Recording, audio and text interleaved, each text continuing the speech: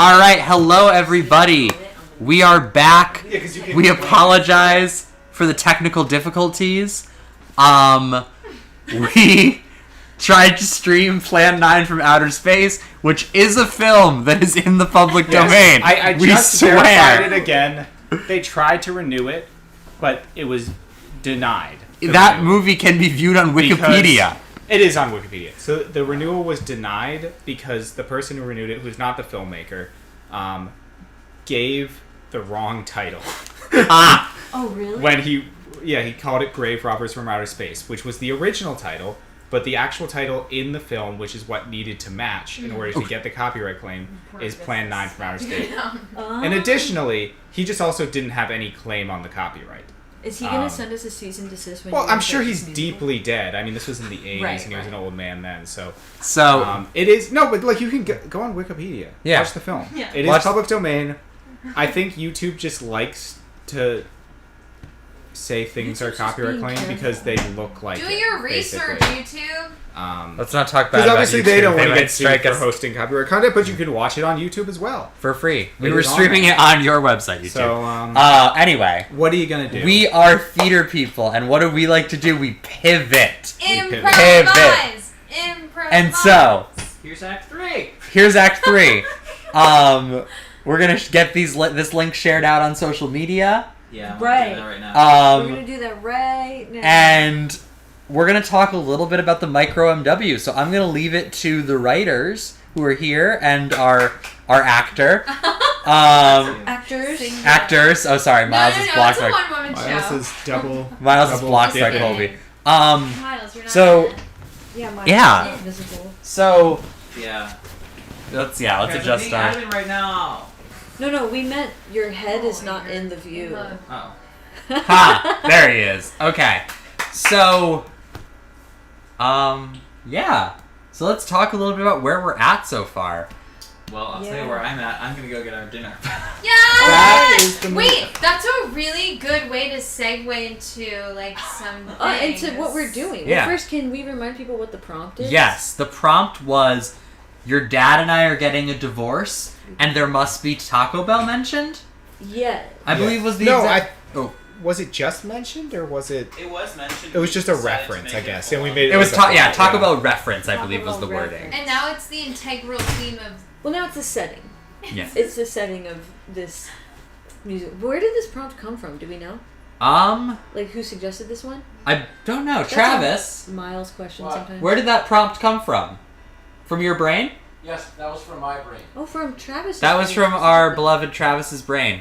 So just to give everyone a little bit of layout of what's happening right now, where everyone is at, Travis is in this room behind us writing. You might hear a little bit of piano coming through, and Brighton is in the back room over there also writing. Yeah. And so we'll hear from them momentarily. And before Miles went to get Taco Bell, Miles was in a third room coaching Rachel and teaching songs.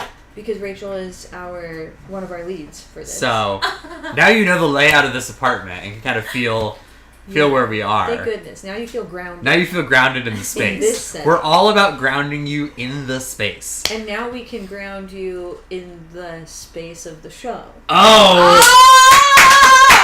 That was good. That was good. All right. I'm going to let... Amanda, are you good to take the lead on this for a second while I do some admin work? I would love it if Brighton wanted to come in, but if Brighton is on a break still, then that's fine. But, because I certainly didn't do anything alone. But I think maybe what's more fun, and then when Brighton's here, we'll get into, like, how the plot is developing so far. But maybe to talk about, like, what people have been working on. So, like, Colby, so far, what has the bulk of your work been? So I really just, like, wrote one song. So, like, I've been obviously on stream a lot doing the flops and different stuff. And so I really haven't a lot of writing time. Right. But your song is the opening song. I am writing the opening song. So this was sort of early in the outline process. There was a song, I think Travis gave the title, like, What Do You Want? It was supposed to be, like, what do you want from Taco Bell? And so I sort of made it like... There it is. What do you want from me? But also from Taco Bell. Because they're like... They're They are literally at Taco Bell. Yeah, we can tell there's like this tension between this couple right off the bat. And so the husband's like, what do you want? And it's like, from Taco Bell. Mm-hmm. And so now we're at Taco Bell. Yes. Mm-hmm. And then there were other songs listed. Travis was working on a Crunchwrap. I did contribute the bass line to the Crunchwrap song. Oh, great. So yeah, I did. That was the first thing we really wrote, was the Crunchwrap. Pulling focus. So, a Crunchwrap song, which had to factor in, and we're basically like kind of, I guess I came in with questions, as I very often do, when they have an outline for an OMW. I'm like, well, how do we get from here to here? What happens in this moment? Why? And if we're limiting ourselves to a 15-minute musical, then you have to make every single moment count. There can't be any throwaway scenes or elements. And so Brighton and I were talking, and actually I think it's good to talk positionality anytime you're creating new work. The only people in this live stream process who have divorced parents are me and Connor. Right. And me. And you? Yeah. Oh, you didn't mention. I asked. And Colby as well. And then I've also been divorced. So we're kind of thinking, or at least a question on my mind was, can we write this and can we be funny, but can we also maybe not fall into tropes that have become pretty cliche? Right. Or can we at least say some new things about the cliches? Sure. Are we actually muted? Or is that not something I have to pay attention to? No, the mic is live. We should be good. Great. Awesome. So this is more for our benefit so we can see what's going on. I had questions about, like, has this couple been together a long time? They have a child. At first the child was going to be 3 years old. And There's supposed to be a justification for there only being 2 actors. Right, there are 2 actors. But I was like, you actually barely have to tell a 3-year-old? I mean, I'm not a child psychologist, but I'm imagining that it's a shorter conversation with a 3-year-old than it is with an 8-year-old, than it is with a 12-year-old, sure. 16, so on. And so I suggested that we up the age of the child a little bit. And I said it could be a reverse Charlie Brown, where the child can still be represented by a musical instrument like Charlie Brown's teacher is, but it's a child who's not speaking instead of an adult who's not speaking. So I also thought it would be cool if, just because we only have 2 cast members doesn't mean we have to limit ourselves to 2 characters. So if we do a time skip, we had all already decided that Cameron was a boy child, right? And so I think the nice thing about playing a father is that there's probably a family resemblance, and so the person playing the father can also play the son. And I feel like divorce isn't really represented in that many musicals. I've been trying to think of ones where it's like a major plot point or it's really not structural conceit. Like ever. Yeah, and it's a very common phenomenon, but I personally don't know that many shows that tackle it. And then in media, when it is represented, I feel like it doesn't necessarily always capture the full spectrum of emotions that a child can have in reaction to their parents' divorce. So, like, by jumping ahead, Cameron can get a little older, and we can hear from Cameron about how this thing, for the adults, a divorce renders their marriage temporary, but for a child, a divorce renders your new family situation much more permanent. You know? So we could play with time in that type of way, which I think resonated with Brighton a lot. Well, do you want to talk about the perspective thing that we're trying out with, like how we would stage it? Yeah, physically, because I thought this was cool. I think the original conceit of, like, physicality with a piece was, like, the audience is the child, and we're only ever seeing, like, the backs of the parents, and occasionally, like, their profile, and as they, like, turn around to look at the back seat. But, like, then we were like, what if they, like, rotated slowly as, like, the moment and time passes? So that they kind of transform into, like, the child and his friend, rather than, like, just being the family the whole time. Yeah. So I think it's pretty neat. And it'll be interesting to see how we, like, physically stage that in the performance, or if we just sort of convey through, like, titles or something that's what's happening. But so we'll start out with that view where the audience perspective is you might as well be the kid in the back seat. Right. You're Cameron, basically, for that first song. And then we have a moment where, as they're approaching these drive-through windows, our perspective kind of shifts, and now you're the one in the drive-through window watching this couple interact with each other in profile, or at least, like, cheating out towards you, and interjecting and kind of arguing with each other, and tensions are building up. And then eventually we'll reach a forward-facing, Cameron and a friend are in the driver's seat and passenger seat, but they're a 180 from where the show started. And we're getting to see their faces as they interact. We might as well be the windshield. Like, we're looking at them through the windshield at that point. So I think that's kind of a cool thing spatially. Too bad none of us has a car here to, like, shoot it in a car. Like, if we were staging it, we would probably do something like that. Right. Drive a car into the apartment. But, like, in true theater nature, like, you can truly just, like, have a car be 2 chairs. Oh, totally, yeah. We can 2-chair it up. Everyone has an imagination. Yeah. Who's going to watch this? We do have 2 chairs. We do indeed have 2 chairs. Have 2 chairs. We have many chairs, actually. Believe it or not, Miles owns 2 chairs. So, Colby, did you kind of, like, dibs the opening song, or what made you pick? I don't know. I can't remember. I think I was just like, yeah, I'll do that one. Yeah, it's.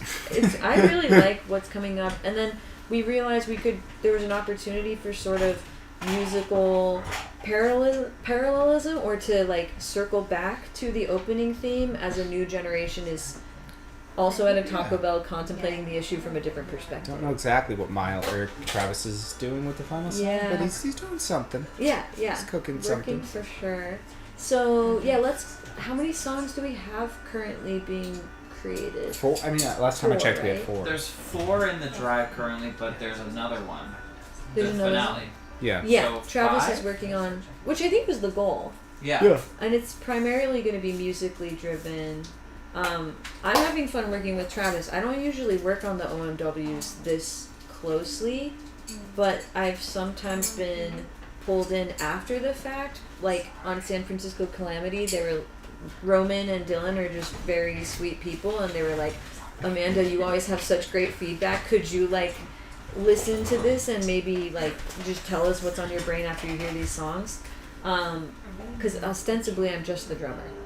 But what other OMWs have people worked on? I mean, Miles has been a part of all of them. I've done everyone. Colby, which ones have you done? All of them? No. Making Banks, In the Wake, Carol. In the Wake was an OMW.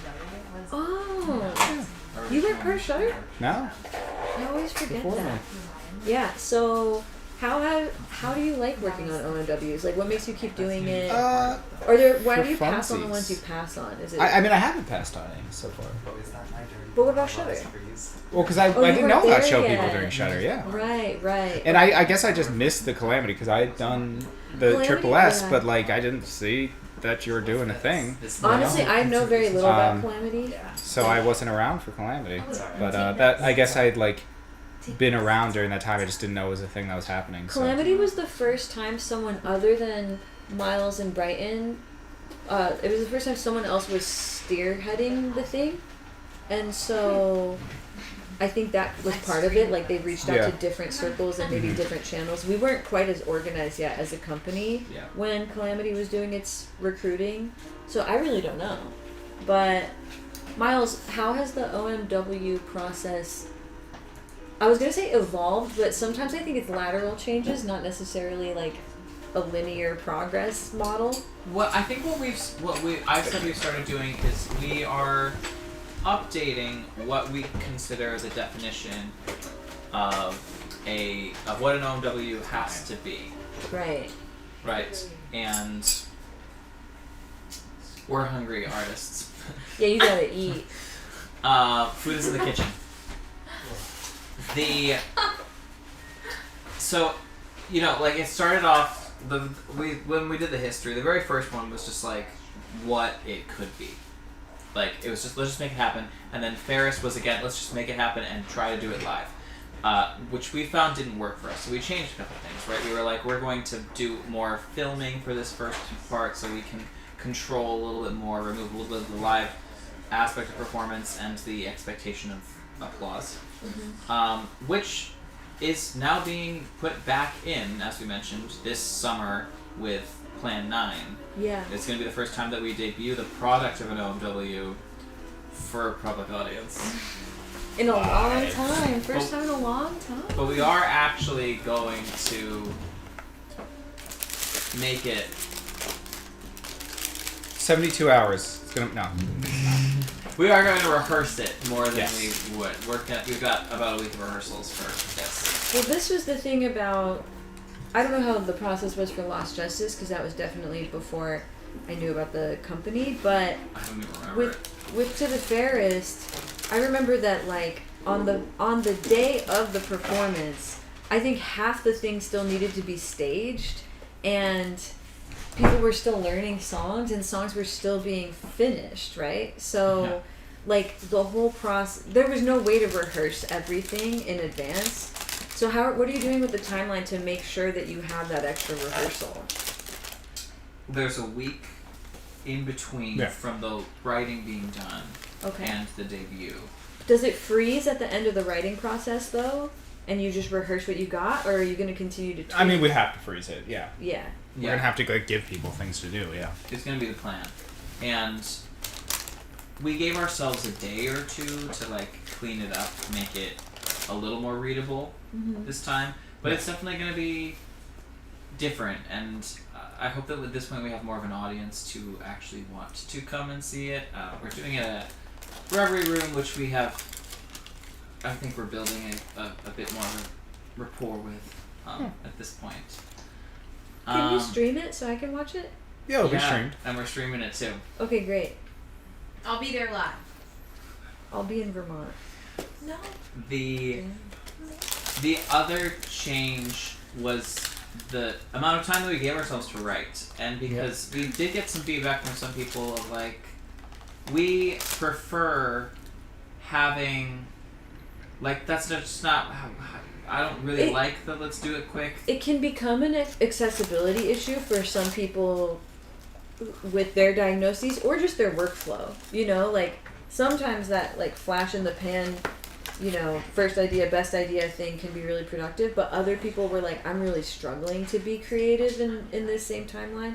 And I think you've had a good approach, Miles, of like, okay, this OMW is the speed run version, and this OMW is a more, you know, rehearsed and planned out in advance type thing.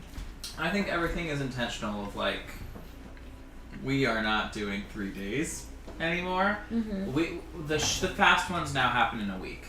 And the longer ones, which tend to now seem to fall in the summer, it seems, we give 2 or 3 weeks to write. And it is a different process, and that was what In the Wake was for, which you showed up at the end of. Yeah! Wait, what?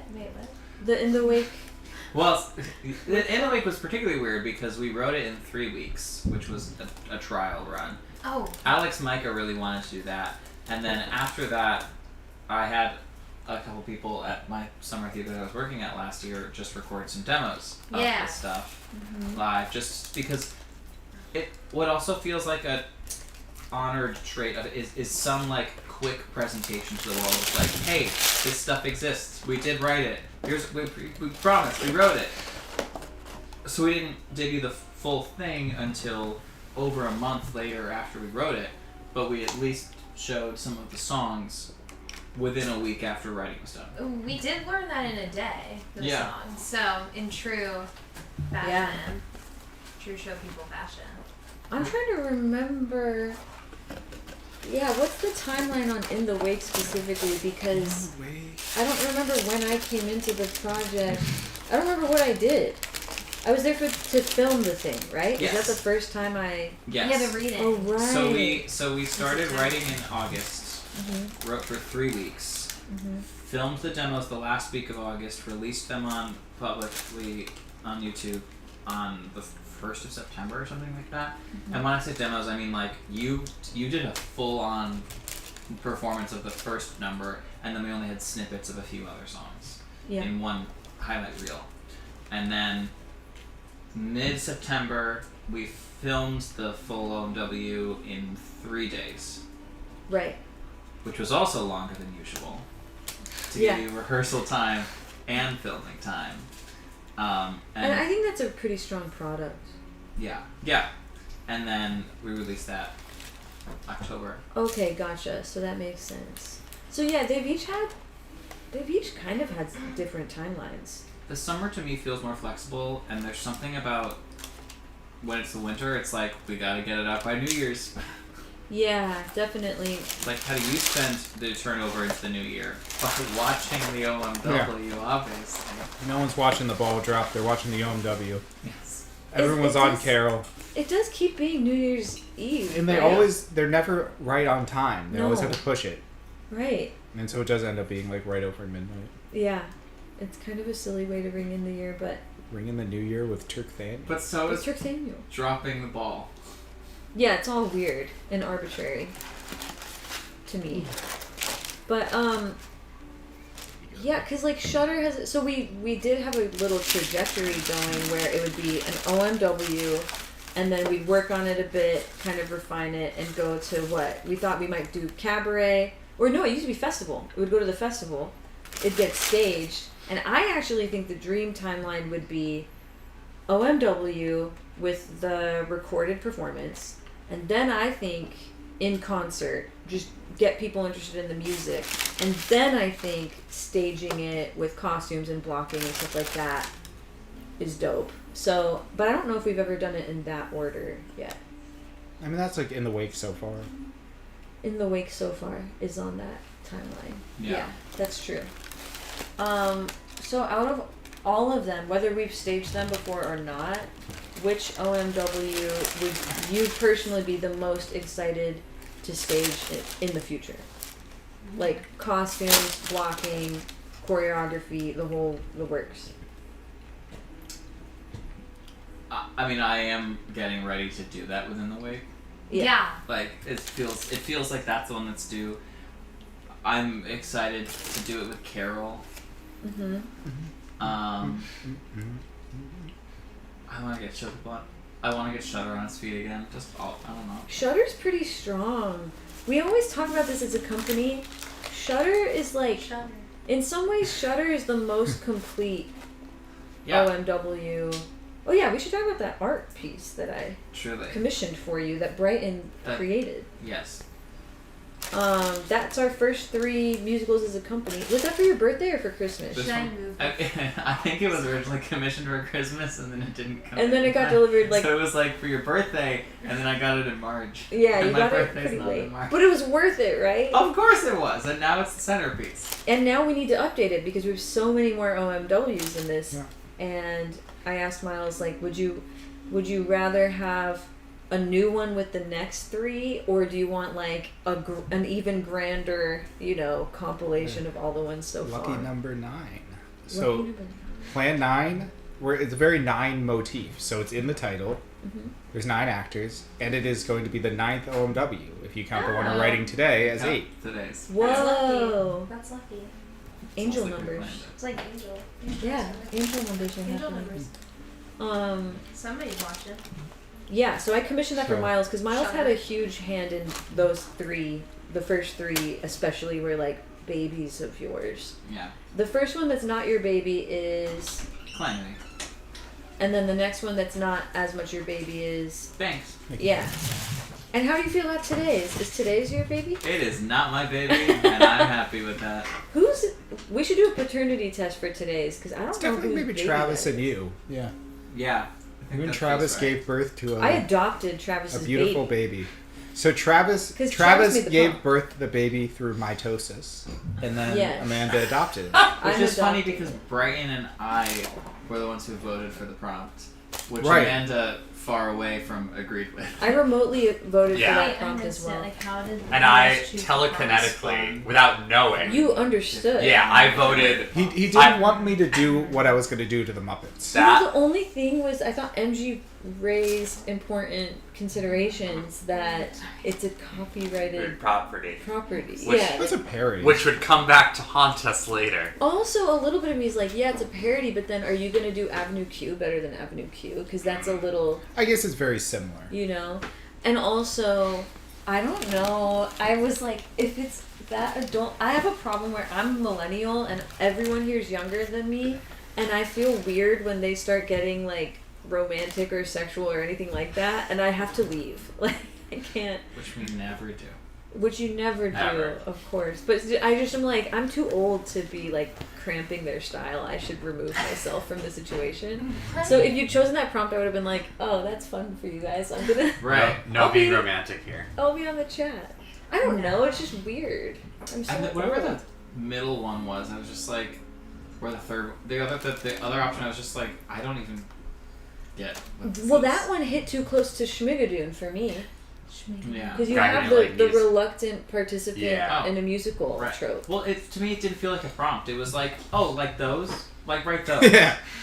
It didn't feel quite as fleshed out. What was the second element of that one? Oh, I don't remember. Travis has them written down. Travis has the records, yeah. Also, like, we're comedic, Miles. We're funny. Like, like we. No, we're too strictly very. Yeah, you two specifically are funny, and everyone else here can't take a joke. We hate humor. Mm-hmm. It's like, yeah. That's who you're working with. That's why I waxed poetic about a play about a killer moose. We're very serious here. Yeah, it's a pretty serious operation. But, yeah, I think my role in it has been asking questions about its macro structure.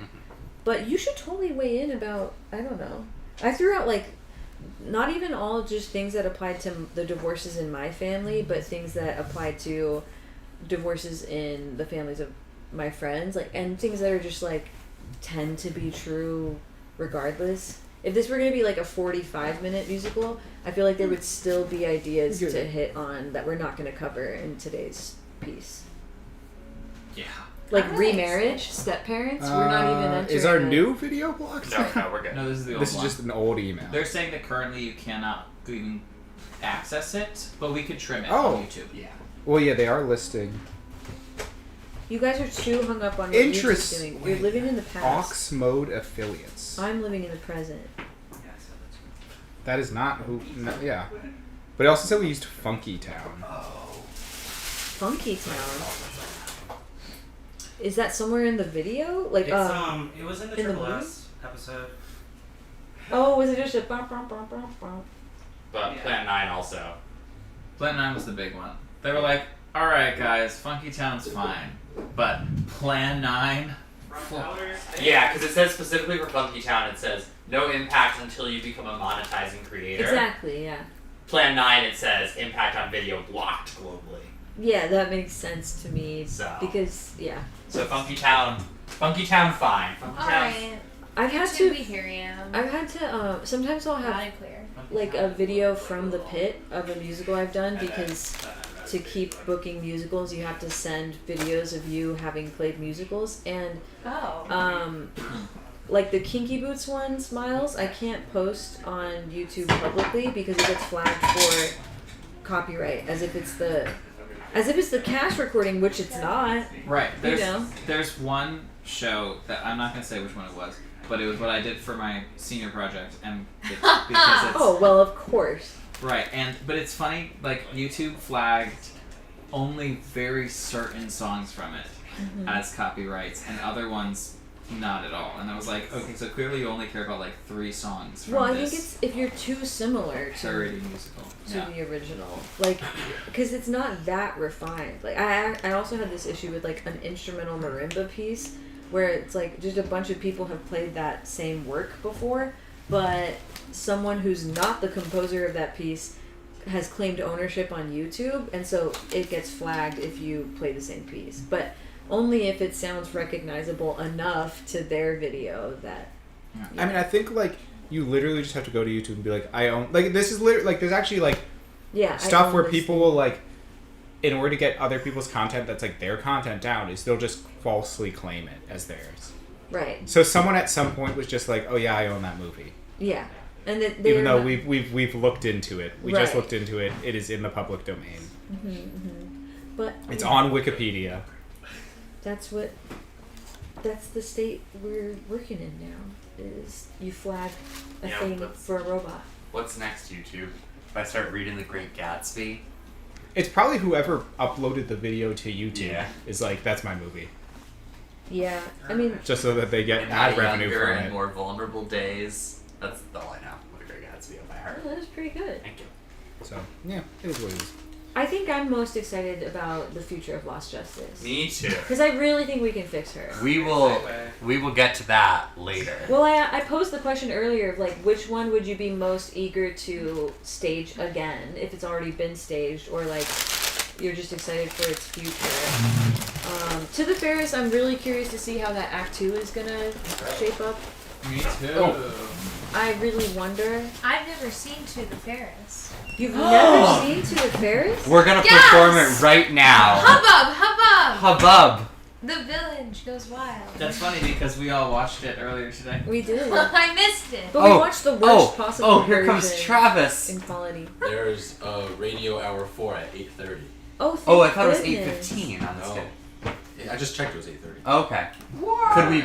Yeah. Is it bad if we started at 8:15? Started at 8:15. All right. And then maybe longer for after. Travis, real quick, do you want to talk about what your efforts on today's Micro OMW have mainly consisted of? Sure. So I started with the original brainstorming with Miles and Colby, and Brighton too, getting a bunch of ideas down. And then we decided to tackle the crunch rap first. So Colby just started playing something on a bass, and then I was inspired to write some lyrics, and I just got a few stanzas down, and then transcribed Colby's bass part into music, and that was the first song that was done.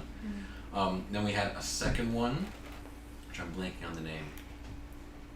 I was like, can you act normal, or like just be normal, or something like that. And there's a funny situation before they are ordering Taco Bell where she's like, just be normal. And that's before the crunch rap, and he starts off saying a joke in French, which is not cool. Right. And there was I wanted to do like a she sings, he sings, and they sing together, but I only did a she sings and the song ends because of our time limit. Right. But it's a short little number. Miles was cut. I think it's pretty cute. Yeah. And then we met with Amanda in the writer's room / Miles' bedroom, and fleshed out a lot more details and answered a lot more questions. Magic happens. And then I combined some of what Brighton and Amanda said into a draft of the lyrics for the final song that's going to sort of recontextualize the whole thing into like a more heartfelt, bittersweet context. Amanda adjusted some of my tone, and we got a final draft of the lyrics, final for what today is. Yeah. And then I have retreated into this room, and I've been writing the final song. To Broadway. Exactly. Into Broadway. And the final song is constructed where the first half and the verses are based off of Colby's beginning theme to sort of reminisce the beginning of the whole journey. And then I modulate up a half step to put us in like this new space of discovery, and have a melody that is very like flowy and very leapy, almost like Andrew Wood Webbery. Yeah. To sort of give us like this big final statement. I fear it's gonna be dope. I'm really excited about it. Yeah, I was just playing around. I'm gonna cut some of the lyrics, I think, because they don't fit rhythmically, and adjust some things. But I was showing Amanda too, and I got nervous because there's a person in the room with me, and I forgot how the part went. But I remembered what the part went. So when you guys hear it tonight, it's gonna. I think it's very pretty. It's nice. And I've just been doing a bunch of trial and error, trying to figure out harmonies and stuff. 15 minutes it's an interesting chunk of time to work with, you know? And we'll see how close we get to the 15. We might be under or over. We've never targeted a short before. Yeah. We've had this debate of like, what are why do shorts exist? Right. In the restroom. Yes. So from the performer's perspective, how are you feeling? Actually, Miles just taught me all the music that we have so far. Yeah, in about 15 minutes. 5 minutes, yeah. But we're gonna go over it again, obviously. Oh. But we're gonna go over it again. Well, it's really fierce. Are you excited? I'm really excited. You were a little nervous when you hadn't heard any music, right? Yeah. Yeah. It's just like, the time crunch was like really getting to me. I was like, oh no, am I going to be able to like learn this? Yeah. In the time, and then like make a choice like I normally do. Right. Oh. And then do like the necessary character development and like really give it what it deserves. And you know what? I didn't realize like they were. I don't know why I thought they were gonna be like 3-minute songs. I don't know why I thought that. Right. That's probably what we do. And honestly, that was like what in my brain was what was going in. But then I was just like, no, we have to write this in a day, and it's a 15-minute musical. Let's have a lot happen, but not sit in these emotions. Well, for when too you long. guys said 5 songs, because I asked like how many songs are in this thing, and people were like 4 or 5, maybe 6. And I was like, well, that's 20 minutes minimum. So the songs have to be shorter otherwise. Yeah. Mm-hmm. But we were yesterday. It was yesterday, right, Colby? That we were looking up the short musical that I always point to is Lin-Manuel Miranda's 21 Chumps. I love that one. Which we looked up how many songs are in that, and it's 7. We said 6, 5, 6, something like that. Yeah, it was. We were like, it's a lot for 14 minutes. What is? Yeah. And it's sung through. Right. So it keeps going, mm-hmm. but it's a lot. Mm-hmm. And if it is 15 minutes of 7 songs, that's still only 2 minutes for each. Right, they're still short. Song. Yeah. So I was like, I guess that's kind of the medium. Mm-hmm. I don't know. Yeah. It's our experiment. Yeah. I feel really great.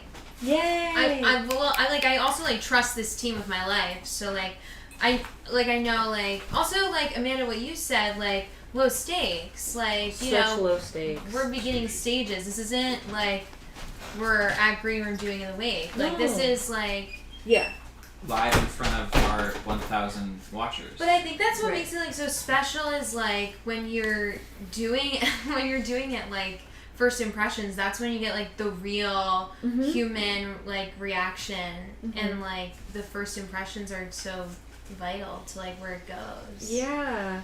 And I it's been fun consulting with Travis and being oh, could you change these words a little bit, because I think it wouldn't be so theoretical for a person who's actually lived through it.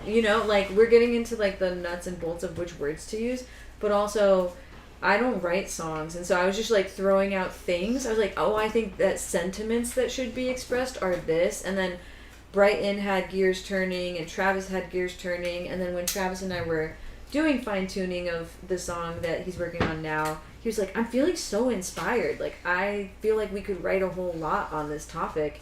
And that's so cool to see. I can't believe how fast everyone works. These people pen a song faster than you can believe, and they're catchy and they're good. Miles played the one, and the concept of yours sounded really ambitious to me. And then you did it, and I was like, damn it, he's done it again.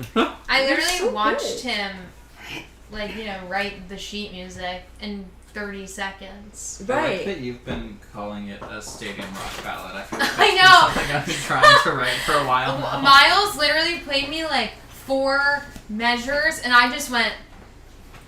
Yeah. It's her stadium rock ballad. I imagine her in a big arena, Queen style with the mic, and she's F you. Or maybe the radio's blaring and she's singing along in her car. Oh, that's maybe cute. that. That's cute. That's cool.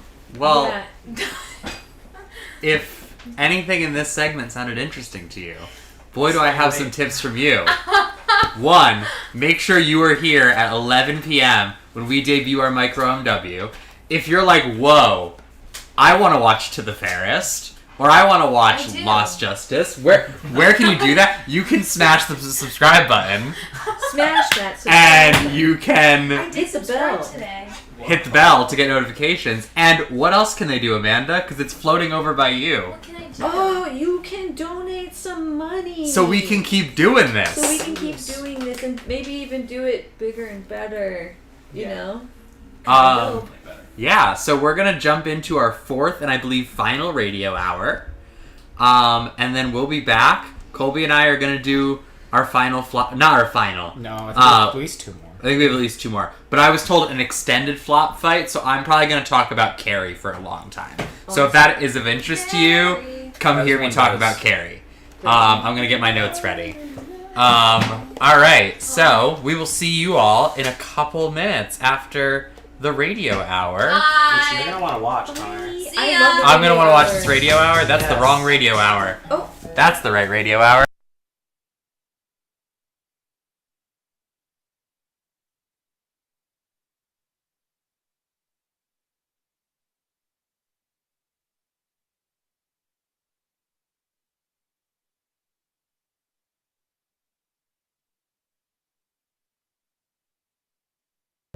Hi, I'm Kate.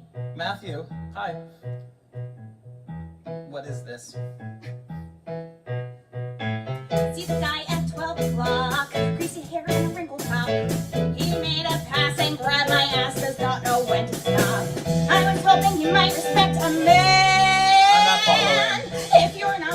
maybe can you be my boyfriend for the night? Yeah, I guess that would be alright. Alright. Can I get a drink for my sweet girlfriend? But she'll be so much more soon. Oh, look at this here perfect woman. She will have a ring by June. I just asked for the evening, not quite for better or for worse. Look, let me some fuck. I've never done this before. Okay, watch me. Every time I see my boyfriend, it's like the first time we met. What a strong, protective fella. How lucky can one gal get? Fella, gal, what are we in old Hollywood? No, but this guy's about to be gone with the wind. Okay, that was painfully cheap. I know. Oh, he's looking! Reuniting with someone I know like the back of my head. Reuniting, he's finishing her sentences. 'cause he can. Who knew that love would feel like this? My heart still flutters when we... Oh! He's gone. Thank you so much, Matt. Well, this is crazy. My perfect stranger come and gone like that. Funny enough, I might have seen her before in a dream I had, and I wouldn't mind it if I crossed paths with her again. Hey, sidebar. Your drink's on the way if you still want it. Plus, the night's not over. I'm still your boyfriend until then. Well, I suppose that's true. So, tell me about yourself.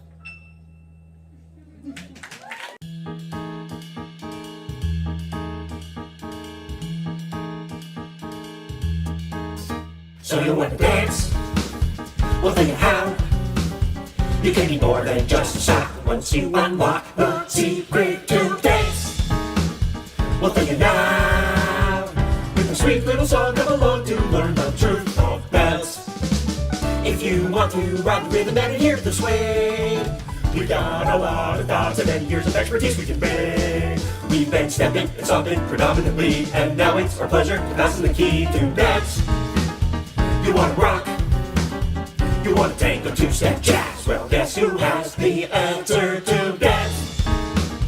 We are in stockings, so we'll pop a chair. Push away the chair. We don't need a chair. Wear socks. What's the secret of dancing?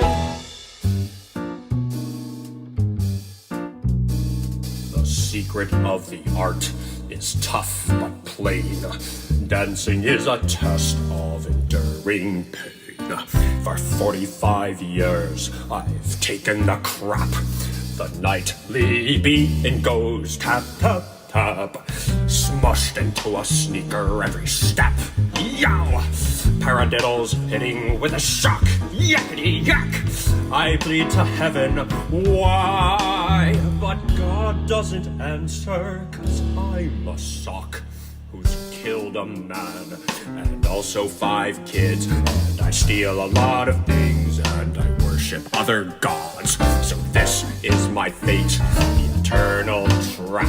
Yes, my hell on earth goes tap, tap, tap.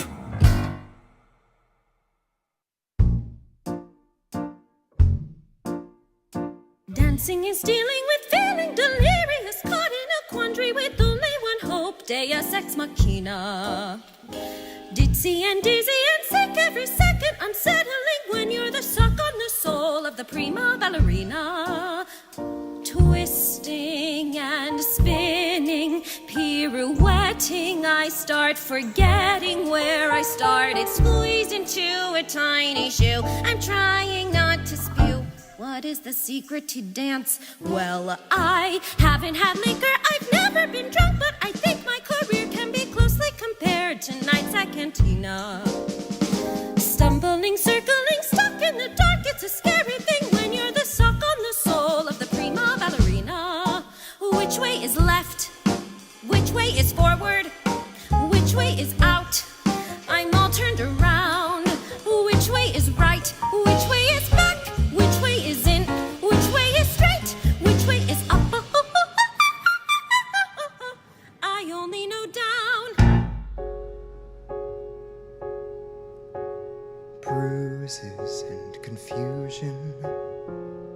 Both of these are true, but you're mistaken. They are not dancing, leaping round the stage, playing for the crowd. That's for people, not for clothes. Our dance comes later on, when the curtain falls and our people go home to roll us down barefoot, fling us through the air to the hamper, to the basket, and we fly and we turn.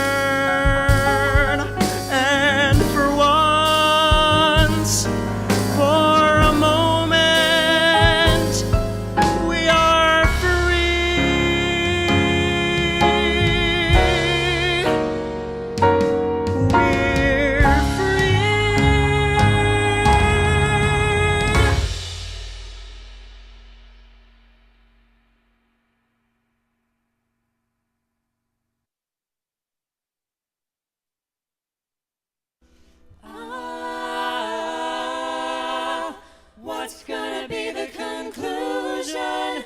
How will I find a solution? So many questions surround us. The time to decide has found us.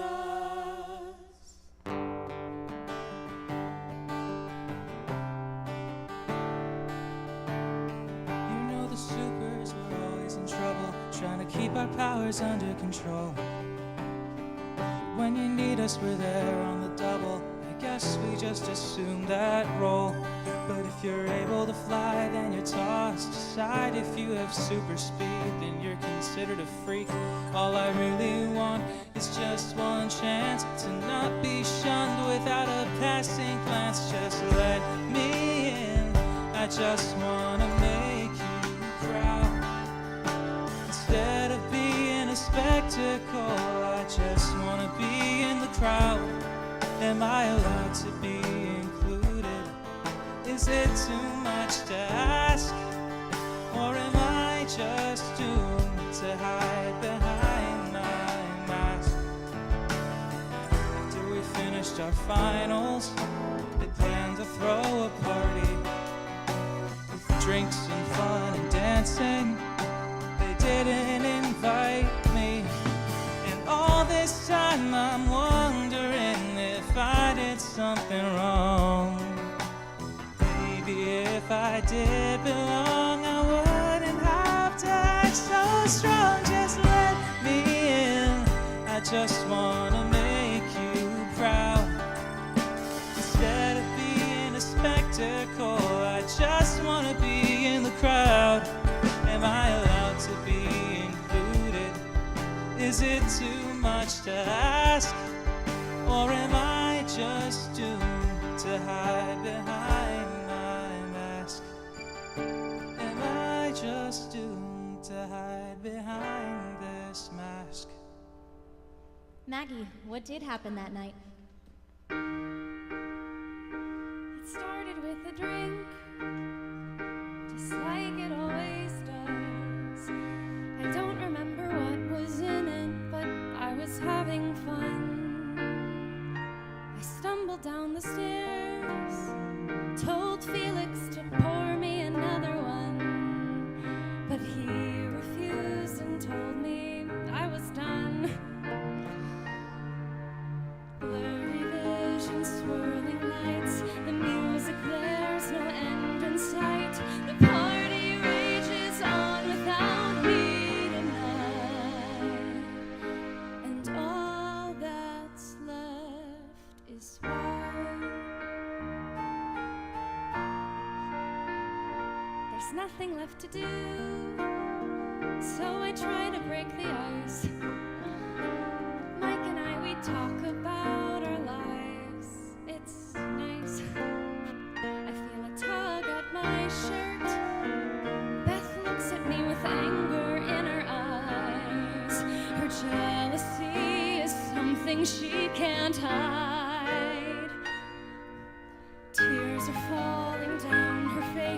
I feel my heart begin to race. Suddenly their eyes are turned. Another lesson left to learn. And here I am alone in the crowd.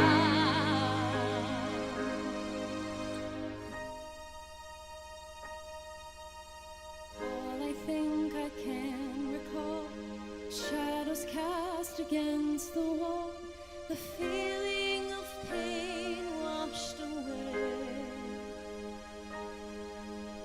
Sorry, Beth, I've got to go, but please believe I love you so. Left you all alone in the crowd.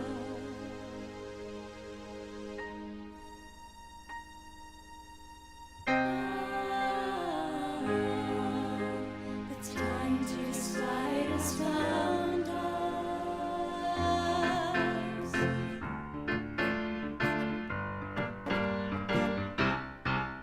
Oh, what do you do when someone goes free?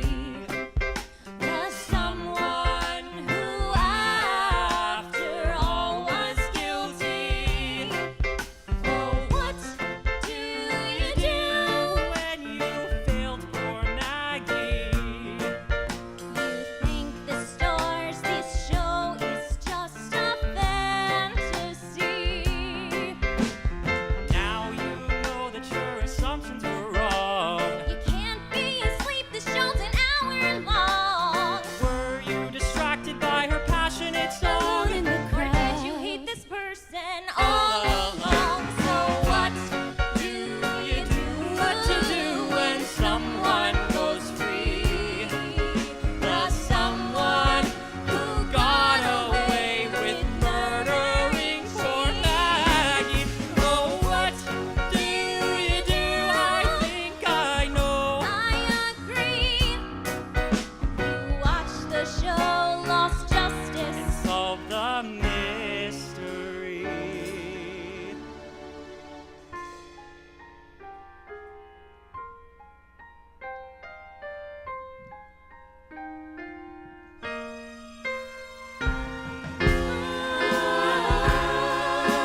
What's gonna be the conclusion?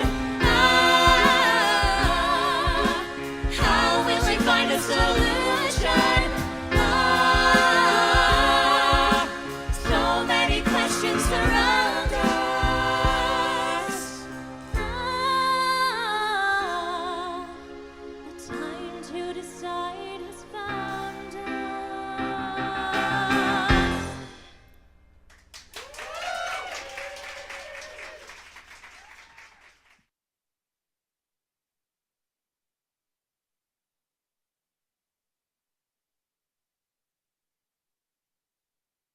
You did. Hi everyone, we're back. We hope you enjoyed that Showpeople Radio Hour, our final one of the night. That sock puppet dance class. The puppets, yeah. I think we're going to be getting down to our semi-final round now. So. Yeah. And I was told this was supposed to start at 8:45. It's 8:30, so we're ahead of schedule. So I'm going to talk for a while about some of these. So yeah, our first one, it was Violentquils versus The Worst of Pain. And this one is not that creative. It's Worst Violentquil Pain. Some of them are better. The last one will destroy you. Okay. But yeah, so it's going to be Carrie versus Lempicka, which is... This is hard. Yeah. Okay, so I said I was going to talk about Carrie for a little bit. Because I actually don't know. I'm vamping for myself at this point.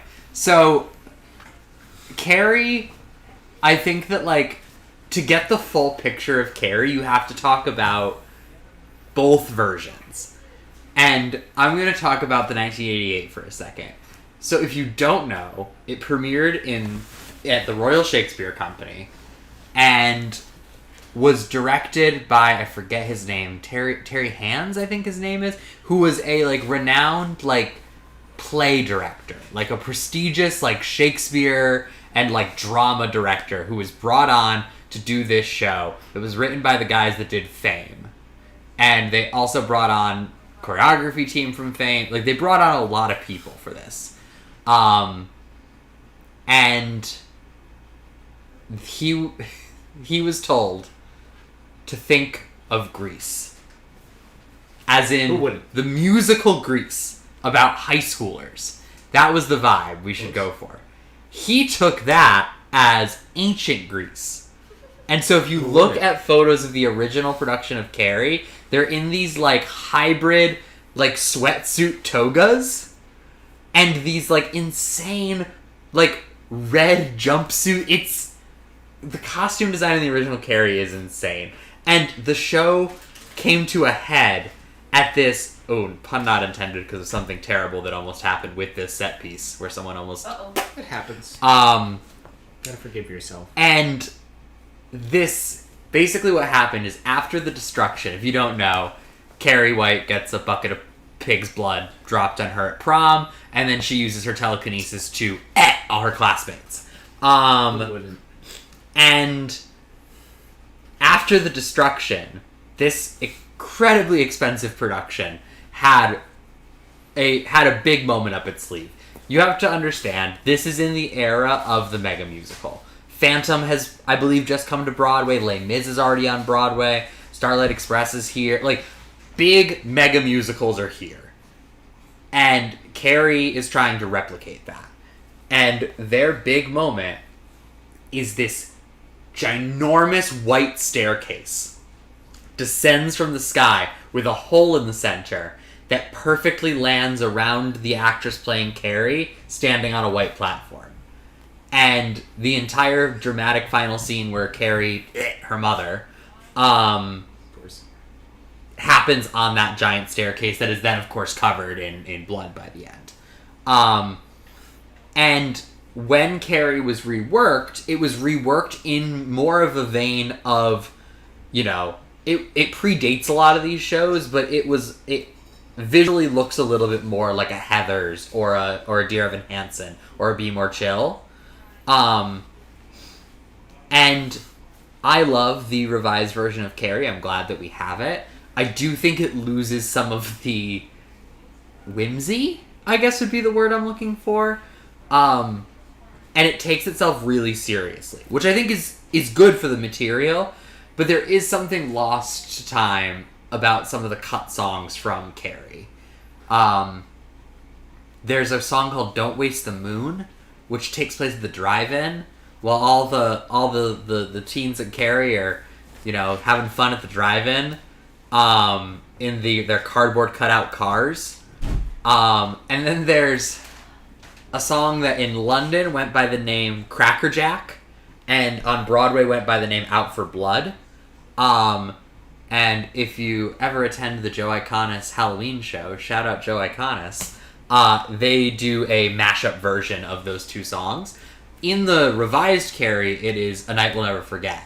This is part of A Night We'll Never Forget, but it is the Kill the Pig song, where Chris and Billy go out and they kill the pig, and it is a elaborate Fame-style dance number in which they're killing a pig. So, if there is... Carrie also became one of the first, like, in, like, the bootleg trading world, it was, like, people were trading bootlegs of Carrie by, like, sending VHSs to each other. And because of that, we have a lot of pretty good footage of the show from both London and Broadway, even though it only ran for 5 performances. And if you go on YouTube, there is a really well done video that's called, I think it's called Carrie the Master Cut, that uses the soundboard audio that we have from closing night of the show, and basically takes the best footage we have of every scene, whether that's London, Broadway, or rehearsal footage, and makes an entire visual production of the original show from the 80s. So if you have not been, if you've only seen the 2012 version, I highly recommend you go back and look at Carrie the Master Cut. It is a work of art. And if you're really interested in the history, I would also plug Out for Blood, which is a Carrie podcast that covers the entire history of the show. So that's my I guess Carrie's winning, yeah. I don't know yet.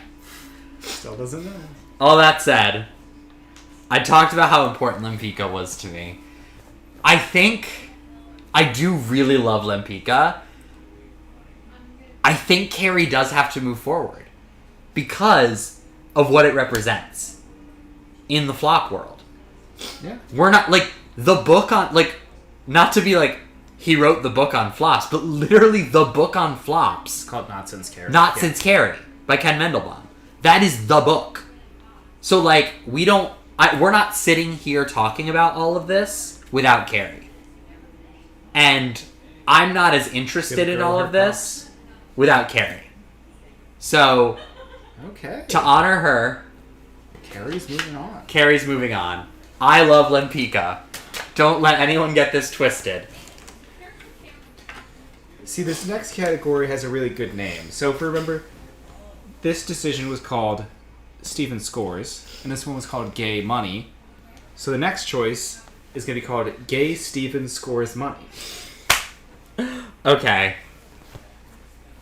So, this is hard. This shouldn't be hard. And I know I've spent this entire bracket saying, yeah, but this show doesn't have nobody's side in it. Chess doesn't have fuck you dress. It just doesn't have serves me right for marrying a Scorpio. Like, there are so many funny lines in Diana. And, like, also some, like, genuinely heartfelt moments, too. I will say, Diana does have the really terrible handling of the scene in which Princess Diana goes to visit the patients with AIDS. That scene is terrible. Someone's gotta have AIDS. It's not even that. It's the character who has AIDS singing the line, I may be unwell, but I'm handsome as hell. That's crazy to put into your musical. Gotta put on the positive side. I think... That's all I have to say. I think I have to remain true to myself. And I think that, again, I don't think I'm here talking about this with you right now if Chess isn't here. And so, despite it never working, except in concert, and let me tell you, before we move this on officially, I have done it all. I have gone to the library, I've seen the original Broadway production, I have watched the concert, I have read, if there is a version of the Chess script, I've read it. I saw the Kennedy Center version, which is now the Broadway revival, but before they made a bunch of changes to it.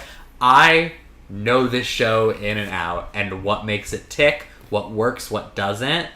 And part of me still believes that one day it's gonna work. And I guess I'm making my feelings on the Broadway revival clear, but, like, it has such a good score. Like, it's the ABBA guys. It's I would say... And Tim Rice. Looking at the entire sport, I think Chess might be the best score. I put them together for a reason, because Chess and Parade are probably the two best scores on the board. They're phenomenal scores. But what Chess has that Parade doesn't is it fucking rocks. Yeah. Like, Parade has a couple of songs that rock, like This Is Not Over Yet. This Is Not Over Yet, and then the blues number are both great ones. Well, both of the songs by the actual murderer are really rocking songs. But, like, some of the other songs are, like, more mellow Broadway stuff. Whereas Chess rocks every second. Old Red Hills of Home is also an all-time opener. But it's not a rocker. No. It's more mellow. When the ensemble hit happens, they're the best scores on the board. I think. And I feel like I did not give enough time to Parade earlier. And I'll say, for me, Yeah. I hate Jason Robert Brown. I hate him with a passion. I hate all his shows except for Parade. And I don't dislike Songs for a New World. I think Songs for a New World is very nice. But, like, get out of here with 13. Get out of here with The Bridges of Madison County. You can say it. And obviously Mr. Saturday Night. What's his other show? Oh, like American Cowboy. And there's another one I'm missing. He did The Connector, which I really liked. I didn't see The Connector. The Connector was quite good. There's one I'm still missing. Honeymoon in Vegas? Oh, I hate Honeymoon in Vegas so bad. And I know Sondheim loved it. I hate it. Okay. So... But Parade... Parade has one of the best scores. But but I'm gonna move chess forward because I believe that one day it will work. I believe if you're watching Jamie Lloyd, you have a chess in you that will knock the socks off. He might be what we need for chess. Like, Jamie Lloyd has a chess in him. The cameras, the black and white aesthetic. Jamie Lloyd, I am calling to you. When you finish Evita and Allegedly Passion, do chess. Try again. With that said, never take a stranger's advice. Never let a friend fool you twice. Alright, we're doing the other half? Yes. Okay. This next one's gonna be tough. Let's do Moose Merge and Starlight Express first. Okay, so this one, as we know, it was Disney Sucks and one hit Weber. This one is Weber Sucks Disney for one hit. Ah! Okay. Which is where you know where... That's where I was going with this the whole time. You know, and this is just, this is how a bracket works. I understand how sports work. I really never thought that this show that I'm going to move forward would make it as far as it did. Because it's kind of a bit. These are both kind of bits, but there was a time where I told people I hated this show. But I think seeing it in London really, changed me. Which is why Moose Murders is going for it. If anyone wants to produce Moose Murders and let me see it, I would love that. I would love to see it live. But I'm going to move Starlight Express forward. I just think it's so fun. And, has some good songs. Like One Rock and Roll Too Many, Pumpin' Iron, the title song. Yeah. It's a crazy little show, and I think it deserves more love. Cats But Trains? What else could you ask for, Colby? Something, probably. Yeah. Okay. This one isn't as good. So we had Weird Canadian Men and Philly or Asian Pain, and now we have Weird Pained Asian Canadians in Philly. Okay. Okay. You guys all know it's gonna move forward. You all know. But I feel like I want to speak a little more on Dead Outlaw before I throw it out. I think the structure of Dead Outlaw is so fascinating. If you don't know, the show is it's a one act, but it is... It's a one act that should be two acts. I actually don't think it should. I think that the in-show separation is enough. I think... I just want an intermission. I need to stretch my legs. Nah, because it's only 100 minutes. That's true. Rocky Horror also runs about the same as Dead Outlaw would with an intermission. And so did Gutenberg. Yeah. So you can put an intermission in a 2-hour show. Yeah.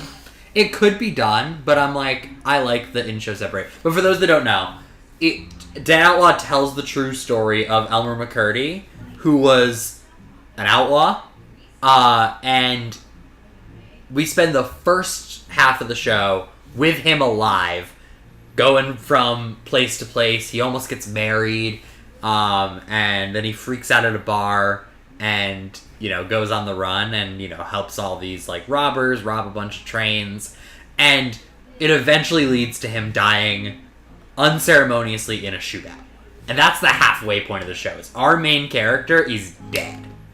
And to quote the show, your mama's dead, your daddy's dead, and so are you. Helen Keller's dead. Crazy show. But great opening number. Yeah. Because it's that ballad into Dead. Yeah. It's really... And so then the finale kind of does it in reverse. Crimson Thread into Dead Reprise. Really great music in there by David Yazbek. But then the second half of the show is this crazy thing that happened with this person, which is no one came to claim him at the funeral home. And so the two undertakers basically decided to make him an attraction. Yeah, they paid people to come see the Dead Outlaw. Yeah, and they gave him a gun. And in the show, there's a really, I think, poignant moment where the woman who he almost married comes in and is like, almost claims him, but then sings this entire song about like how that's a man she doesn't recognize. Really beautiful song. If you're an alto, get A Stranger in your book right now. Really beautiful song. Same with the other song that the female track sings, which is Millicent's song. I think is also really effective storytelling. Because that's the other thing. The second half of the show covers like 50 years or something. It's a long time. It's probably like 60. 60? Yeah. It's a long time because his body's like going all over. He's in movies. Yeah. He's like a prop in an amusement park. Yeah. And I find him in this. What was it? The $10 million, the $1 Million Man. Yeah. They're filming at the $10 Million Man game show is like filming at an amusement park, and they look. This is what starts the show, so you know this is gonna come later. They shine their flashlight up at the sky, and they find what they think is a dummy, and it's actually Elmer McCurdy, who has just been abandoned there, hanging. I think his like arm is off, and his nose is all like crushed and stuff, and so and it's like people have this sick fascination with this body as it goes from place to place, and we like follow this like race across America that uses him. He's in wax museums, he's in amusement parks, he's in movies, and that's where the Millicent song comes in, is the daughter of this film director. Or is it's not the film director. Is it the museum guy who keeps him in the house? Yeah, it's whoever owns him at that point. Yeah. I think it's like... It's someone owns him and keeps him in his house. And his the daughter is like forming a relationship, like... Yeah, like... She like tells him stuff. Like it's like his diary. Yeah. Or like a and we start when she's like in elementary school. And she's like, you know... My friend, the girls at school bully me, and, you know, there's this boy I like, and then all the way to, like, I'm leaving, I'm going to college, and, like, thank you for keeping my secrets all these years. It's a really, really beautiful song that, like, gets us through 18 years. It's like, very funny. Yeah, in 18 years in, like, 5 minutes. And then a really poignant ending where everyone kind of comes together to give him the resting place he never got. Spoiler alerts for Dead Outlaw, I guess. But basically it was decreed that he'd be buried in his hometown and that the tomb would be covered in cement so that no one could disturb his rest any further. And yeah, this is just like beautiful show about legacy and like what people can make up about your life. It's just like, it's a really, really beautiful show. Right, yeah, because they're like, at least when they're showcasing him, they are like making things up about his life. Because his life is interesting, but not like... and he also would do that. Like, there's a song early on called I Killed a Man in Maine.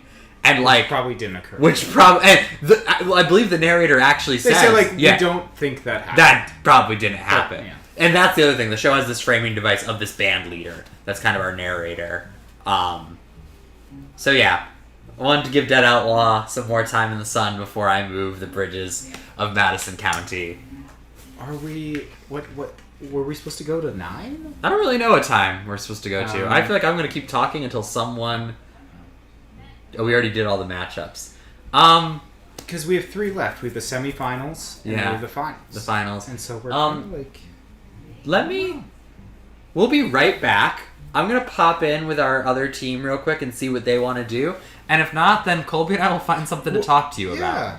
We'll maybe, I mean, do we have another scheduled flops? Double check. We'll be right back.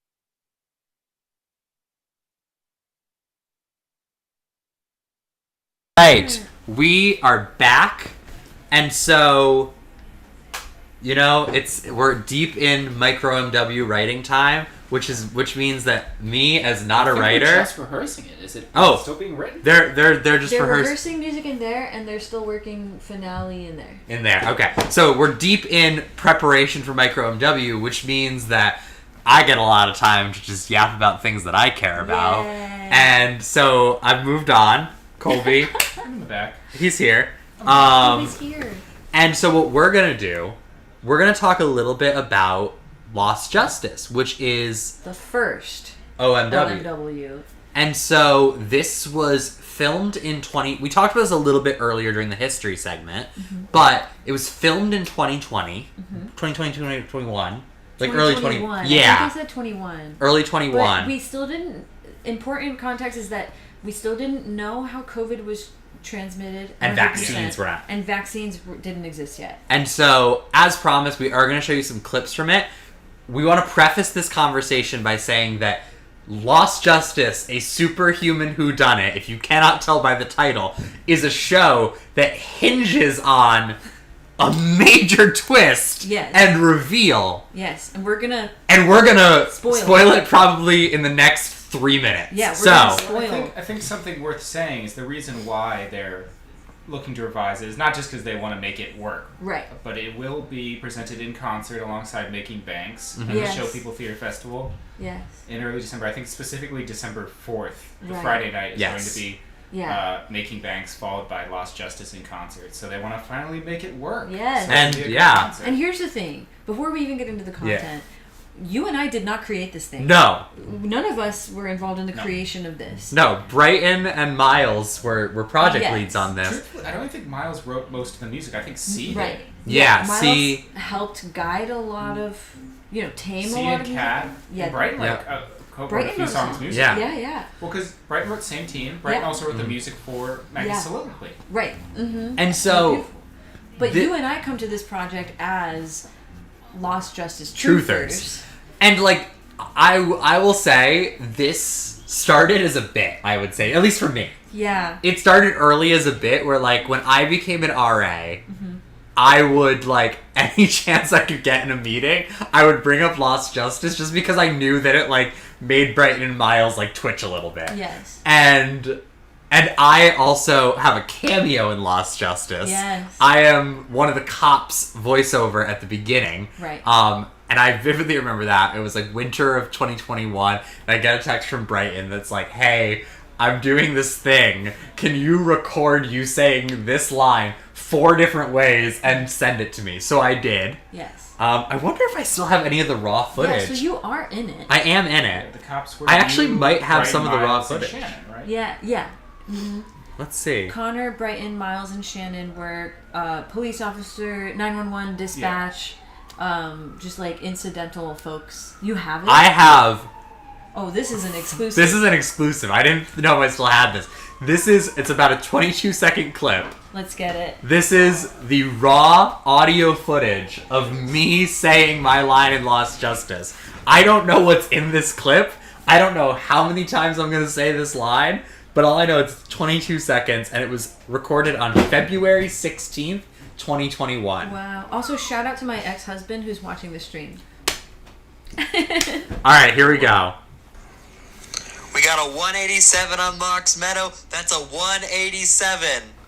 We got a 187 on Lark's Meadow. That's a 187. The laughing one. We got a 187 on Lark's Meadow.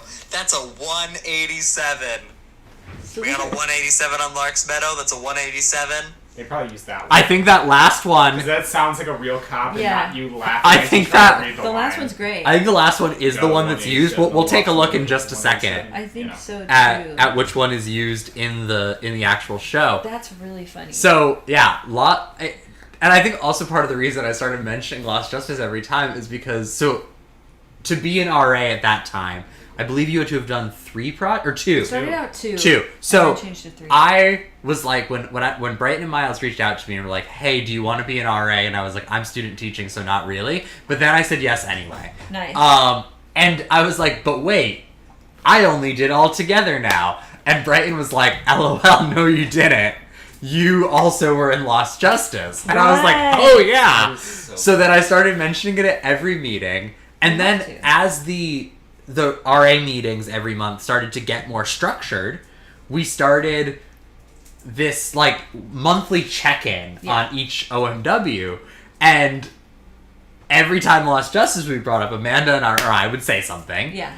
Just jokingly, being just like, we can fix her. But I'm dead serious. Yes. And I'm dead serious now. Now you are. Yeah. And it got to a point where, like, somewhere along the way, we got appointed project leads on this. So it was just like 2 meetings ago. 2 meetings ago, they formally handed it. But here's the thing. So where I come to it is, Miles was... I basically... Sometimes I meet people and I'm like, show me every single thing you've ever written or been in. You know? Like...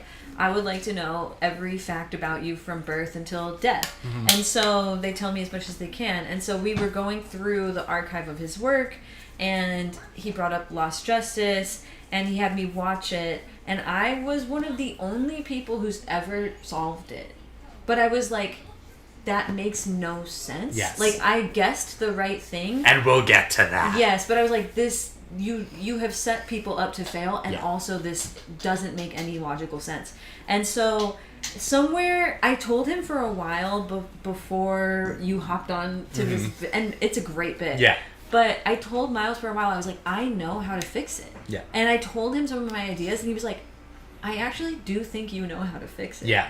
And I don't write. Do you? No. Yeah. So that's the crazy thing about this. I think we should also talk about kind of our past involvement with OMW. So like, I had no involvement into the Fairest. You drummed onto the Fairest. Yeah. I had no involvement in the development of Shudder. Right. Until I came on after it was written as a director.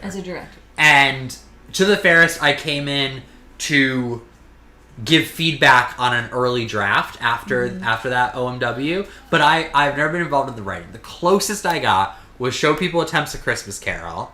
I was the dramaturg / Christmas Carol expert. Yeah, because I love a Christmas Carol. You didn't write anything? No, but you definitely structured it well. Yes. You so yeah, I a lot of structure, and like you should have a story credit on that's that. fair. Yeah. Not so much like a writing credit, but a story credit. That's really what you and I are gonna do with Lost Justice too. Like. And I feel like that's all I did today with the micro was you just asked questions and suggested things. And like it was a lot of late nights on Zoom with Brighton for Christmas Carol, like reading passages from the book. Yeah. And then Brighton typing them all out and just, and then deciding what we need to cut. Because like I'm a Christmas Carol purist. Right. And so like I wanted so much of that original text in there.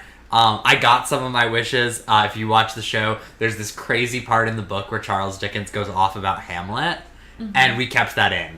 We're one of the only adaptations. Well, no offense, but Miles says he's gonna cut it, unfortunately, the Hamlet thing. We've got to get to the Lost Justice of it all. We're gonna get to Lost, let's get to Lost Justice. We need a different think tank for Christmas Carol, yeah. But, and then, what's the closest you've gotten to writing, besides ideas? No, truly just this. And I have an opinion about everything I ever see, and so Miles will usually ask me like, "What'd you think of that? What'd you think of that?"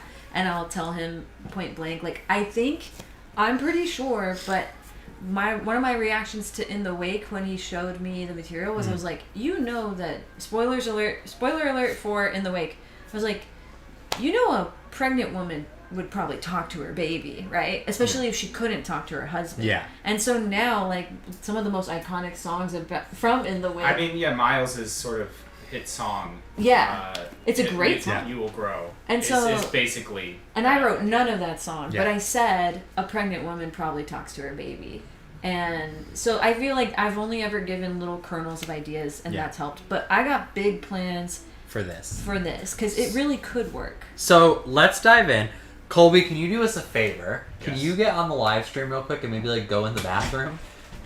Just hear sound. I want to make sure that the sound of the kitchen, I have my phones in here. Okay. I just want to make sure that when we hit play on the sound that they're hearing us and Lost Justice. So I'm gonna switch in. Where's this link? Is it on? It's if you go to Showpeople's YouTube, it should be there. Yeah. Okay. Is this the think tank? Yes. This is the think tank. Here's Miles, one of the original writers of Lost Justice. I just want to listen. Yeah, and is not allowed to speak. Yeah, he's actually not allowed to speak. But this is entire allowed to time. listen. Certainly allowed to listen and react. So let's do a plot synopsis of the show. Yes. Let me just do a quick test for Colby. Oh yeah, let's test. All right, so I'm gonna just skip to a random part in the middle. Dark. So this is a song. We'd be talking about this. We would be talking about it. And we'd be pausing to talk about it. And Colby's going to let us know in a couple seconds if that's good. If that was good or not. Okay, so the plot, roughly, of Lost Justice, and one of the big questions we need to answer in the course of the musical, is Lost Justice takes place in a world where some people have superpowers and some people do not. Yeah. And there's a bit of an echo. I would say bring it up on the couch, but I can't hear both. Okay. Great. So, Lost Justice takes place in a world where there are superheroes and non-superheroes. They commingle. Some people do not like superheroes. That's about all we know about why people have powers. There's no real grounding in the world yet. So that's one thing we need to tackle. But what is ostensibly the plot is someone has been murdered. A girl has been murdered at a house party. And there are 4 suspects. Yeah. And 5 to begin with, but 5 suspects to begin with, and then 1 is eliminated right away as a person of interest. Yeah. And there's 1 detective character who is trying to solve the mystery of who has killed this girl. Yes. And I think we should tackle head on the problem. We need to tackle head on the problem. So she spends the entire musical trying to solve the mystery. Actually, you know what? Let me just play a quick clip so they can see how dedicated she is. I'm going to play the end of the opening where she's going to tell you how much she wants to solve this case. Yes. And then we're going to tell you how the show ends. Yes.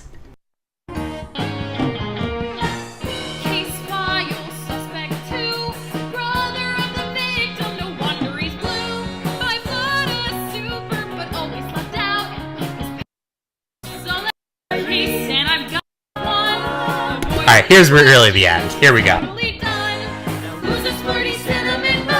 I'm Felix, we're the suspect. Detected by brains officially on the case, and I've got a rep for staring crime right in the face. An expert sleuthing since the age of 3. It's like I find the purpose soon as she arrives on the scene. I just know I've got a suspect in sight, and I promise you they're not going down without a fight. We found our suspects, the answer is closed. So let's find out how their story goes. Let's find out how the story goes. Case file number 5. The victim of the murder. She's no longer alive. She was a super. Look at me, surprise. I'll answer that question and earn your applause. These kids better follow the law. Follow the law. Which one is guilty? Now who could it be? In the murder case of Maggie and the super party.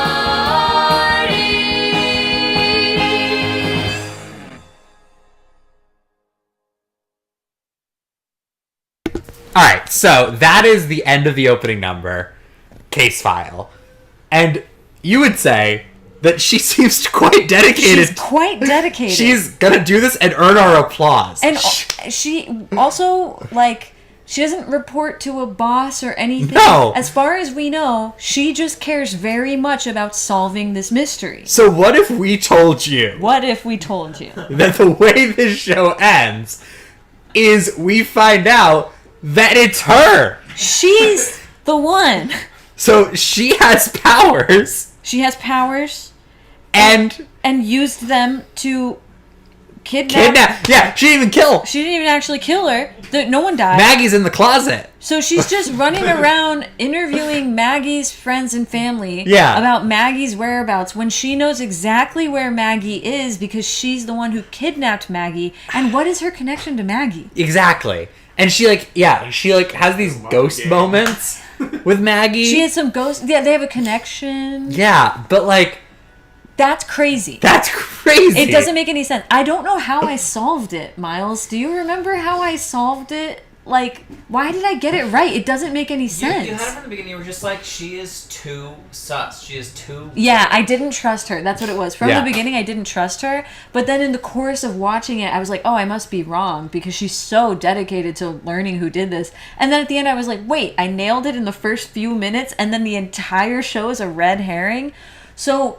I also feel like now's a good time to just shout out this original cast. Yes. And what was it? We love them. Maddie Hep. Maddie Hep, if you're watching... You booked it. We want you back. Right of first refusal. We want you to play... Detective Irene. Detective Irene again. Yes, please. In December. December 4th, clear your calendar. We're gonna write you the book you deserve. You know? Maddie Hep, if you see this... And also, Case File has to be one of the best Showpeople songs of all time. It is so good. It's S tier. It's S tier. It's so good. So there's just this show had really a cool concept and great bones. I have solved the problem, I think. Are we going to introduce him? Yeah. I think really 80% of the issues with this show can be solved if you bring in a deputy detective to work with Irene. So they're like, she's mentoring him. Mm-hmm. He's learning from her. He respects her as an authority. He does not suspect that she has powers. But he's the one trying to solve the mystery at all costs. Yes. And he's the one who is ultimately betrayed to find out that it was her. Yes. And so should we talk a little bit about the powers of it? The powers of who has them? You can take the lead. Okay. On that. So we watched this. So as I mentioned, this up until very recently was a little more of a bit for me than it was for Amanda. Yeah. And so I had to admit to everyone last night when this appeared on the schedule that I had not watched this since 2021. I watched it one time in 2021. And so I needed to refresh last night. But during this rewatch... Whereas I've seen it what feels like 10 or 20 times. During this rewatch, Amanda and I were texting about ideas that we wanted to keep private until this moment. Even the other people... No one in this room knows what we're about to say. I'm so excited. And so the brilliant idea is Irene has powers. We know this. And we are not going to reveal that in any way until the end. Until you find out she done it. Yeah. And there might be little hints for you when you go back and watch it a second time. But you have to come back to the show. You have to buy a second ticket. And you'll be like, oh my God, it really was there the whole time. But the deputy detective. Are you ready for this? Also has powers. He has powers, and he's trying to hide it. Yes. Because currently in the show... But not from the audience. Not from the audience. The audience will know from the jump, basically. As soon as they're introduced to that character, they will learn that he has a secret, and his secret is that he has powers. But he has a vested interest in hiding those powers because while currently in Lost Justice, the anti-super bias is limited to really just one character... I think we're going to expand that when we fix Lost Justice. Yeah. I think that needs to be a more commonly held opinion, at least within their town. Yeah. Because it just can't it can't be one person's feeling. Yeah. So Irene is going to seem as if she's one of these people who doesn't like supers. Yeah. And that's going to be why the deputy character feels he must conceal them. Because he really wants to learn from her and he really wants to solve this mystery. But he thinks he cannot let her know that he has powers as well. What are the deputy's powers? Well, first off, I have to literally sit down and figure out what everyone's powers are right now. Yes. Because it's actually pretty confusing. It is. Each person's power gets touched on like one time. Yeah. And also some of them, like there are certain superpowers. If you said someone had the power of like telekinesis. Yeah. Most people do kind of have a sense of what that means. Some of the powers in this, they throw out the name as if everyone knows it. And I'm like, I've never heard that word in my life. I don't know what that power is. Like, I'm having to pause and be like, Miles, what does that mean? You know, like... All right, I'm moving us around a little bit. You know, so, pause the musical. Like you we're going to bring up this image of our suspects. And then we have Maggie as well. Yeah. Just so we can... point to a character and talk about what. Yes. I don't think you see my cursor, so we'll say what they're wearing. So yeah, Felix in the checkered shirt up here is the currently, as far as I remember, the only character who really expresses this suspicion of people with powers. And does not have powers. Doesn't have powers and doesn't like people with powers. I think his exact line is, "I don't like people with powers." Correct. Okay, this I don't remember any character names. Of course in this not. show. It's impossible. Felix. Beth, who is Maggie's sister. And Maggie is the victim of the murder, who is no longer alive. Yes, Beth is in this cardigan with the bandana. Yep. Headscarf thingy. Yeah. And what? And her power is Sonic Scream. Sonic Scream, which we do see in use in the show. Yes, but judging by the fact that I couldn't remember, it needs to make a larger impact. Maybe a musical impact, you know? Like, you know? Okay, so next, character named Andrew? Yeah. Andrew. In the jean jacket. Sometimes known as Andy, but he doesn't really like being called that. Who is Andy? And he's the brother of the two sisters. Yes. He has a power that is revealed. He is a shapeshifter and can turn into a cat. Can he turn into other stuff? Just the cat. Just the cat. Which also feels important to say. Sure, yeah. What do they call it in Harry Potter? Transfiguration? No. There's a word. Animagus, yeah. And then, I always forget his name. Mike? Because Mike's rap trap. Trap, yeah. Yeah. Mike's rap trap. Mike, does Mike have powers?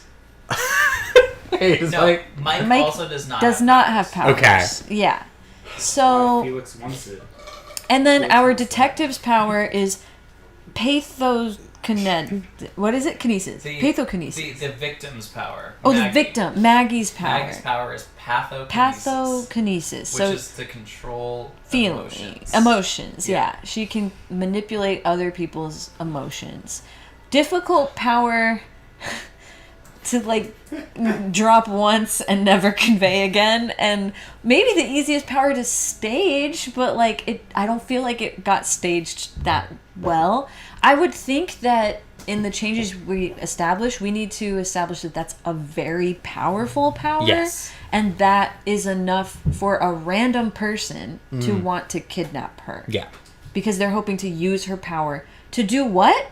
Well, currently, no idea. No idea. No idea what Detective Irene wants to do with the girl she kidnapped that she's investigating.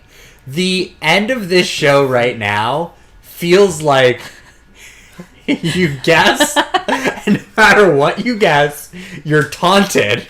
Yeah. And then told, fucking idiot. Like, how could you not get guess at the festival? We're going to get to that. We're going to get to that.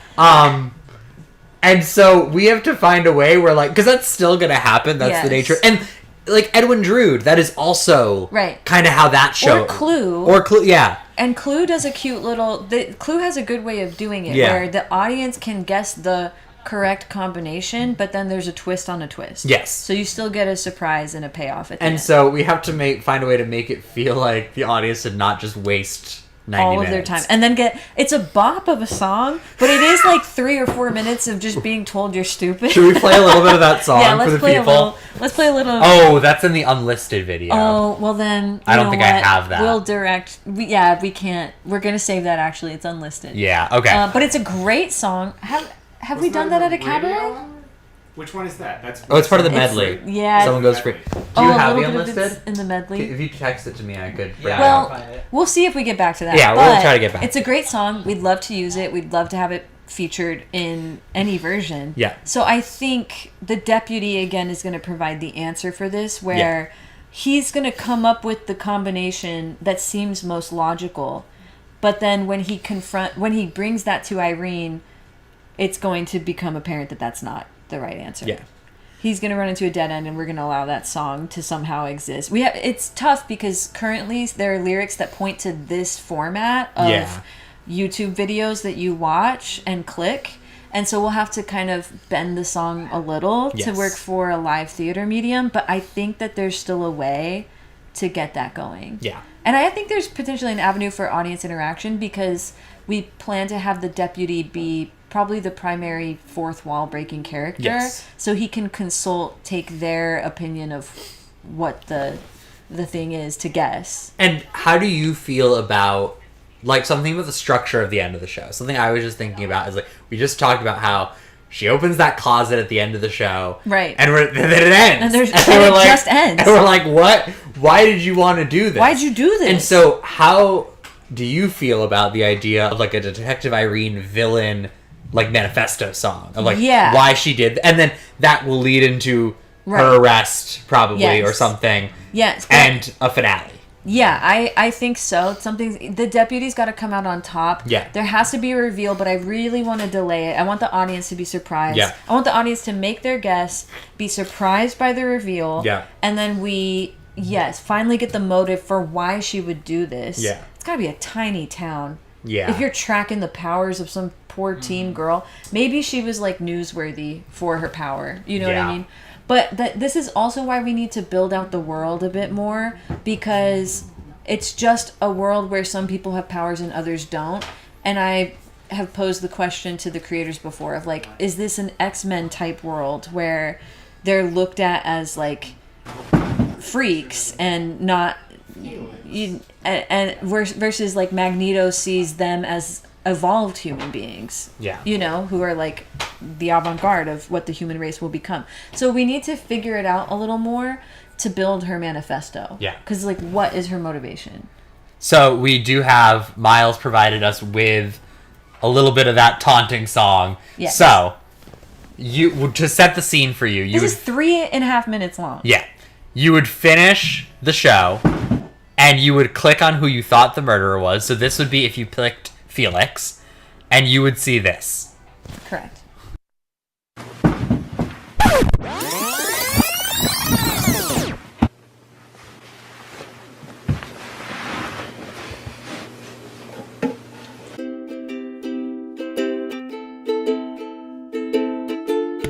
Deeply funny. Deeply funny stuff happening. Looks like someone didn't follow. But also reminds me of that one apology video. Yes. It's very Toxic Gossip Train. Exactly. Before that even existed. Exactly. Some news for you. You got the wrong suspect. You poo. How'd you ever think that they were the one? The whole darn movie, all they did was have fun. As peaceful and respectable as any old nun. And now the real suspect's on the run. Oh, what do you do when someone goes free? The someone who after all was guilty. Oh, what? Right. So yeah, that's the cat that he can Andrew Andrew can turn into. Okay, we'll stop. You get the feeling, but And there's still half a song left. Yeah, and it's only 2:40 because then it goes to the try again screen. You're only being told you're wrong for 2 minutes and 40 seconds. So it ends, and then you get a try again, where you would then go back, back in the old days, these would be linked. Right, and you would choose the correct option. Yeah, because this is back when you could, like, really put end cards in a YouTube video. Yeah. In a way you really can't now. They were different times. So, and then you would go back and you would select the Andrew option. Mm-hmm. And that would lead you to the scene. Yes, only if you select Andrew do you get the scene. Yes. Where basically Andrew comes in. Yes. And, turns himself in. Right. So, and for me, the first time I watched this with Miles, by the time we got to this point, I was like, well, none of these make sense, but I feel that the show has set me up to choose Andrew because it's the person... I didn't choose a wrong suspect. I just got to the screen where you have to choose between the remaining suspects. And I was like, well, it's got to be Andrew, but that doesn't make any sense. And then we watched it, and I was like, that's when I had the realization, I called it in the first 3 minutes, and then not wasted my time, but spent a long time being led on a wild goose chase just to ultimately end up... And then being told for 2.5 minutes that you're an idiot. Well, I didn't have to... Miles made me watch that one afterwards yes. so that I could still see the song. So, yeah. I guess our next question is, what do you think Detective Irene's motive is? This is why we have to build out the world more largely, because I don't know... Well, and also her character. We really don't know anything about this character, except that we don't know how old she is. No. We don't know if this is the first case she's ever worked on.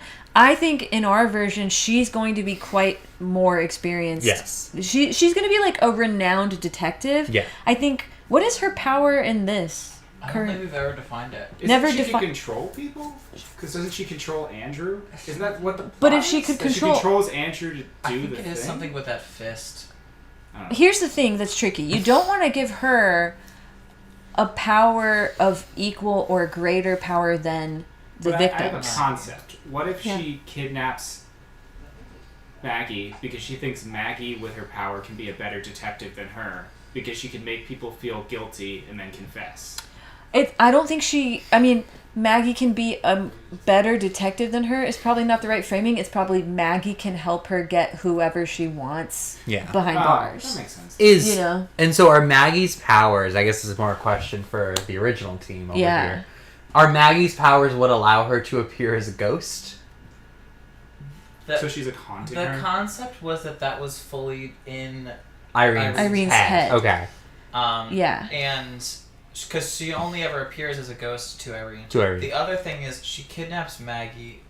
It's not specific why she kidnaps Maggie. It's a question that you do want to answer. Right. She kidnaps a super to stage the murder, to start a conflict between normies and supers, which doesn't really make sense, and it's never made clear. And it's never made clear. But also, when you realize that Irene has powers, and also that Irene kidnapped this teenager or young person, you realize that she couldn't possibly have been confused by the hallucinations or the visitations, because she knows the girl's not dead, because the girl is in her closet.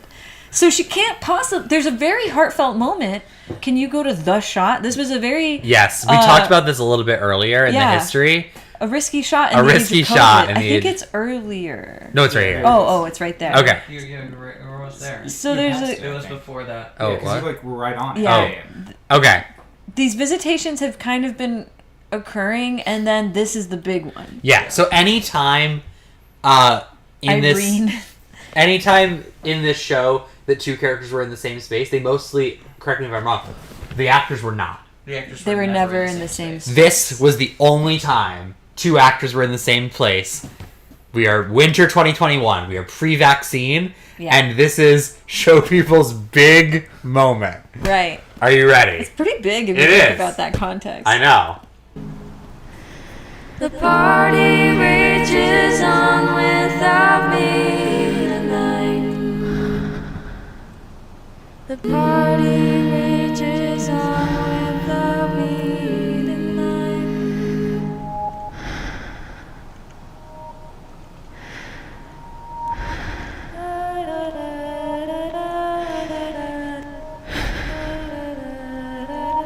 Shadows cast against the wall.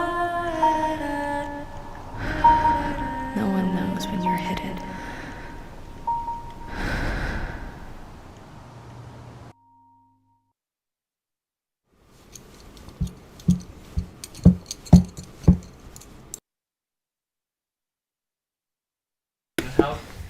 It was. It makes no sense. But it's beautiful. It's beautiful. It's beautiful, and it makes no sense. This girl is in your closet.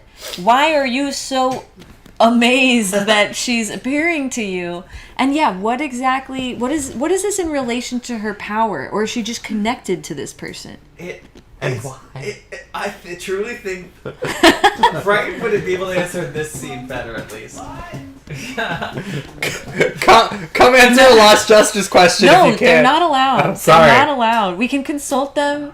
I mean, either of you... What the intention You don't get to be part of the solution because you made the problem. No, I agree with that. What I've only ever interpreted this as is Irene is so plagued with like the guilt of what she did, and the reason why she's the detective on this case is because she has to find a way to justify to everyone, for the record, that it really was some culprit.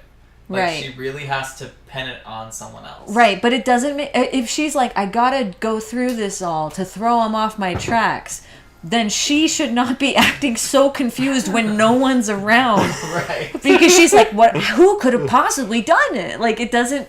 She's very method in her... Yeah, Mary Grace, who's on the call right now. Yes. I think what sort of thing is just like her guilt is really racking her.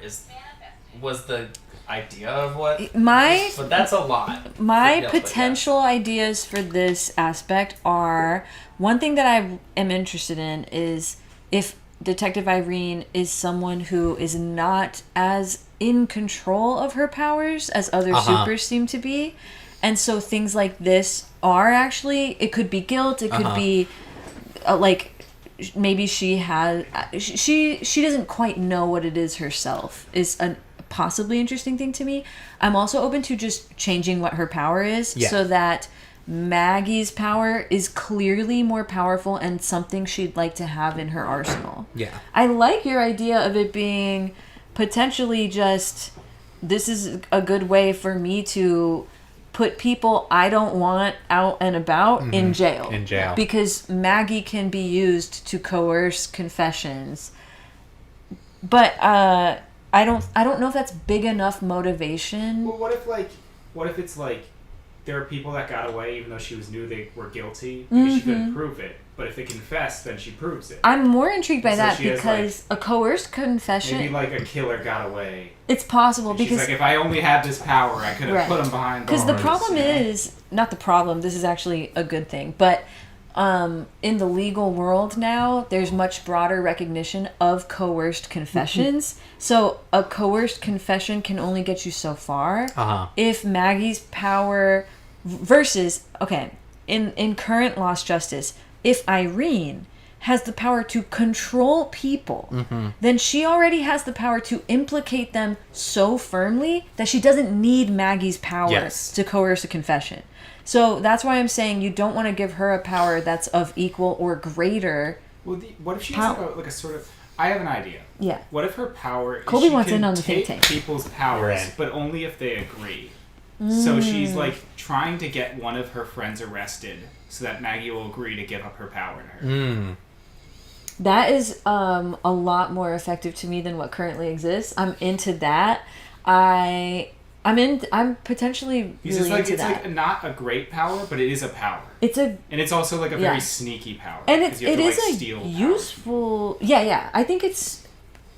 I also think there's room to play with both ideas of like she's not sure how her powers work quite, and so it's easier for her to just have the person whose power, and figure it out. Yeah. But that also is why we need to figure out in this world, like, when people find out they have powers, is it you find out around puberty, you're born with it, and everyone knows?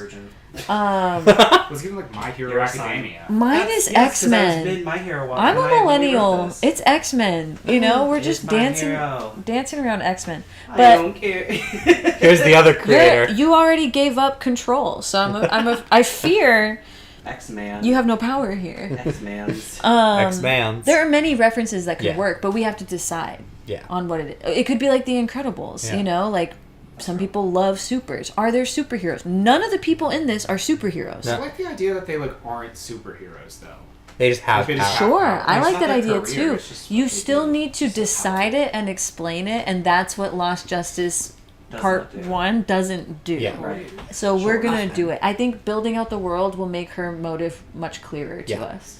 I also think it's worth noting that we've talked a lot about Detective Irene and that problem. Yeah. And there's a lot of good material in this show involving the other the victim. Or not the victim. The victim, but the suspects. The suspects. And I feel like that hasn't come up a lot because we actually don't feel we need to touch a lot of that. There might be some rewrites to songs, fixing a couple things here and there, but there's a lot of good bones in the Suspect interviews and their individual songs that really we're just trying to fix this through line. So to give the original team who gave us their baby credit. Yes, of course. No, there's good There's bones. really good... We wouldn't be doing this if we didn't think there were bones. Yes. And the very first time I watched this, I was like, Miles, why did you put me through this? But then as I thought about it more and more, I was like, oh, I actually think it could work. And songs were getting stuck in my head, and I was like, I actually really like so many parts of this. Like, it's worth rescuing. And I really hate the idea of any material just being considered wasted. Like, there's a place for the work that went into this show. There's still a place for it in the current Showpeople canon. Agreed. We just have to unlock it. But I also am so intrigued by, like, the puzzle that is an underdeveloped book and what changes you could make that would make the show work, you know? We have about 10 more scheduled minutes for this. Yeah. We started early, so it's up to you if you've got... Well, it's up to the team. I mean, So, what's next on What's next? We have a florp. I believe our final florp? No, sorry. There's florp 8, and then there's final florp at 10. I think we can finish it up with one. Unless you really want to talk about the shows. The final 2 shows. Like, let's keep it separate. Okay. Because you want to build anticipation. I want to build anticipation, and I want to be able to give a buffer in case the micro MW needs a couple more minutes. Anticipation. Oh, anticipation. And then at 10 p.m. we have an interview. Also, can we just check the Knicks score? Yeah, let's check the Knicks score. Knicks in 5. How dare you? Knicks in 6. It rhymes. Oh, they're down right now. They're down, but not by much. Knicks in 6. 32-38. If anyone. Right. I can't really be looking at this because I'm such a. No, we'll keep you guys updated on the Knicks score as we go tonight. Let's see. This is my farewell to the spit. The spit. Yeah, I'm gonna go home and watch the rest of it from my house. But I will say, donate your time, attention, money to Showpeople. It's wonderful. I can't believe it's not better. I can't believe like the things I've done for this little theater collective that I would never do for any other group that I work with. But it's quite fun, and you should support new theater, and you should donate some money. The QR code is right down there. And also watch season 3 of Triple S. Yes. That's my baby, and however much we've talked about it today, it's never going to be enough for me. So, I mean, we're going to revisit season 1 someday and give it star treatment that it deserves. But season 2, highly watchable. And season 3 is shaping up to be an even more incredible season. So, get excited. We're going to start releasing those episodes by the end of the month, formally. You got a sneak peek today. I'm sure you're craving more. Watch Triple S. Yeah. All right. That's it for me. We're going to take a quick break. I'm going to go check in with our stream consultant and make sure we're still sticking into the schedule. And then we'll be back in a couple minutes with round 8 of the Florp. Or the Flop Fight. We keep changing the name of it. Knicks in 5.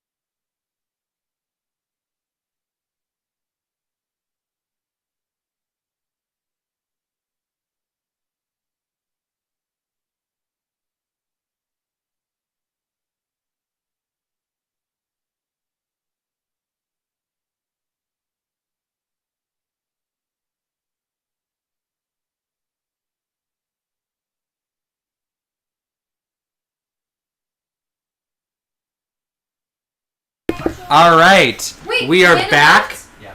I didn't know. No. We're back. Oh, sorry. Colby and I are gonna. We have 2 more rounds of flop fight for you. We also have about 20 minutes before our next thing, so Colby and I might rant on some other topics. There are 3 decisions left. Okay, so we're gonna do 2 more, and then we'll do the final in the last round. Okay, so and then Colby and I will find something to talk about. The category names devolve. Okay. And this is really where they've devolved start to a lot. shine. So this one is called Worst Gay Stephen Scores Bilingual Pain for Money. That's crazy work. Okay. This is incredibly hard for me. If you can't see, it's Carrie versus Chess. Oh, that's awful, yes. I'm gonna... Hold on. I want to be able to see myself on our screen in here, so I'm gonna switch this out real quick. There we are. Look at us. We're so beautiful. Tell us we're beautiful in the chat. Tell us how pretty we are. Okay.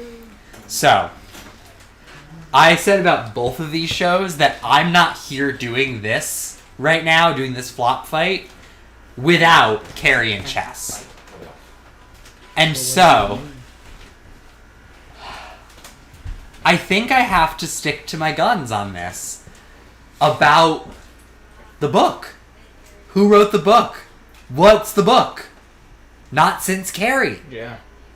That's... And I think that Carrie is a success story. Chess is not. Chess still doesn't work. And it might never. It really might never. Unless Jamie Lloyd is watching. Jamie, we know you're watching. Jamie, we know you're watching. Big fans. And we think you have a chess in you. He does. But I have to move Carrie forward. Wow. Because this is an important show to this work. And again, it is I would say even more than chess, it is the reason I'm here doing this. And so Carrie moves forward. Oh, this next category is some nasty work. I mean, we know what you're gonna choose. I know, yeah, we already know what I'm gonna choose over here. The title I gave this category is Weber Sucks Weird Pained Asian Canadian Disney Adults in Philly for One Hit. Which is some nasty work. That is some nasty work. Everyone say goodbye to Starlight Express. Bye, Starlight Express. You came way further than you probably deserved. I want to point out that Starlight Express made it to the Final Four. Like, this is good for this show. That's a Cinderella story for Andrew Lloyd Webber right there. Yeah. So, we honor Starlight Express. We honor its contributions to the theater. And we move the Bridges of Madison County forward. And I don't think I can say anything else about this show that I haven't already said. Are there any good songs that I haven't talked about yet? Let's see. I haven't talked about the opening number.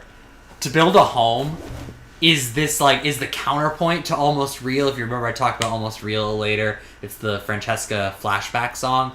And To Build a Home it tells her story kind of from where Almost Real leaves off in this. Travis's arm. Might see Travis's arm in the OMW later. Maybe. Few arm shots. It tells her story from when she leaves Italy with Bud, her husband, and what it's like to move and like come to this new country where you know nobody except your husband, and really beautifully sets up the feelings that and like this day to day that she's everything stays the same until it doesn't, until a beautiful photographer from National Geographic rolls up your driveway and says, "Hey, you know where the bridge is?" Who couldn't fall for such a man? Who couldn't? Connor certainly would. One of my favorite things, and it relates to this flop board, is the day that I saw Limpica, I also saw Teeth at Playwrights Horizons. It was a crazy 2-show day. I also saw Immaculate the Sydney Sweeney horror movie in the middle. Wow! So I saw Connor does some wild. Yeah, I saw Teeth. Entertainment days. I saw Immaculate, and then I saw Lempicka. And I bring those up because Lempicka starred Andrew Simonski, who was in, might know him from Hunchback. He was in the Come From Away tour. He was in Parade on tour. But he played Tadeusz in Lempicki, the husband. Lempicki is his last name, how he says it. Lempicka's the show. And he also played Robert in The Bridges of Madison County. And Stephen Pasquale, who was the original Robert on the Broadway production, was in Teeth as the father and the doctor. And so it was a little bit of a Bridges two-show day without really knowing. No one in Immaculate was in Bridges, as far as I know. Except for Sydney Sweeney. Except for Sydney Sweeney, who has played Francesca. Look it up. Many times, yeah. Look it up. Don't. That's not real. Alright, we have approximately 15 minutes. What do you want to yap about? What's some theater topics we've gotten into that we could talk for 15 minutes about? Probably a million different ones. Yeah. What's gonna keep the audience's attention? What's a crazy place we can go? Should we talk a little bit about our this project we've silently worked on for years of this is it the top 100 songs? The top 100. Yeah. So for years, I've always wanted to do a top 100 songs of musical theater, and Connor hopefully can bring them up because I was sort of doing them in Spotify. Yeah, I'm gonna see if I have it.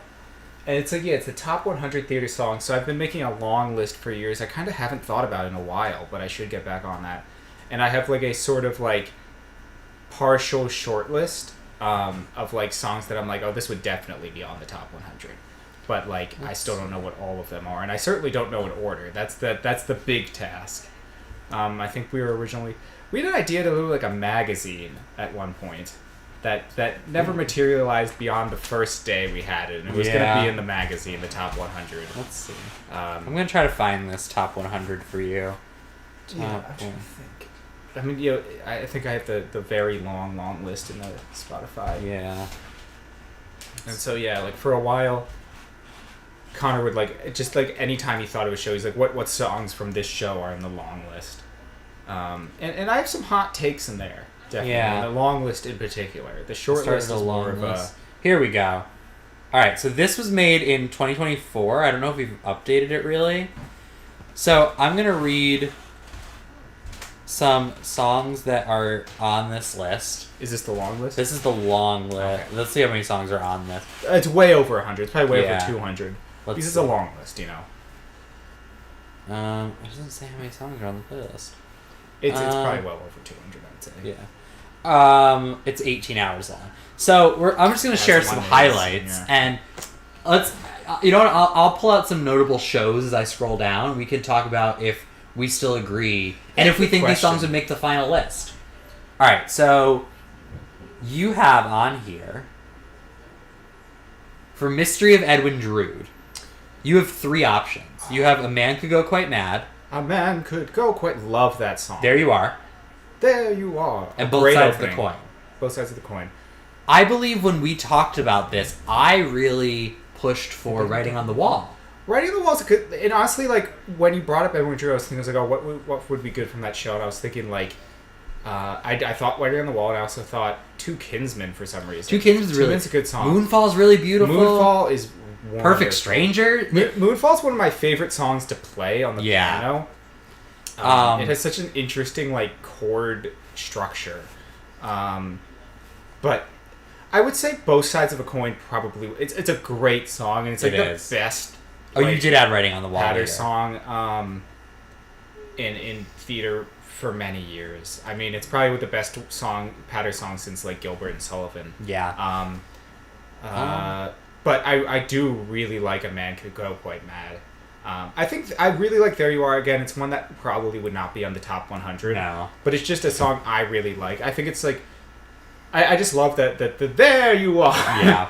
There You Are. Let's... You know what would be a fun way to do this?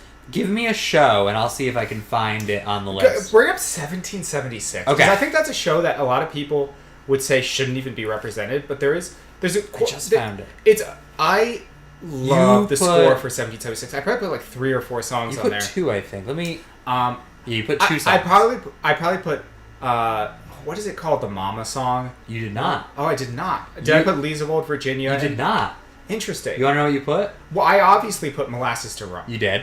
And you put Is Anybody There? Oh, I love Is Anybody There. It's not top 100 material, but I love Is Anyone Here. But the one that would definitely 100% have to be on there is Molasses to Rum. Yes. And one of my favorite lyrics in all of theater is whose fortunes are made in the triangle trade. Yes. I just think that's such a fantastic rhyme that I would never come up with a million years. Yeah. And also just like the slave section is like really like haunting, but in a like effective way. And it wasn't done super well in the recent revival, in part because they were really like exploiting like the actors of color in that song, and it's like it just was creepy. But it is supposed to be like disturbing that this guy's getting up on this like desk in the middle of the Continental Congress is like acting out like a slave auction. It's like he's undergoing mania. But then he ends the song calling them out very wonderfully, because he says, whose fortunes are made in the triangle trade, hail Africa, or the slaves one, to Charleston, to what's the other song? Oh, isn't it just like hail slavery? To Boston, to Charleston, who stinketh the most? Yeah, because Boston was funding the triangle trade. Yeah, they didn't have slaves there at the time, but they were funding it, and so they were making money off of it. And so it's like he's a horrible villain in the show, and like the song makes him an even worse villain, but then he really calls them out. So I think it's like what makes the show work, and why I really like disagree with people that think it's sort of like a somewhat backward show, because I think it like it doesn't praise the founding fathers. No, it just makes them kind of funny, which I'm sure they were. Like I'm sure Ben Franklin was incredibly funny, and it has these like really tender emotional moments. Like Is Anybody There is the other song that we can talk about. And Is Anybody There? Right, because it's like, is anybody there? Is anybody hear me? Yeah. You know? And that comes from, George Washington's plea, is anybody listening? As this is all happening, he's at war. The country's at war, and he's looking for someone to listen, and the country's not listening. He sent all these letters to the Continental Congress that just are not going answered. I think 1776 is a brilliant show. I think that Is Anybody There would make the list for me. Molasses to Rum would get close. Really? I think I would do Is Anybody There. Because I think it's just musically. I think lyrically it's a lot better. Is Anybody There is a very pretty song musically, but Molasses to Rum is definitely a better song. And also just like the piano accompaniment, or the accompaniment, not piano, but the accompaniment at the beginning is so wonderful. All right, we probably have time for 1 or 2 more shows. Okay. You're good. What show you want me to try to find what you put on next so we can discuss? Let's do Rent, because I love Rent. And I have no idea what I put on there, because I love Rent across the board. I love every song in Rent. 3 really interesting choices that I think I agree with, but they're not... When you think of Rent... Well, because you're going to think One Song Glory, you're going to think... Seasons of Love. Those are great songs. Yeah. What do I have Halloween? No, you have Christmas Bells. Christmas Bells. It's based on... In La Boheme, there's this section where they're at, like, the Christmas market. Yeah. It's a bunch of different melodies, a bunch of different people. Christmas Bells, I don't know how he pulled it off. Yeah. Like, the cacophony at the end, there's, like, 6 or 7 different lines, because it's, like, there's all the parts, like, how about a fur in perfect shape, owned by an MBA from uptown? And then there's... and there's stuff with the... Follow the man with his pockets full of... It's great. It's beautiful. It just flows so perfectly, and, like, for a show that's like little characters hanging out together for the most part, and then there's like this meeting, but it's like everyone's singing like little bits at a time. Yeah. To have like all these characters doing different things at once, it's just a really good song. And then it builds to Maureen or Joanne, Which Way to the Stage, and our intro to Maureen, which is like iconic line in theater. Do you want to guess what your other 2 were? I mean, I love so much.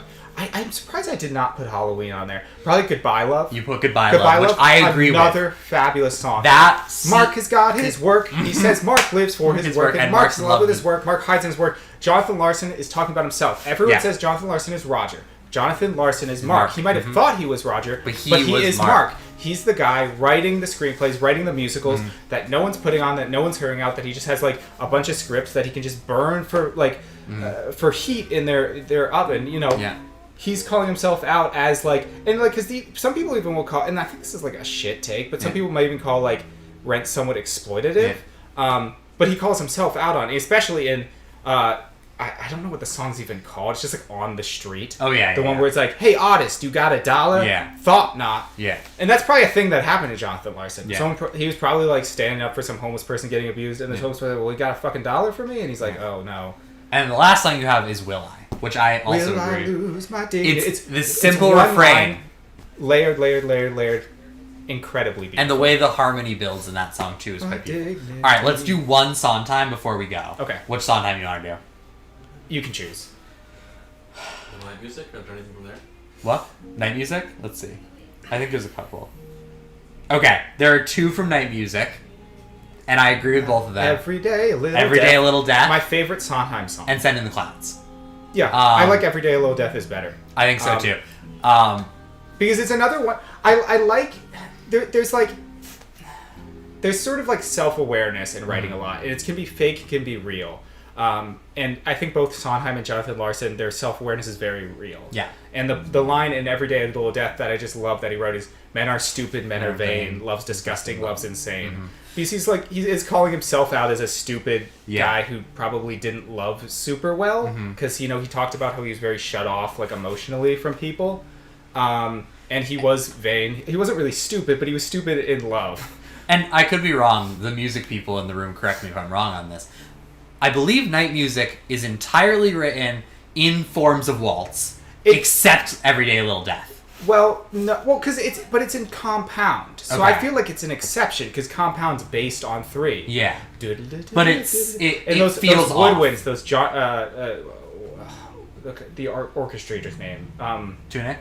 Yeah, Jonathan Tunick. Yeah, the woodwinds so beautiful in that beginning of that song. Yeah, it's just a really good number. All right. I think it's my favorite song on. All right, we'll be back after this interview with David Benkoff, to talk about the Broadway Maven and his classes that he offers. Travis will be leading that interview. And then Colby and I will be back for our last flop fight, and probably to do a little bit more of this, because we'll have some time to kill. We'll have time. There'll be time to kill. So we'll talk about what shows we want to discuss. We'll be a little more prepared. That'll be fun. So I'm going to black out the screen just for a second while we get set up, and we will see you in just a second.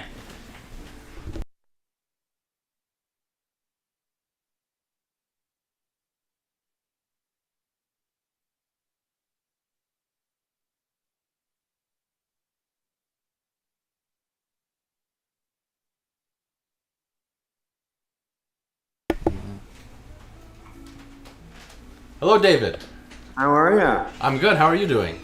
Good. Good. I'm Travis. I'm one of the RAs, one that you're emailing with. Next to me is Connor.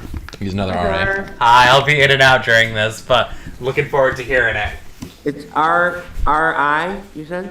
RA stands for Resident Artist.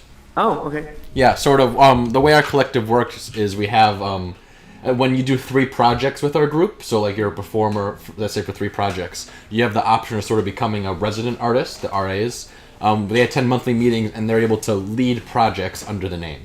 Me and another RA Brighton are leading this telethon project under the Showpeople name. I see. Okay, terrific. Yeah, it's a nice way of like sort of dividing, like including a lot of people and dividing who's able to do what. Anyways, thank you. Big fan of yours and your classes. Subscriber to the Marquee. I always start my classes as Shalom, I'm David Benkoff, the Broadway Maven. So there you go. Fantastic. For those of you on our audience who are meeting you for the first time, you already did a little bit of it. Do you want to sort of go into more depth about all of your offerings, all the things that you do, musical theater related, that people can look at? Sure. I sometimes think of it as the Broadway Maven is a TV network, a university, and a newspaper all at the same time. Yeah. So the first is we have a 500 video YouTube channel, all kinds of about at least 100 about Sondheim alone. Yeah. All kinds of stuff about Broadway games and quizzes and like historical takes and really fun stuff too. And then I also teach classes about 10 times a month generally. So, for example, we just last week we had this week we're doing Rocky Horror, doing a gay pride series. So last week we did La Cage, the week before that we did Falsettos, and there are discussions of themes and discussions of symbolism, and then we watch clips and we listen to songs and we discuss, and it's really a lot of fun. I have several people who teach these classes. And then I have a newsletter called Marquee, and it is a weekly Substack. Yeah, you know it. I do. I enjoy reading the little articles that you have and perusing the classes. Thank you. The I like to call it Broadway appreciation. Yeah. It's like art appreciation or music appreciation. That's exactly what I do. Yeah, definitely. I feel like all of the classes that you offer are a mix between education and appreciation, because you're showing different sides, you're informing, but you're also there's so much joy from you and from your guests about how great this material is and how great theater is, and it definitely comes through. Thanks. You mentioned guests. Now, I have several faculty members that I work with, but we also get some pretty amazing guests. In the last year, we've had Michael R. Jackson, Lynn Ahrens, Richard Maltby Jr., and, he spoke about Strange Loop. She spoke about Ragtime. He spoke about Miss Saigon. And so we learned about these shows from the people who made them. And those are members only. You can become a member of the Broadway Maven. It's $25 a month, not that big of a deal, but you get access to a lot of stuff. Definitely. Actually, I didn't know when to bring this up, but I feel like now's a good time. You actually are collaborating with a show person. Who's the show person? Asher Schechtman. Oh, yeah, he's terrific. He and I are doing a class on Annie Get Your Gun, and he'll be participating in my Sondheim series. Yeah, I saw that. I saw his name, and I was like, sort of a shock, because he's done multiple shows with us. He's written songs for our projects and everything. Oh. So it's a neat overlap there. Yeah. So I'd love you to talk a little bit about your career, sort of where you started and your sort of professional path, and how you ended up founding the Broadway Maven. Sure. Well, I'm a historian, and that was not what I did all my career, but it's how I think. Yeah. I have a master's degree in modern Jewish history from Stanford, and it's to me important to get the cultural context of whatever it is that you're looking at.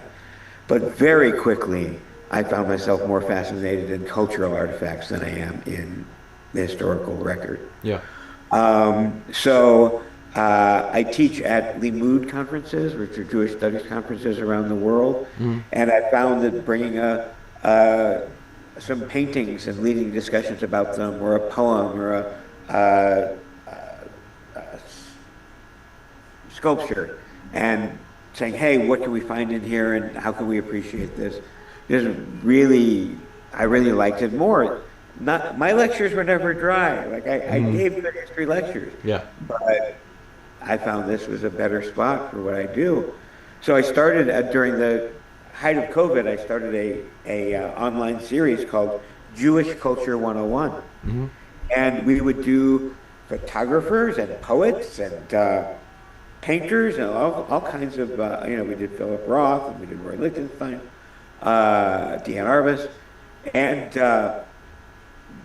I found myself coming back to Sondheim a lot. Yeah. Because passion is most. So the course sort of turned into the Broadway Maven. Nice. It's interesting. We talked to Jarrett Winters Morley. Are you familiar with the name? No, who's that? He's another theater historian, and he does theater history lectures and things. And he mentioned that his sort of program also got started in the height of COVID.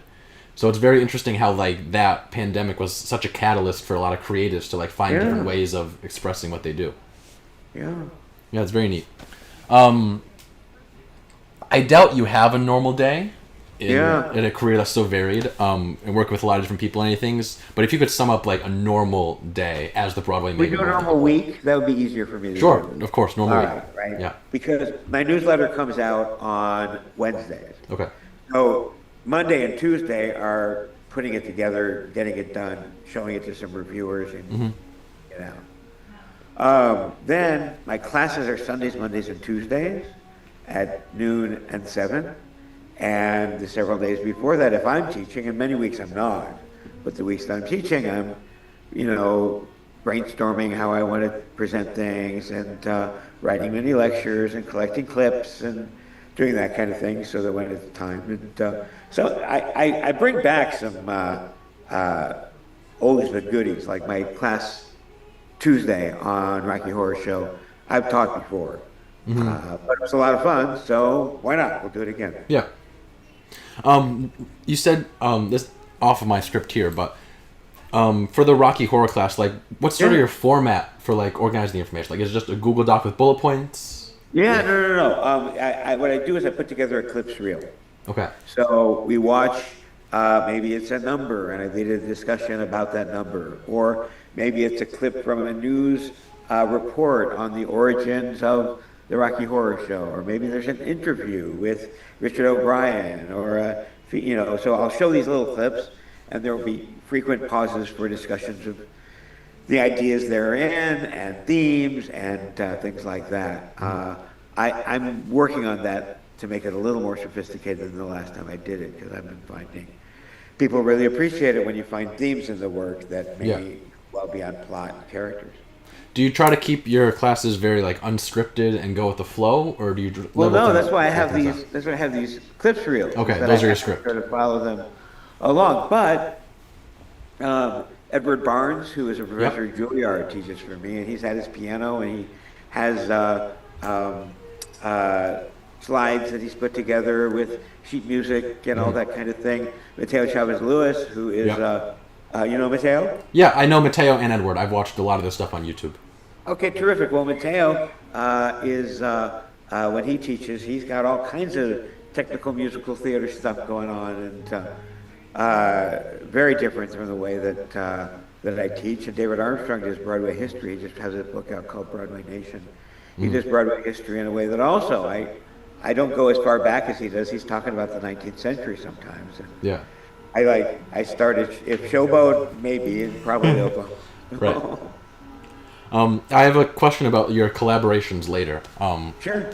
First, I want to ask, how often do you get to see live theater? Well, I live in Israel. Okay. And so that creates some challenges. The best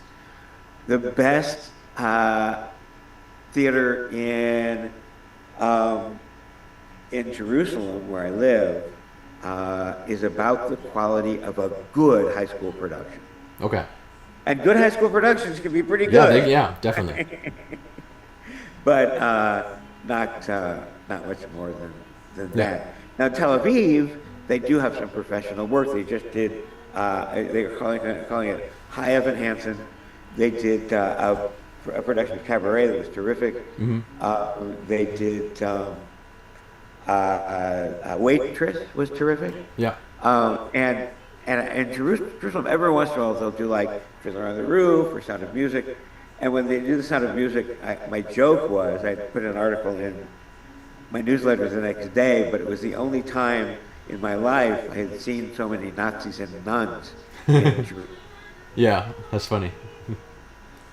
Do you try to make it to New York often, or the West End often? I do. I'm a big supporter of Second Stage Theater, a nonprofit that my cousin founded, and big supporter of their mission, and they have opening nights and events, and I try to go to a lot of things that they do, and when I'm in town, I like to see mostly revivals, because that's what the writing that I do relates to, is older shows. Yeah. Have you ever performed on stage in any roles? Oh, yeah. Okay.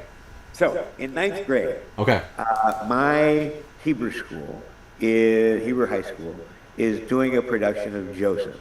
Okay. That we tour to like old age homes and children's hospitals, and we'll just sort of entertain people with this 45-minute version of Joseph and the Amazing Captain. Now, we didn't assign roles. Because everybody was singing everything. We were just having a good time. But it so happened, I was the only person who could go high.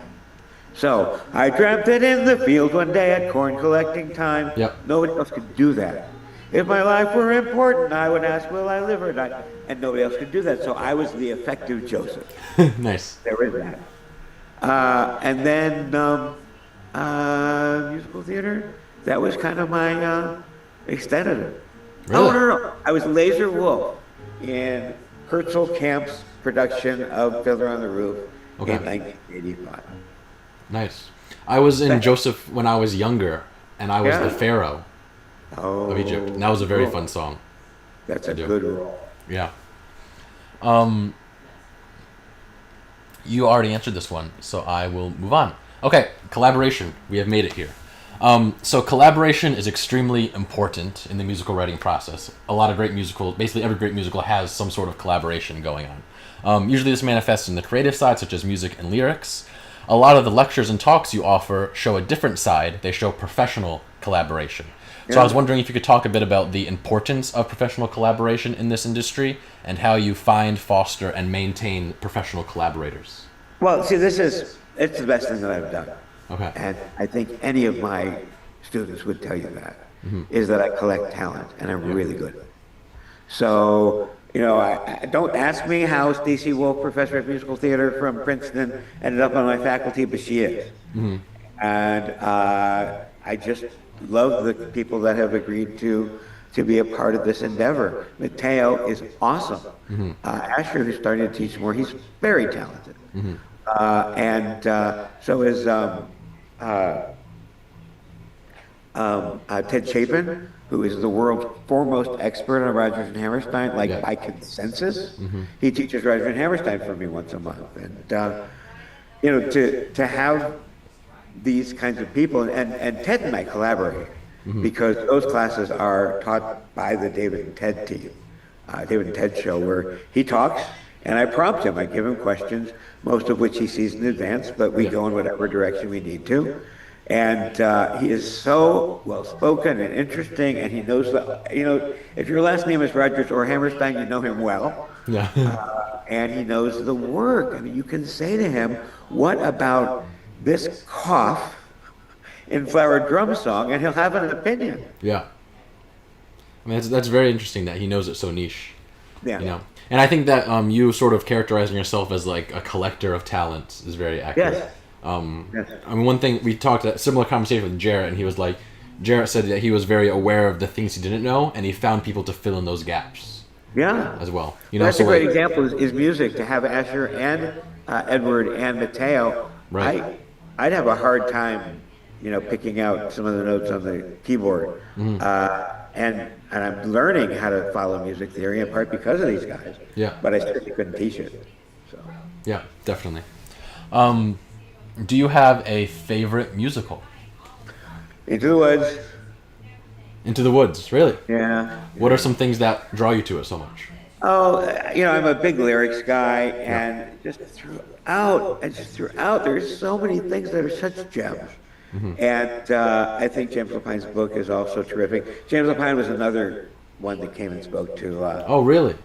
He was terrific. Oh, wow. He was talking about, apparently, Sunday in the Park with George was basically he and Steve were just stoned the whole time. Yeah, I heard a little bit about that. And he just told us a bunch of things that were really just gems. And, as the Broadway Maven grows, we'll be able to share that with more people. But there were maybe, 50 people in the room and anybody could ask a question. We had a private audience with royalty, like James. Basically, yeah.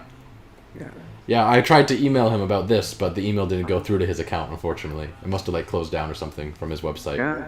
But my favorite musical is Sunday in the Park with George. So the story of them being stoned is a bit funny when they were writing it. Yeah.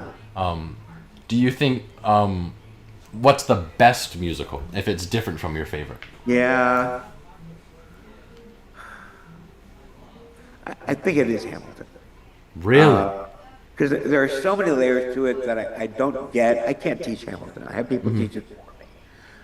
Because I could tell you 100 things. I can tell you 20 things right now about The Music Man that will make you nod your head, and by the time we're done, you will feel like you've got The Music Man down pat. I can't do that anywhere near with Hamilton. I just don't have it under my thumb. The way, even with something Sondheim like Company, I know Company really well. You can show me a minute of it, and I'll have something interesting to say. But Hamilton, I'm not there yet. So I'm gonna call that the best. Okay. We were doing trivia on the stream earlier, and I think Hamilton is, out of every musical, like, it sold the most records, or like it got to like a diamond record with the album. Uh-huh. And I think because like the music, it's so mainstream, like it's so like resonant with the theater audience, and it's great storytelling for like the dramatic aspects of the show, but it's also so palatable to a non-theater audience too. It toes that line very well. Yeah. It's interesting. What are a few defining features that you think make a musical like stand out and rise above the rest? Like, what makes a musical great? Oh gosh. I think it takes about 10 years to find out. Really? Okay. Right? But this is something I've been thinking about and talking a lot about with my students, which is what makes a canon. Yeah. What makes something admit to it and not. And I'll give you an example. In 1990 or something like that, there were 4 nominees for the Tony Award for Best Musical. They were Miss Saigon, and Once on This Island, Okay. and The Secret Garden, Okay. Will Rogers Follies. Okay. Who do you think won? Who do you think didn't win? Didn't win. I don't think Miss Saigon won. Okay, Will Rogers Follies won. Okay. That's the one that has not stood the test of time, right? Yeah. They're not reviving it that much. You don't see it as part of the canon. Miss Saigon is. Yeah. Once on This Island definitely is too. Once on This Island totally is. Yeah. Right. And it takes a while to find out. So one of the things I've been discussing with my students, I'll be interested in what you think of this. I think the last show that became canonical is Hadestown. Yeah. I think that locked in. But since then, the question is what will be part of the canon? So we have possibilities like 6, like maybe Happy Ending, like Kimberly Kimbo. And it raises questions, what after Hades, what's going to stick around and be with us? I don't think it's Schmigadoon. Really? Okay. We'll see. Yeah, I heard a similar sentiment where it's like Hamilton was like such a mega hit, Book of Mormon was such a mega hit, and like these are lasting decades on Broadway, or probably going to. I think Book of Mormon is a little bit past a decade by now. But like, what's the next show that's going to arrive that will have that lasting impact that'll stay in New York for a while? That's a great question. And it's hard to know. And especially things like Wicked and Lion King have been there forever. You know, and like Chicago, too. I mean. Yeah. So I'll tell you a story about Chicago. Yeah. So Barry Weissler and I don't know the person's name. Okay. Had a contract to produce a revival of Chicago. And the other guy came back to the Weisslers and said, I'm really sorry about this, but can you let me out of the contract? Because I have been given the option to produce Andrew Lloyd Webber's new musical, Whistle Down the Wind, in New York City. Wow. And I want to do it. Yeah. And the Weisslers are like, well, but you said, all right, fine. You go, all right, good for you. Go, good luck. And of course, Whistle Down the Wind never made it to Broadway. It wasn't even that good of a show. I've heard the name once or twice. I've never listened to anything from it.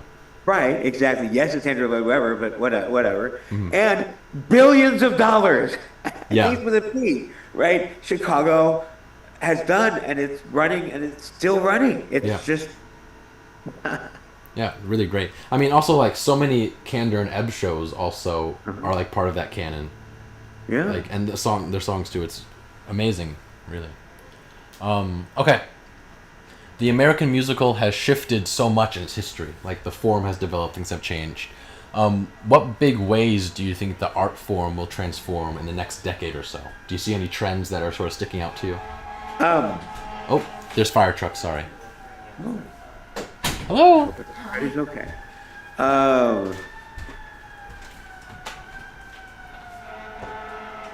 It's really hard to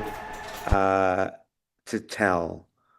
I think we're past spectacle. I think we're going to have lots of smaller, quieter stories.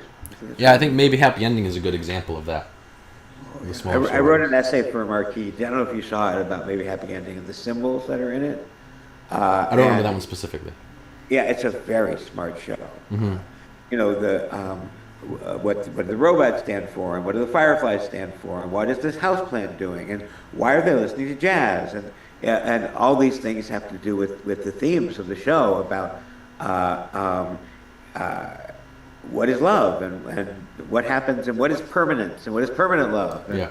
My headline, I like to come up with headlines as clever and whatever as I can be. So a headline was bought, B-O-T, and sold, S-O-U-L-E-D, but sold. Yeah, okay.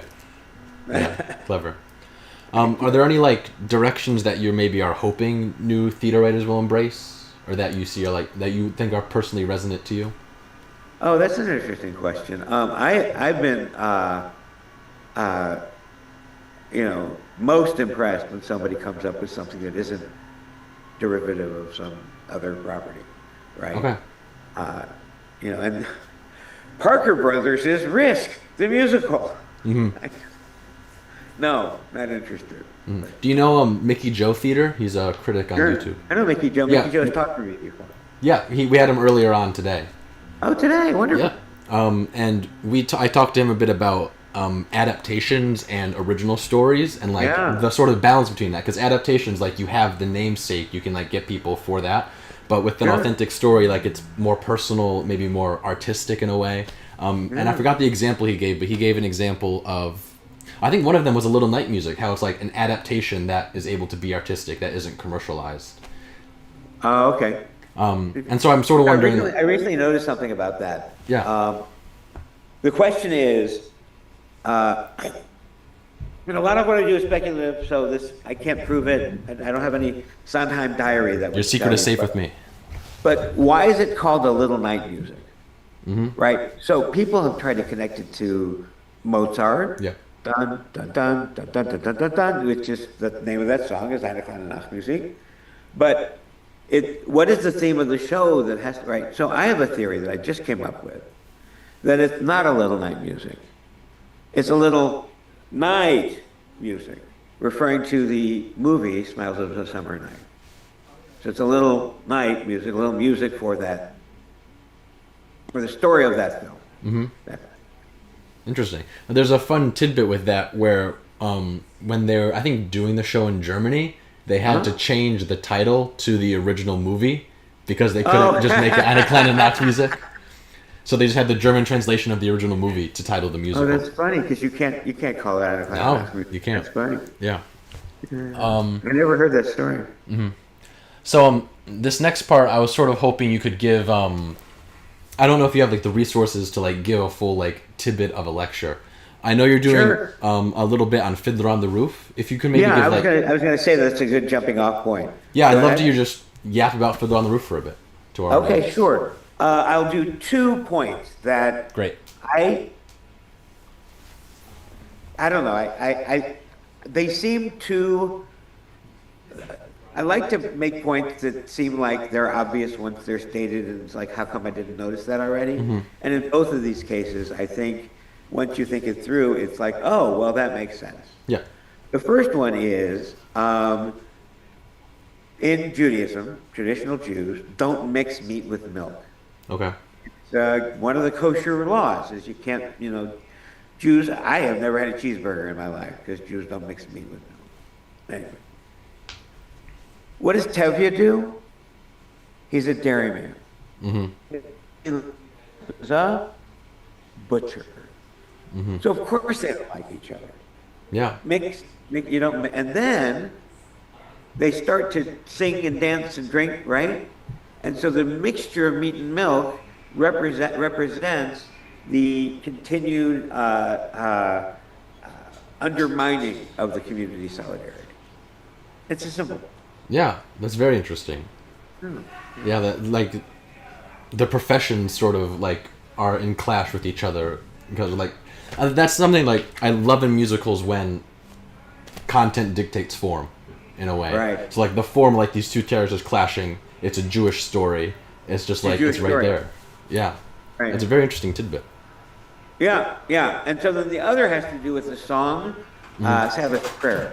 Okay. Which is usually considered like a sweet, lovely moment, but not that important a song to the show. Mhm. The important songs are like Tradition, If I Were a Rich Right. Man, Matchmaker. Those are the ones that are most, and Sunrise Sunset, most considered key to the themes of the show, especially Tradition.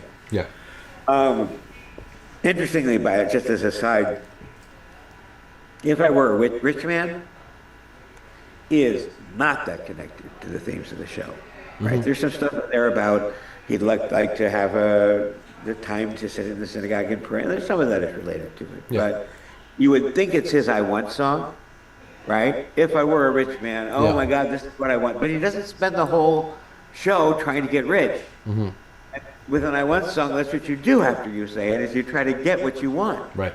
But that's not an "I Want" song. You know what the "I Want" song is in Fiddler on the Roof? Is it Tradition? It's Matchmaker, Matchmaker. Matchmaker. Okay. Make me a match. Find me a find. Do this for me. Do that for me. Mhm. So it is an "I Want" song. But that's interesting, though, that you mentioned Tradition, which is what most people think is the key number, because it introduces us to what the theme of the show is going to be, which is the balancing between tradition and change. Yeah. But I see Sabbath Prayer as being a sketch of what is going to happen over the course of the show, where they start and they talk about the little bit of transgression that Saito will do, and then the Chava will do, and then there's some really interesting two lines in the song that I think refer to Chava that I think are really interesting. The first is favor them, O Lord, and keep them from the stranger's ways. What? Why would the kids be strangers' ways? This is not a traditional thing. Yeah. And I know the Friday night service that Jews say, and keep our children from strangers' ways is just not on the list. That's foreshadowing. Okay. Like that line in the song is foreshadowing. But the other one is much more subtle. And when I found it, I'm like, oh my God, Bach and Harnick, you guys got us. Yeah. So there's a line in that song where they're blessing the boys, they're blessing the girls, and they say to the girls, may you be like Ruth and like Esther, may you be deserving of praise. So, in real Jewish homes, on Friday night, you do bless your daughters with biblical hero names. May you be like so-and-so, may the Lord bless you and keep you, cause his countenance to shine upon you and be gracious unto you, may God be with you, and give you peace, amen, right? But the biblical characters that my dad would give, if he had daughters that he would say, would be the four mothers. Okay. Sarah, Rebecca, Rachel, and Leah, the founders of the Jewish people. That's not what he says. Right. May you be like Ruth and like Esther. Well, Ruth converted to Judaism, and Esther went and slept with a foreign king. So the two biblical characters he chooses are women who cross communal boundaries, just like Chava. Wow. That's a very niche detail. It is. Yeah. But that's the kind of thing I try to find. Right. No, So we'll totally. talk about things like that. I think it's the first Monday in July. I'm not sure. Yeah, I'm sure. The BroadwayMaven.com. Yeah, BroadwayMaven.com.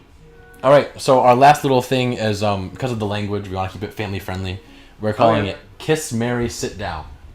Okay. All right. So we have 4 different categories. Each one has right. 3 shows, and we're just gonna ask you to kiss one of them, marry one of them, and have the other one sit down.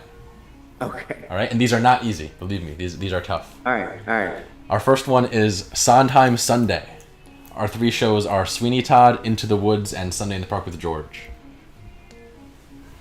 So I have to ask one of them to sit down, and it's Yes. going to be Sweeney Todd, and I'm Okay. sorry. That's okay. Sorry, but the book is not as good. All right, so sit. Okay. Then I get to kiss one and marry one? Yep. You know this answer. I know the answer. Yeah, I know the answer. I'm gonna marry Into the Woods, and I'm gonna kiss Sunny in the Park with George. And I have a lot to say about Sunny in the Park with George. I've got a video on there that I hope you'll look at some point. Yeah, definitely. I love that show. I actually I always watch the show when I'm flying on an airplane. Because it's always far enough apart where I'm revisiting it fresh, but still recent enough where I don't forget about it. I want to give you one observation. Yeah. Which is, the character Jules, the wealthy character. His name is a homophone for jewel. Yeah. It's something that rich people have. Yeah. And then in the second act, there's that critic whose name is Blair, which is also a homophone for what she does when she's really loud. She blares. She blares, right? I think both of these are really clever. And I was impressed until I asked James Lapine if they were on purpose, and he said no. Really? Oh my god. It's crazy. That's wild. So it shows how much I appreciate the show. But yeah, I don't always get it right. Yeah. I feel like for Sondheim and James Lapine, it's just like they were just writing a musical, but like it had such an impact and people like resonate with it so much and look so deep into it. But, like they were just doing their jobs and having fun. It's funny. All right, our second category is called Weber Webkins, Angela Weber shows. We have Phantom of the Opera, Cats, and Starlight Express. All right. We're gonna ask Starlight Express to sit down. Okay. There are a few tuneful songs. The book is just over the top to the point in which it becomes boring.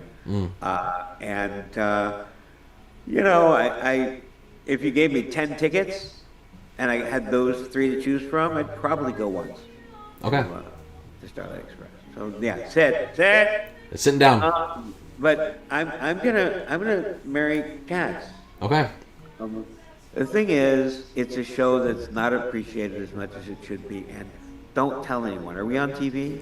We're live on YouTube. Yes. Oh no. You can say it, David. The fact is, I liked the Cats movie. Okay. Really? Some of it was really entertaining. Some of it was terrible. I get that. I get some of it didn't work. But there are moments that just moved me. It's a wonderfully written show, and some of the visuals just reminded me of why I like the music so much. Yeah. So yeah, I'm gonna if I'll put up with that, I have to marry Cats. And Phantom's great. I'll kiss Phantom, absolutely. Do you have a favorite song from Cats? From Cats. May I sing it, or do I have to just say the name? You can just say the name, unless you feel inclined to sing. No, that's okay. I like Skimbleshanks, the Railway Cat. Yeah, I think that's a very close second to me, but Mr. Mistopheles is nostalgic for me, and it's a great tune. That is good. Now, and when they stage it with lots of magic and things, that can be a lot of fun. Yeah, definitely. But I love the 1516, the time signature in Skimbleshanks. Just to have that like train feeling, the little off kilter. It's fun. All right, last two. Our first is Rodgers and Hammerstein on the F Line. So our 3 shows here are Carousel, Sound of Music, and Oklahoma. Okay, Sound of Music. Now, it's a terrific show. All of the Big Five are terrific shows. Yeah. But this is the one that's just lighter. And the first 5 minutes, I don't know why people like. I mean, they're all kind of chanting, and I don't like that. There's too much in it that is just does not move me. Okay. Oh, this is funny. Just came from Epcot Center in Orlando, and I went to have lunch at the German Pavilion, and they have a German band performing German music. And guess what they played? Did they play Edelweiss? They did! Oh my god. So Edelweiss was written by these 2 New Yorkers, right? One of whom was Jewish, dealing with a fictional Austrian. This is the German, right? Austrians do not want to be treated as German, believe me. Yeah. Right? And they played Edelweiss. Oh my god. There's also a story where when Nixon, I think, was in Austria, they had a band play that thinking was the Austrian national anthem, and Maria von Trapp was there and corrected them. I think Jarrett told us that story on our call.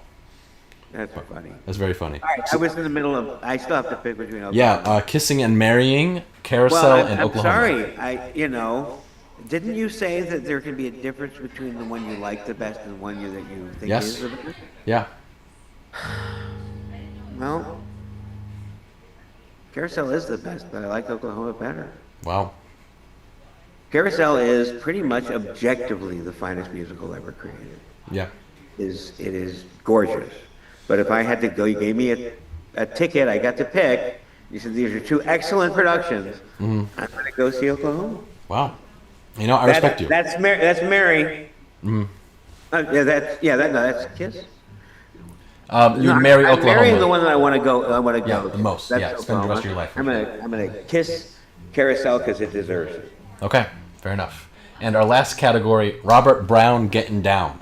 We have Bridges of Madison County, Last 5 Years, and Parade. Oh no. Oh, David, I can't hear you. Something must I've happen. never seen the Bridges of Madison County. I'm whispering it because I'm so embarrassed. Oh, that's okay. So I'm going to ask you to sit. No, I'm going to marry it so I can learn about it. Okay, Mary Bridges of Madison That's right. County. I'm going to marry Bridges of Madison County. Parade, I have lots to say about, so I'm going to kiss it. And then Last 5 Years.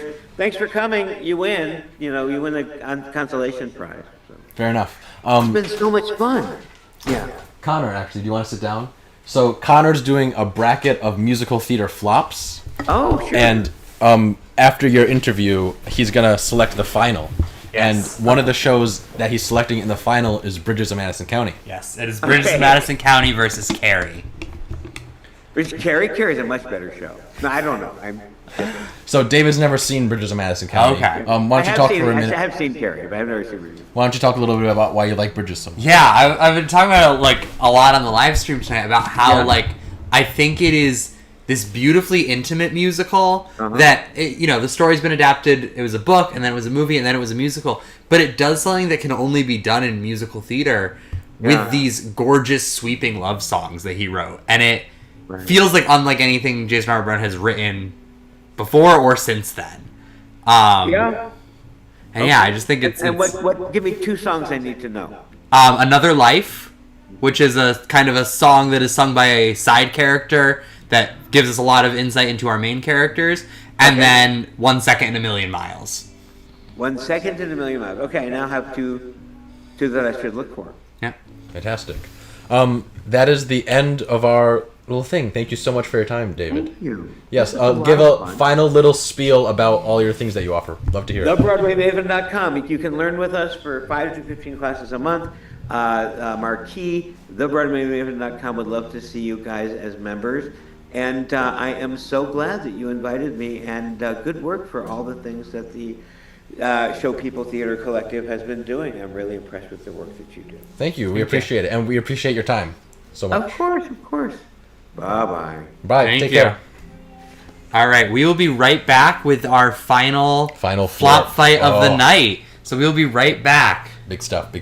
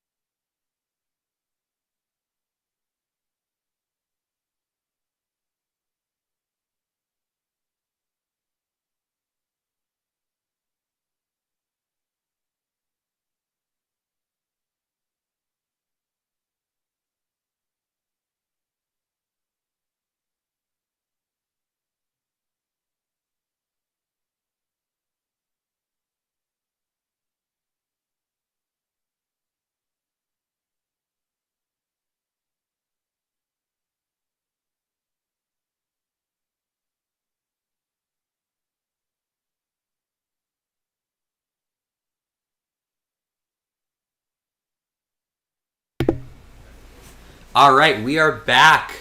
We hope you enjoyed that interview. And if you did, you know what you should do. What should they do, Colby? Watch the Knicks. How are the Knicks doing? We're going to talk about the Knicks. They should donate. Donate. We only have an hour and 20 minutes left. And at or around 11 o'clock, the new Micro MW will premiere. They are literally rehearsing right in this wall. We can hear them. And so we are going to guide you through. First, let's check on the Knicks. How are the Knicks? The Knicks. I grade you a 5. They're doing it 6. We have reached the end of quarter 3. And the score is 72 Spurs, 65 Knicks. The Knicks so we're down. They're coming back. They're coming back. They're coming back. Further down. They'll pull it out. Knicks in 5. Knicks in 5. Knicks in 6 would be good too, but we're going for Knicks in 5. If we can Knicks in 5 while this is on tonight, I don't know what will happen. All right, so let me walk you through how the next 20-25 minutes are going to go. 45 minutes to 2 hours now. No. So, as we mentioned, they are putting the last touches on our Micro MW in the other room. Colby and I are going to come back to this. It's Carey versus the Bridges of Madison County. And I've thought a lot about what I need to do. Maybe we take him out of the things at this point. Yeah, this is the final two. So, we're going to come back to this. If you were here in our last segment, we had some time to kill, and so we're talking about this list that Colby and I started making years ago of the top 100 songs in musical theater. So we, in our break time, compiled a whole list of shows that we want to talk about, and we might pop into the chat every now and then if you have any shows you want to suggest that we talk about. We'll see if we can see the chat. It's not always the most reliable, but we will try. Let me get the chat up just in case. So, we're gonna... And then, at some point, someone from that room will appear and give us a 5-minute warning. At that point, we will finish the flops bracket. And then we'll take a quick break. And then you will see a new original musical that was written today. What do you want? The title is What Do You Want? And we'll remind you of the prompt later. No need to worry about that. But it was written today. It was written today. All right, so, let's see. Someone's talking about my puppet in the chat. I wonder who this is. I don't know. The puppet that looks like me. Maybe it is your puppet. It probably is my puppet. Yeah, they're in the chat. Reveal yourself. So, all right. So, what show do we want to talk about first? All right, we're going to talk about Les Mis. Because Colby has an absolutely insane take on Les Mis on this list. So Colby's songs for Les Mis are as follows. One Day More. One Day More, which is an obvious one. Which is an obvious choice. Anybody would pick One Day More. Yeah. Such a good finale of Act 1.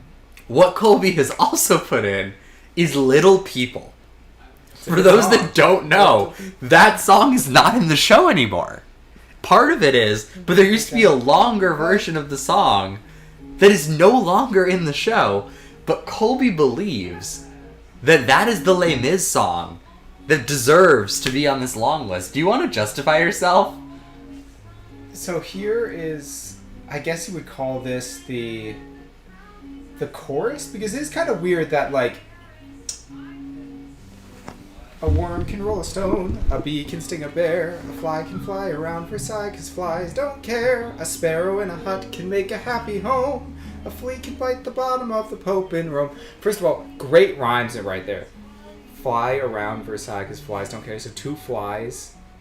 Oh, 3, because it's fly, fly, flies. Happy home with Rome. It's just some good rhymes. You have to keep in mind, this is a long list. This is a long list, but I don't know that I would put that on even a long list. I want to talk about some other Les Mis songs. I want to talk about a couple Les Mis songs. I want to talk about... I think I like it also just because the character of Gavroche is such a fascinating character. Mm-hmm. Because he has, like, such tremendous power. He does. Like, as a character, like... And his death is quite powerful. His death is so powerful. And I just think it's a bop. But also the song was cut for a reason. But that was cut for time, probably. Okay. Because, but he does still sing a little bit of it during his death. To Javert. Yeah, that too. And then he does sing it during his death. So it's it's in there. It's just the there. full song is not in there. I want to bring up 3 Les Mis songs that it is crazy that are not on here. Like I said, it's not, I haven't finished the long list. I know, but I want to just bring Let's do it, yeah. Do You Hear the People Sing? That's a really good one. I will say actually, Do You Hear the People Sing is a very good one. I'm gonna... We went back and forth if we're allowed to combine songs that go into each other. So I'm gonna... My other song is ABC Cafe Red and Black, which goes directly in... Black. I think it's just sort of dull after a while because they keep saying blood, but blood it's of angry men, but the dark of ages past. The and then there's all this stuff. Little whiny Mary's being oh, she's so beautiful. No, it's so good. We know. And then the Gavroche comes in and does the General Lamarck is dead. Lamarck, his death is the hour of vain. The people's man. It's so good. But you hear that melody a million times. Yeah, that's the problem with Les Mis, but it's still a good show. But yeah, I do hear the people sing should probably be on the list. And before I get to my final choice of a song, and this will show where my allegiances in this show lie, I do want to just make sure everybody knows it is hot Les Mis summer. If you are not listening to Les Mis this summer, you are missing out. We have it at Radio City. I'm sure you can find another Les Mis production somewhere. Hot Les Mis summer. Stream the album, listen to the movie. We are Les Miserables this summer. The third song is Drink With Me. Drink with me 2 days. I need you to specifically, if we're pulling up lyrics, let me pull up Grantaire's verse. I mean, there are no good rhymes in it, are there? But the power of the lyric. Here we go. Hold on, where is it? No, that's the thing is Gavroche is 8, so he has a reason for being kind of stupid. The students Drink with me. Shouldn't be that stupid. Today's gone by. Can it be you fear to die? Will the world remember you when you fall? The I guess you would call them verses are very sort of meandering musically. Could it be your death means nothing at all? Is your life just one more lie? I mean, it's just it's good. It's good as a poem, but musically, it's kind of get the point, you know? It's good, Colby. Yeah, where Maris is man, she never loved me, or whatever he's singing. I don't know. It's it's just him whining. They're all just whining. We hit Les Mis. Support the king. I'm a royalist. All right, we want to talk about. We mentioned.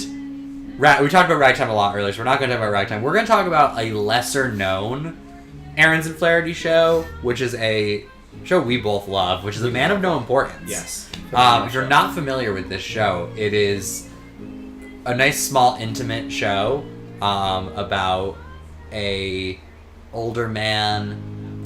He's a closeted older gay man in Dublin, I think. Dublin, yeah. Who runs a theater company. Yeah. And they decide to put on Salome. Yeah. And it's mainly, I guess, the butcher. Yeah. But the church in general are this is dirty. Yeah. Which it is, but who cares? And so they shut it down. And at the same time, he's trying to sort of come to terms with the fact that he is gay, because he's he knows it, but he's really repressed. Yeah, and by the end of the show, it turns into this beautiful story about community, and when this tragedy happens to him towards the end of the show, the people that are there to pick up the pieces for him are his I think I like the troupe. way I described it to Connor after I saw it, because it was at Classic Stage a couple of years ago with Jim Parsons. The way I described it is the ending is you may have no importance, but you have importance to us. Yeah. That's the theme of the show. It's a really beautiful show. There's a couple songs we want to call out in this show, even if we don't think they'd make a list. There are a lot of good songs. That are just things you should listen to. You should listen to this whole show, but the opening number is really beautiful and sets up a lot of really good themes in the show.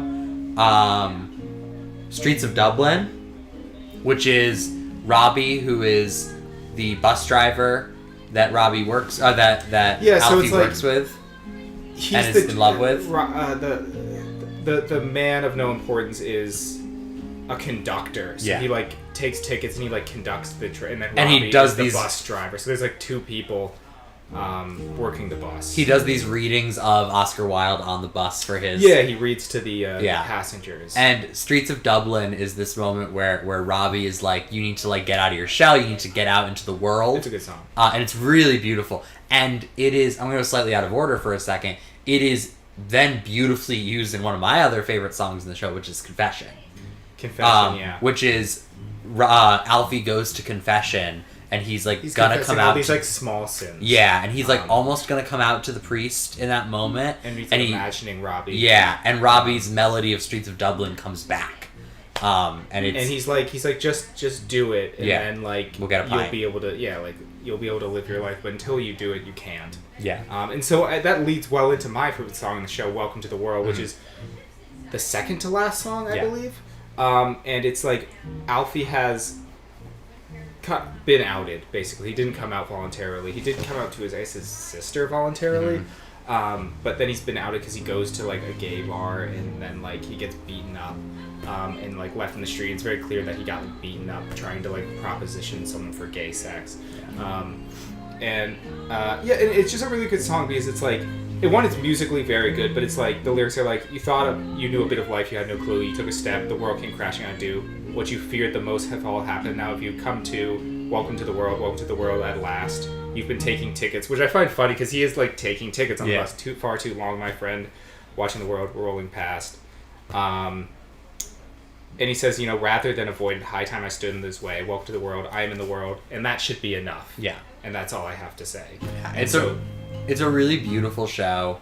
Other songs that like wouldn't necessarily make the list, but I think are worth listening to. Love Who You Love. Love Who You Love. Is a cute because he sings it initially, and that to a woman who is in love with, I guess, a married man, who got her pregnant, and then she sings it back to him when she like realizes he's gay, and then his her big song Princess, I think, is also really good. All right, so that's going to be our Aaron's and Flaherty. We're going to talk a little bit about a Lloyd Webber show.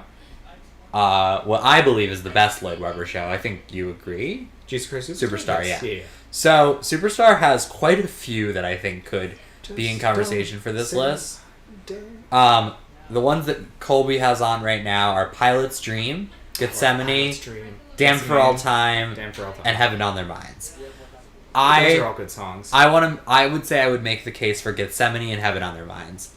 I think those are the two. Heaven on Their Minds, just a killer opener, so musically ambitious. And you see its influence. All Your Followers Are Blind, They've Got Too Much Heaven on Their Minds, is such a great rhyme. Yeah. Also, one that's like not in every version that I really like is I Am Frightened by the Crowd for We Were Getting Much Too Loud. I really like that. And your favorite son should have stayed a great unknown, like his father chopping wood. He'd have made good table sales and oaken chest, which is just like the bridge section. Yeah, it's really nice. And then Gethsemane is in the Garden of Gethsemane. After, which is very interesting because like and it's like if you read the Bible, it's very quickly it says he goes to the Bible and he suffered, but like the lore, and I think the generally accepted, at least in the Catholic Church, view is that Jesus goes to this garden basically to decide whether he's going to die for the sins of mankind, and in making that decision he has to suffer and witness every sin that humans ever have or ever will occur. And so he goes through a great torture, and so the song's this really long song where he's like tortured, and he does even say to God, he's like, if there's another way, like he like questions God, and he is God, obviously, like in the Trinity, Jesus is God, but he questions the Father.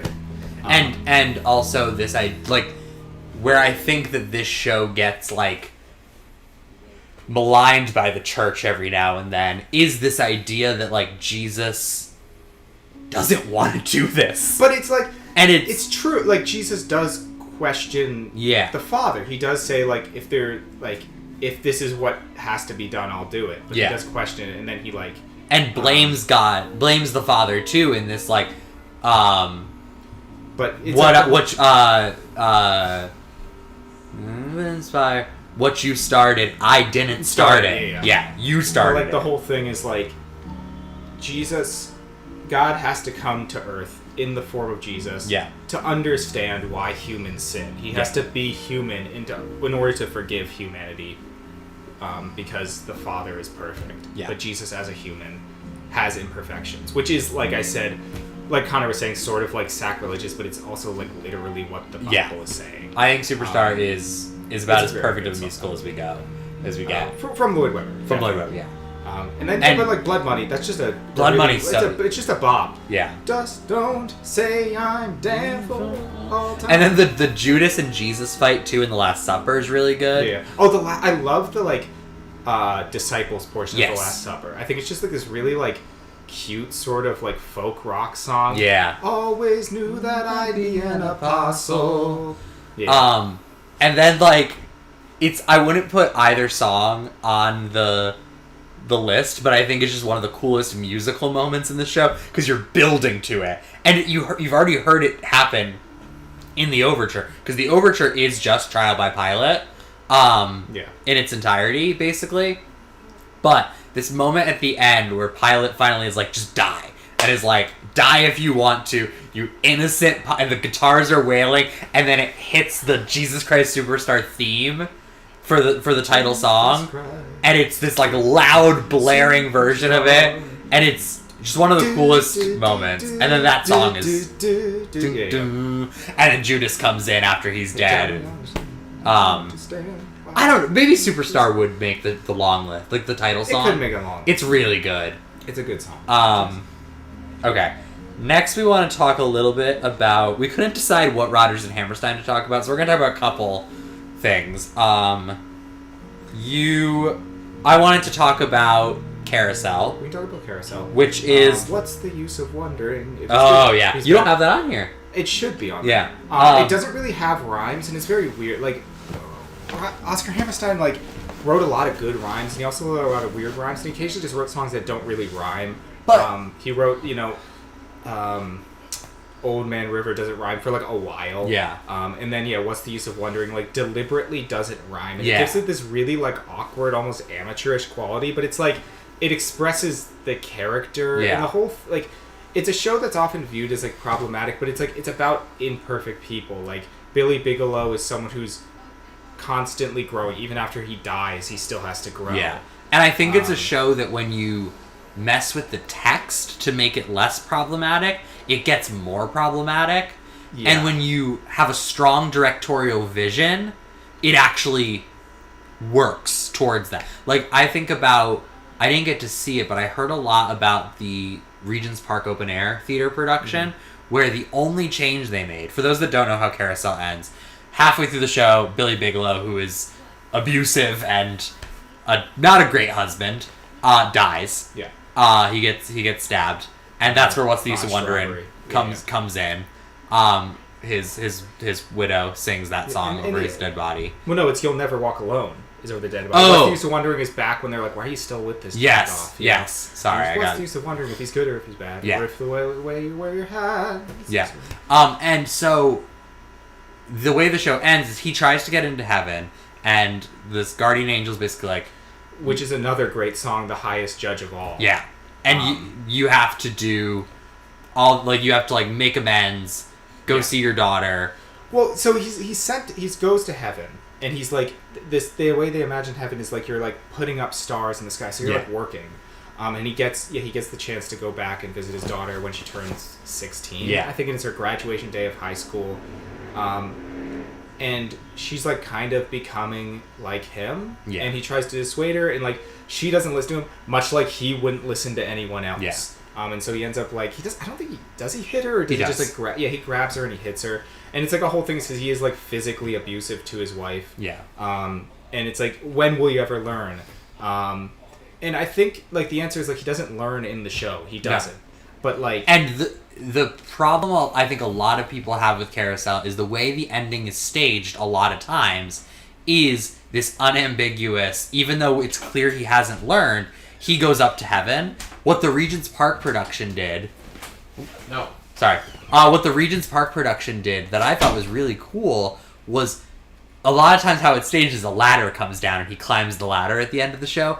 They staged it as almost a cruel joke to Billy Bigelow, where the ladder came down and he walked towards it, and the guardian angel was sitting there with the ladder. The star. And then and then a trap door opened in the stage. And Billy Bigelow walked down. I don't think he goes to hell, and I don't think he goes to heaven. I think he's still figuring it out. Yeah, like he's a character. And it's about like almost like eternal chances. And it's like I said, it's not a show that maybe like makes you feel warm and fuzzy. Yeah. But it's a show that I think is like very important to like acknowledge the ability to grow. Yeah, I think the choice that they made is a strong choice. But I think that the strongest choice you can make with the show is ambiguous ending for Billy Bigelow, where he doesn't go it's an ambiguous up and he doesn't go down. You don't know if he's ever going to learn, if he's going to get another chance, or what. And that you see this moment of healing for the family he left behind. But yeah, and I think the other song worth mentioning is obviously "If I Love You," which is like the classic, the best Oscar Hammerstein like conditional love song. Yeah, and also is just like it's this whole long because the first act is like crazy full of music. It's so experimental. And If I Loved You, you usually hear this, if I loved you, time and again, and you hear this once through. It's like an 8-minute song. It's like a 9-minute scene song. And it's really ambitious. It's very interesting. And it's just like, and they don't, like, do they love each other? What can you say? Maybe, maybe not. But they're both, just like these interesting people. If we're talking about these kind of big experimental songs in the show, I think we also got to talk about Soliloquy. Soliloquy obviously was like, this is long, and it's a song that doesn't really rhyme a lot. Yeah. And it's just like, it's a train of thought, and it was written like very, very fast, like one time through. Yeah. It's a great score overall, and it's hard to like pick out which songs. Like I said, I just really like What's the Use of Wondering. So that is one I have on my long list. But really, like all of those we mentioned would fit really well on a top 100. Yeah. Are there any other Rodgers and Hammerstein songs or shows you want to hit? And what else do we have on the list? We have, let's see, from King and I, you have A Puzzlement and Something Wonderful. Yeah, A Puzzlement probably wouldn't be on the top, but I do find it like it's a funny song. It's amusing. Something Wonderful is a really great song. And it's is that like, the always say? Yeah. And like they loved writing these like really like tragic love, and like Carousel's a tragic love, and this character piece, it's Lady Tiang, I think her name is. It's like the head wife of the king, and she like, and it's another one of the shows where they like gender roles. People like to look at it problematic, but it's like, it's just like she has this like unconditional love for the king. Like he may not always say what you would have him say, but all at once they say something wonderful, and it's like she'll love him no matter what. And obviously people are like not always gonna like that. But it's like, it's a beautiful sentiment. Yeah. And it's just a beautiful song, and it has like this great flow to it. And it really humanizes, because a big thing, with King and I is like their white characters are really like two white characters, and then there's a lot of like, what is the Thai? Yeah, I think they're Thai characters, I guess. And it's like, it is one of the most human songs they give to like not the white people. Yeah. Like even the King stuff is like very goofy and silly. Yeah. It's like bordering on like kind of being it's orientalizing. Yeah. Very much. It won Ruthie Ann Miles a Tony. And like her other song though is like silly white people or whatever. Yeah. Which is supposed to like poke fun at like white people, which is fine. But it's like, it doesn't really humanize her, but like Something Wonderful does. It's like it's a love song that they would have written for any other character in their shows, and so that the fact they give it to this like Siamese character is like impactful. You have, for Oklahoma, you have Just I Can't Say No. I think there's a couple more I would add. I would agree that would be there. I think for Oklahoma I would also add People Will Say We're in Love. Again, it's like a conditional thing. It is. They're not saying they're in love, they're saying people will say we're in love. It's a good song. I think Lonely Room is really great. Yeah, it doesn't have a ton musically for me. That's fair. I think it's just musically very different than everything else in the show, so it stands out to me. And then the title song is very good. I'd say, I mean, it's the Ado Annie stuff that's good. It's I Can't Say No. All or Nothing. And All or Nothing. Yeah. All or Nothing with me. Can't be in between, can't be now and then. It's like, I think they're all good songs in Oklahoma. Yeah. It's just like not my favorite show. Do we want to talk about Sound of Music briefly? Or do you want to skip over that? Let's go on to some other things. Okay. So we talked about them a lot. All I want to say about Sound of Music, Edelweiss. Edelweiss is great. This is, I'm really going to let you take the reins on, because I don't know this show very well, which is The Fantastics. I agree that Try to Remember is one of the most beautiful musical theater songs ever written. It's fabulous. And I would say and I actually much is more like essentially like a perfect score. I can say a million things about every single song in it. I think I put Soon It's Gonna Rain on there. No. Soon It's Gonna Rain, so I put They Were You, They Were You, They Were You. And much more, and much more. Like, it's the best, like, young soprano song ever written, like, for, like, a 16-year-old soprano. Yeah. And we'll see how they do that with, like, a dude. Yeah, I'm excited to finally get to see the show this every fall. Song that show is just so, like, wise and so full of, like, intelligence and stuff, because it's like an anti-love story, but it's also still a love story, and that's what I like about it. It's like, it's not like sort of like, not to knock Bridges and Madison County, but it's like, it's not like Bridges and County where they don't end up together. Yeah, they do end up together, but they end up together in like a better way. Yeah, because it's like the whole thing is, it's like they're feuding, or their families are feuding, but not really, because their families are trying to get them together, and they're like in love because their families dislike each other. And then there's this whole thing with this bandit, and I'd say Round and Round should be on there, which is a fabulous song. It's a long song in the second act where the girl runs off with this bandit because he's trying to show her the world, because after they get together, they're like, this plum is too ripe. This isn't the world I thought. Everything that, like, by night seems bad during the day. I forget the exact wording. And so he's like, well, she needs to learn a little about the world. And he said she goes on the world with him, or like... Or rather, she's going to go with the world because she doesn't actually leave with him. But the kid does go out in the world, the boy, and he's like tortured and stuff, which is a little ridiculous. But it's like, and then they realize like they were you, like they are in love. They just like didn't know what being in love meant. And yeah, I really can't. It's hard to pick out any song. Try to Remember is obviously a classic, but like every song in that show is just so good. Like even the father songs.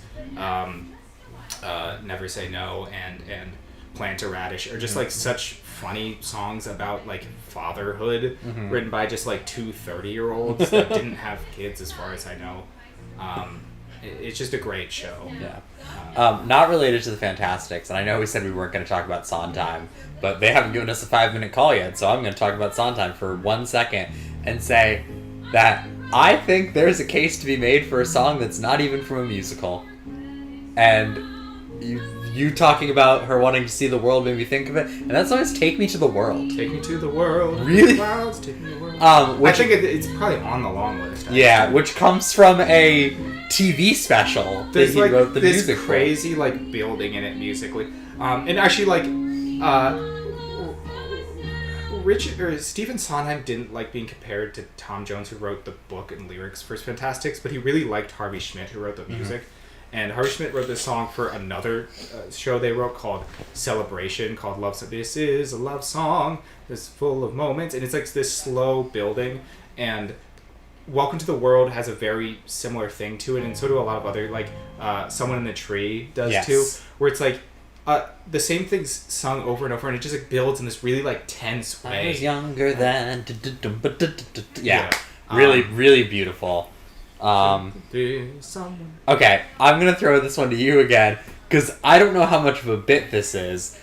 Colby has on the long list every single song from Oliver. That's not 100%. Oliver, in my mind, is a perfect score. I would say like the one song I definitely wouldn't put on this score is You Will Scream. I still like it. It's just not a great song. But it's not on here, actually. Lie, This Wonderful Morning. It's beautiful. Or Boy for Sale. That's on here, yeah. Wonderful. Even Food, Glorious Food is just a really good song. Fine Life's a good song. Yeah. Like, the songs are quite good. I even like Bill's songs, My Name. Yeah. I think the thing that shocked me the most, when I did Oliver in elementary school, but I think when I saw it at City Center, the part of the show that shocked me the most was In Who Will Buy, which I do agree is a beautiful song. There's all these people selling things, and it's this beautiful round, and it's like, I have milk, And then it's like, I have roses, and it's like, knives! I got knives to sell! But yeah, it's like, the Who Will Buys, it's like Oliver's it's his grandfather's house, and he doesn't know it's his grandfather. And he's just woken up, and he's, with Bill Sykes, and Bill Sykes is like, or not Bill Sykes, Fagin has like put him in this gang, and then he was with Bill Sykes, and he got like arrested, and he's now in his grandfather's house, and he's like waking up, and he sees all the sellers, and it's just like, it's a lot like, in some ways, like Christmas Bells, and where like all these like sellers speaking form the song, and then it's like, it's so beautiful, but it is in minor. Yeah. Who will buy this wonderful morning? And so there's like this eeriness to it, even though it's such a beautiful song. And then it builds to like a more. Yeah. And it's all dance break and everything. Yeah. I do anything. I love that one too. Yeah. Okay. I put just Lacage on here, but I think I want to talk about Jerry Herman. I want to talk about him overall. I've been on a bit of a Lacage kick recently because of we'll say City like Center. Dear World. Well, I'm gonna get to that. I want to start with Lacage. Mainly, I Am What I Am. I think is like a perfect Act 1 finale. The way it builds too, because it is quite a repetitive song, but it doesn't feel that way because it has this build that he's so good at. I also think like there's really beautiful stuff in there. Though with Anna My Arm, what's the one he sings to the sun in Act 2? It's like it's like he loves the talking about it's like no one else. But yeah, he sings it like no one else is gonna love you like your dad loves you. I'm like, really excited to revisit it. Your dad will love you more than it is a good show. Well, let's save Dear World for last in this Jerry Herman discussion. Dolly. I love Dolly. Me too. I think Dolly's another like perfect show, and obviously it has like quite a few songs that are actually by Bob Merrill. Like Motherhood, which is one of my favorite theater songs, is by Bob Merrill, and so is Elegance is by Bob Merrill. I don't think you actually have any Dolly actually. I might have not, because like I said, like I just went through shows. And I don't know if I did every show. So I think the title song is wonderful. The title song. I think that I know we cannot be swayed by book scenes in this, but Before the Parade Passes By is my favorite because it has the same building thing. It has the building thing and that monologue that leads into it, the Oakleaf monologue. Every time I see a production of Dolly and she says I want to rejoin the human race, and Ephraim, I want you to give me away. I just there's so many good monologues. I mean, the great monologue, which is from Thornton Wilder, of course, but is in the show, is the monologue is like, money is like manure. It's not a good thing unless it's like spread around. I also think such a nice sentiment. Put On Your Sunday Clothes. Put On Your Sunday Clothes is a good song. I don't think there's a bad song in that show. I think it has not a great run. I think Dancing and Ribbons Down My Back are kind of I like them. They're just kind of like, they drag the show a little. And I was not a fan of... What's her song in the second act that she sings to Horace? It's so good. Oh. Are we at 5? 5, yes. Okay. We're going to finish talking about Jerry Herman and then we'll... Dear World. Great score. Yes. Dear World flopped on Broadway. Maybe should have made this. But Sympathy for the Rich, which I don't think was ever recorded. No. It was a cut song. Fabulous, but also like... I Don't Want to Know. I don't want to know if love has this bill. Jerry Herman is so good at this bit. It's great because she's like this crazy eccentric woman. And it's like... And she's like, yeah, like, if the world isn't good anymore... I don't fucking care. I'm going to pretend it is, and then maybe it will be, basically, is the song.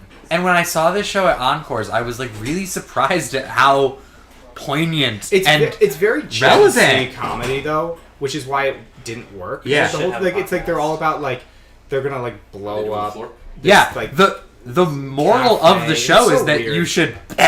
It's very... we're about to... Eat the billionaires. The moral of the show is kind of that we should like kill a wealthy oil baron. And eat the rich. It's just such a fun, goofy show, and I don't know why. I mean, it didn't work because like it was just a time where like growing wealth was viewed as like a good thing, and like the American dream was very much like alive. And then the two songs I want to talk about for 2 seconds before we do this is the title song, "Dear World," I think is really beautiful, and "One Person." One person can change the world. Yes, that's the finale? That's the Act 1 finale. Yes. Dear World is the 11 o'clock number. It's highly if you haven't, it's a cool show. If you haven't listened to it, and obviously like the original recording is missing Angela stuff. Lansbury, and it's missing some stuff, but it's still like a good lip. I've never said I love you is really beautiful. Yeah. Okay. Yeah. Let's do this. We decide. This is actually gonna be an easier decision than you might think it is. So I have waxed poetic about the beauty of Bridges of Madison County and the intimacy and how I think it is a near perfect musical. And it's, I don't know, it falls into a different category for me. Can I look over and your shoulder at these? Again, I don't think I would be here doing this if I did not fall in love with Carrie in high school. I just don't know what angle to be at when they're in here. So, but if it's an angle that works, the winner of I gotta be here the for flop this. fight I'm playing bass in a second, but is Carrie. It's very fitting. I made a guess at the beginning that it was going to be Ragtime, which got knocked down the first round. But Carrie is very fitting. So Carrie has won the bracket. All right, it is approximately 11:18 right now. We are going to be back in a few minutes with the world premiere of the Micro MW, and it is called "What Do You Want?" So stay tuned. Tell all your friends to get on here and donate. Thank you, Travis. We will see you in less than 5 minutes.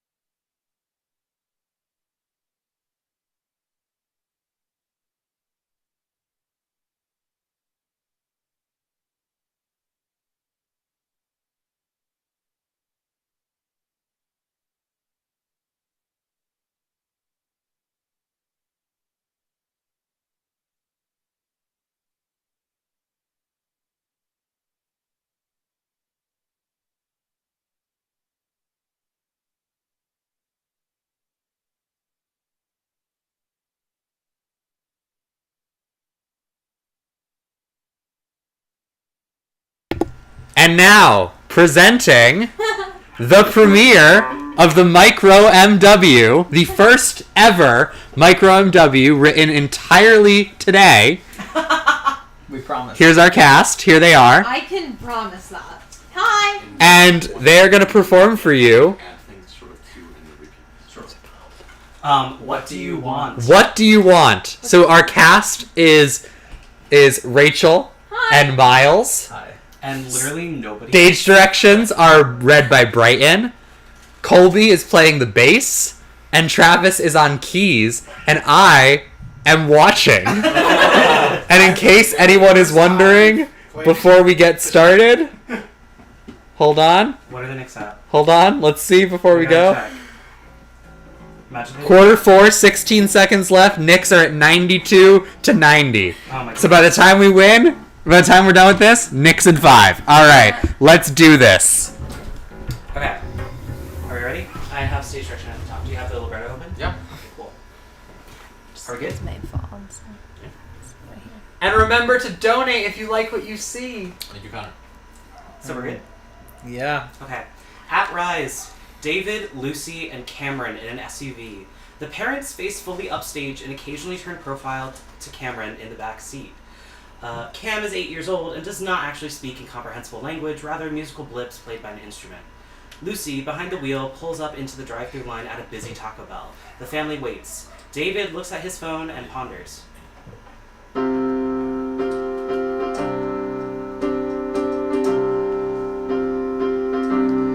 What do you want? What do you need? What are you asking me for? What do you need to receive to feel you're heard? That I'm believing you, and I won't shut my ears. I'll let you be in front this time. What do you want from Taco Bell?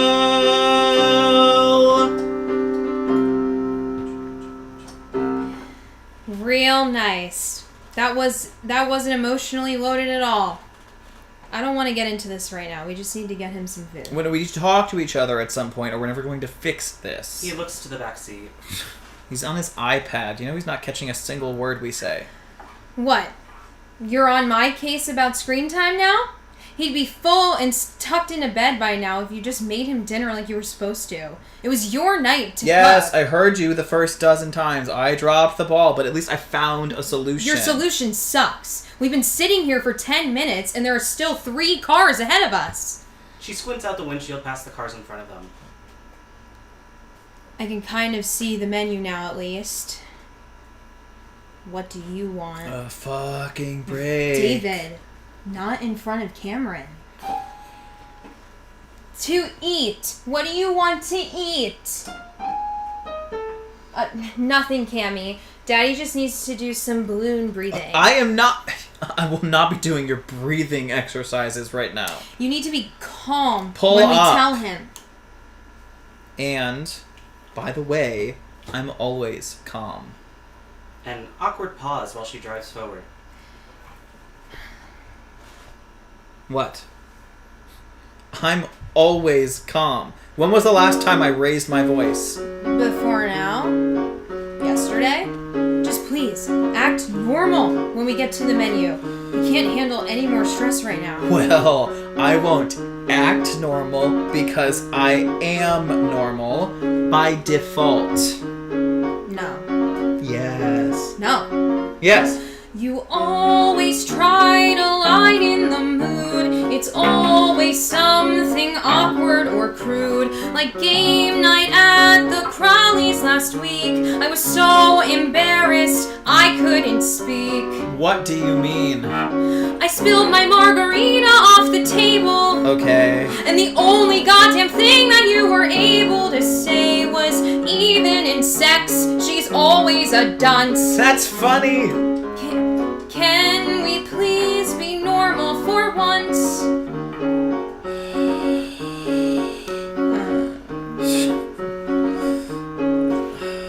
I I am. I'm just trying to get a delicious Taco Bell for my family for dinner. Sorry that me being myself and trying to be the man of the family makes you uncomfortable. Fine, just please be normal for once. They pull up to the speaker.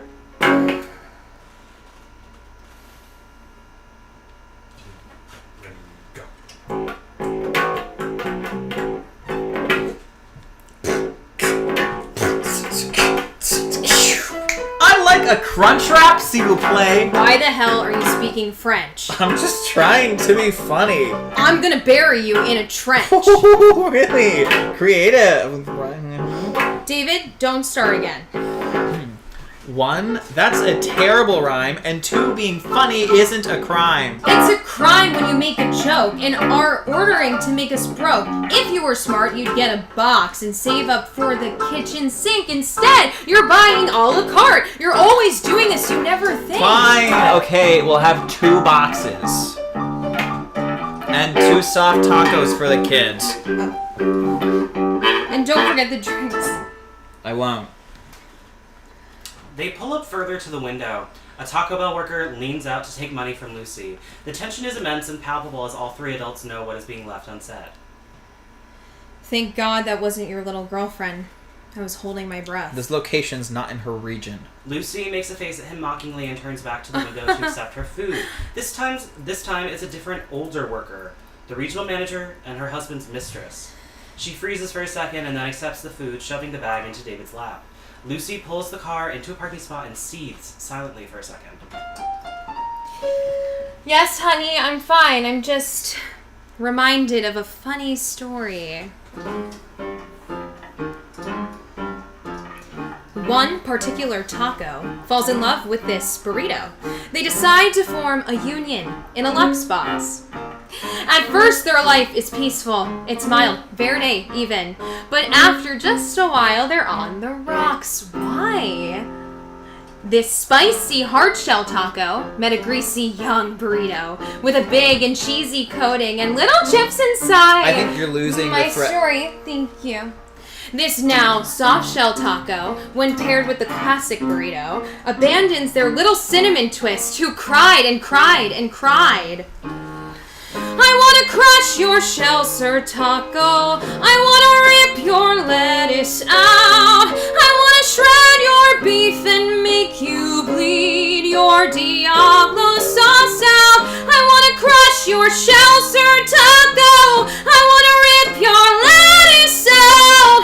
I wanna shred your beef and make you bleed your Diablo sauce out. David inspects their bag. He sighs heavily. What? Oh my God. What now? They forgot my burrito. A pause. Lucy gives him a death glare. Look, I'll just go back in. Do you want anything else? Yes. A super short beat, suddenly almost surprising herself. I want a divorce. A time skip. We now see Cameron in the driver's seat of his parents' SUV 10 years later. A new character, Gracie, sits shotgun. They're in the parking lot eating Taco Bell.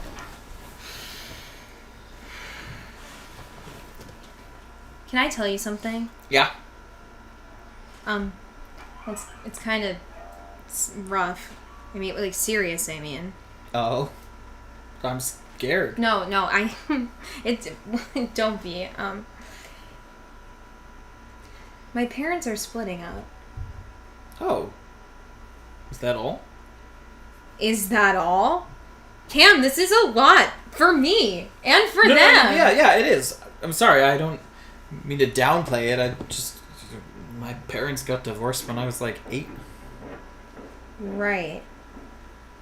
You never talk about it. Why? I mean, it's a divorce. It wasn't pleasant, but it was a long time ago.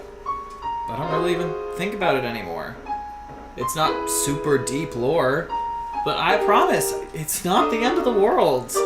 I'm still here, and you still will be too. They stare at each other. He takes a sip of Baja Blast while maintaining eye contact. Honestly, there are cons, but there are also some pros. Perks. She looks at him skeptically, still a little surprised by his nonchalance. 2 Christmases. 2 birthday celebrations. Twice the gifts. If they don't talk to each other, you can end up with 2 Nintendo Switches, 1 for each bedroom. Okay, so seriously, hear me out. I still think twice as many gifts is quite compelling. But to get them, you will need to schedule where and when. You won't be sitting on your bed, hearing them yelling. 'Cause they probably won't be in your room together again. The best things in life come tumbling to the ground. Your grandma dies, you go to prom, you win the game, and dad and mom are apart. But then you start to see Gracie. It's not all bad. Things will change and rearrange, but it's not all bad. Things get odd and feel flawed, but the yelling will end and the damage will mend. And when you need a friend, I'll be here for you, Gracie. Take it from me. It's not all bad. No, it's not all bad.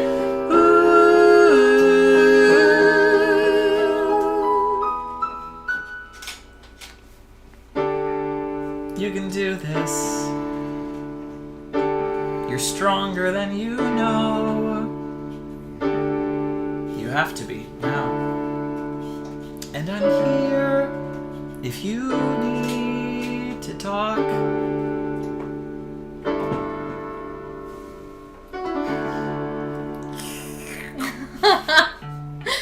And that is the end of the show. Woo! Let's give it up for the Micro MW! And for the Knicks, I guess. And for the Knicks! Because there was screaming midway through. Yes, the Knicks did win during the Micro MW. They won? They won. Knicks in 5. Congrats, guys. Go Birds. That was so fun. To quote Amanda in the chat, my mayor's still Muslim, my bagel's still Jewish, the telethon's live, Knicks in 5. Hell yeah. Hell yeah, brother. Yeah, so we're gonna be here for another hot second. 25 minutes. Does anyone have any questions? The 3 people watching, do they have questions? Do we want to do it again? We could do it again. That's my question as well. No, as how long it was that? Because I think we started around like 11, 17? So roughly 15. Do it again. Do it again. Round 2. Round 2 where I actually sing the lyrics on Crunch Rap Rap. Yeah, that would be cool. Yeah, that would be great if you did that. Miles did my part. I did? Yeah, you did my line. Like you... Miles saved my line. Oh, the fireworks. You're like, and the kid... You said, and the kid in the back. Because, baby, you're... I can't sing that. We're gonna get copyright struck. If we got struck for Plan 9. Wow, remember when we got copyright struck? Wait, I have an idea. Although Colby and I sang a bunch of songs on our... I also started loudly singing Dear World. So. Yeah. Yeah, Colby and I sat here and sang If I Loved You to each other. I'm trying to see how far back it is. There's a question. What was the inspiration? Oh, we our prompt. We didn't even say our prompt. We randomly spun a prompt. There was a prompt. The prompt was your father and I are getting divorced, and a Taco Bell reference.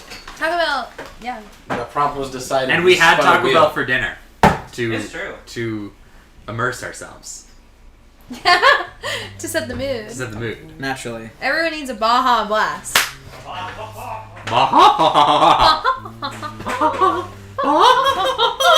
trying to see how long I go. Yeah. It's We're getting there.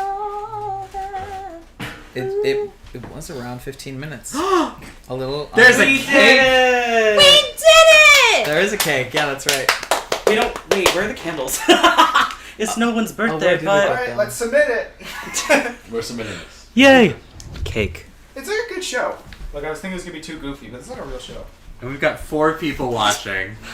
4 people, would you like some cake? Would you like some cake? Would you like a tiny little cake? We've got cake for you. We've 4 got people. plenty of cake to share. So much. On the screen for a long time. We still holding it. What have we done today? We did interviews. I'm tired. We made flops fight each other. I didn't even do anything. We got copyright struck. We got copyright struck. We learned that YouTube live stream in 3x. I did know that you could just sort of say you own the copyright to something. Yeah. And like, people do that with like stuff that isn't theirs, but they don't want anyone else to like have ad revenue on. They say they own it. But what we've learned from YouTube today. Wait, we're actually eating the cake! Yeah, of course. No. Yeah, it was about 15 No, minutes it's ago. a prop. It's a What are you prop. talking about? I made it out of silicone. You guys did it. It's 15 minutes. Your did it. You did it! Yay! I wish I could like cut the cake on camera. I just want to say, I messed up because Miles was doing a great 'Cause job Miles was acting and being I was too good. distracted. No, but concept, ready? I wish I could show this on stream. But it's like the gender reveal cakes. Put the camera down. Put the camera down. Put Oh. it down. Put it high. Welcome to this side of the apartment. We've done crazy angles all day. Ready? Normal angles all day. Concept. Ready? Cupcake. Cupcake. This is a little bit What? flimsy to cut the cake with, but yeah, then you just have a cup of cake. A cupcake, if you will. Yeah. Yay! You're now so it looks brave. like now it looks like someone took an enormous bite out of the cake, which I think is really amusing. Anyway, let me see if I can like tilt this back up. No, honestly, that was not our worst OMW presentation. That was not our worst OMW presentation. As evidenced by other things today. Miles, your mom just said that we did a good job, and then we must be tired. Hi, Miles' mom! Hi! I am absolutely. We are so Thanks tired. for watching! And for donating $100. Thank you. We love you. You selling glasses. Thanks. Did it destroy? No, you're good. I've What's been waiting a for cake? this since yesterday. I don't think you understand. Are you getting cake, Colby? You seem I fine. guess. Yeah, you get your Colby, first can one. you cut my cake cupping too? everyone's cake, but I can cut my own I'm cake. alright. It's not cutting cake, it's cupping cake. It's Cupping cake. It's a cake. Cupping my cake. Cup the cake. You got good That like was a clean frosting. one. Oh, Yeah. that was a good chunk. Cup the I'm cake. taking inspiration from you. It's Can someone cut my cake? Don't. Somebody spell There's only cup. so much. Somebody spell I cup. I see. Cake. When do I get my show people merch now? I don't even have show people. All right, everyone, give up your Cookies. show people. You Right? guys ruined the surprise. Come on. Pass fork, You please. ruined the surprise. Thank you. What? There's a surprise. What? Okay, let me go cut my cake. Is there actually good a luck. surprise? I think so. You ruined the surprise. What'd I do? I mean, you ruined the surprise when you gave it to Amanda earlier. Oh my god! Wait, can I reveal what it is? I mean, I guess everybody's getting basically something. Oh shit. Guys, Are you okay? Oh god. I got to the Ferris sticker and I've never seen it. Someone get me a fork. Travis, Connor. You get the weird. This one's for MG. I need somebody to explain already this gave- one. I already gave Miles stickers for his banks. birthday. Not. So he's Do anything. I guess Bro! Wow. Thank you, Brighton. Ow. Somebody explain! Somebody explain. Oh, the pin is nice. Lost That's Justice Truth. All right. That's cool. Yeah, if you Sticker reveal. Here we go. I got a Show Triple PP S. sticker. want. Show the pee-pee. I peed. I got a Show PP. Robin and Triple Steela S. and Fargo and Liberty and Cashin in the van. I got a proud Lost Justice Truther. He is. I am. He is the Ferris. Justice Truth there. One of two. These stickers are available on our shop. Yeah. Triple S. And a Show PP pin. The pee-pee Show pee. Wait, we'll get canceled. I feel like we've done a If we really have to good show job PP, we'll not we can't reaching show PP. crazy hours, Not and I my think fault, yeah. we should just let go, and we should just get crazy. They Anyone can have watch any, that, check anyone it have out. any crazy opinions they want to share? We're gonna take turns trying to get Show People's channel banned. Oh my on God. YouTube. I mean, we already got. Yeah. We already got our stream blocked today. Nothing crazy. Hot take: Telethon was amazing. Telethon slapped. Yeah, Yeah, telethon was fun. Thanks for including me. Thanks for inviting me, guys. We Thank you kind for not of running away. Truly. Well, I did run in the middle of the You day. did, but I did too. It's fine. Wait, we kind of realized. Miles asked me if I was a show person. Wait, what did you ask me? Yeah, we had this conversation like a couple weeks ago. I was like, do you consider yourself a show person or only an in the waker? Because before today, Rachel had only ever done in the wake. And I said, oh, sorry. And I said I'm a person of the people. Of the show people. It took you a while to get to that conclusion, though. Are you? Do you guys? I'm always in the wake. What? I'm always in the wake, and I'm always a show people. People of the show. Did you guys swamp? No. Okay. You're like, no. Oh, my feet are near the cake. Yeah, the feet are that quite, was funny. Quite dangerously in close the to no, yes, no, Who's yes. your feet on camera first? I mean, no, not for free. Not for free. No. All right, donate. Donate. Donate. God. Come on, last chance to donate if you want to see If the you're other big- one. Some people should not be on 20 Wiki minutes Feed. left. Right. 17. That's almost 15. And cash-ins in the Help! Give us something to talk about. What's, no one's even looking at the what's chat. in Do the we have chat? any viewers? What's in the chat? Wait, this is cool. I I don't think I've seen that before. they're really behind. Oh no, they're not. Never mind. You just have to click little live. No, oh yeah. Yeah. Shannon's saying not for free to the feet. Shannon, No! donate money and I'll do it again. Donate money and I'll do it again. Oh my god. How if I do it for free again? Heyo. No! This is not my kind of stream. Oh. We're all just kind of dead at this point. So what's everyone looking forward to for the spat? Look at this one though. The spat for the next year's telethon? What should I make fight each other? Should I get animals? Super fight. We just do like a dog fight No, on wait, I think, stream. wait, what if we did like a cage match but with musical theater characters? What's gonna be my next Ooh. show people show? There needs to be another bracket. That was a great. Plan 9. addition. Bracket was good. Alright. I'm looking forward to more interviews. We're Those not were sure fun. if she can Yeah. do play in 9.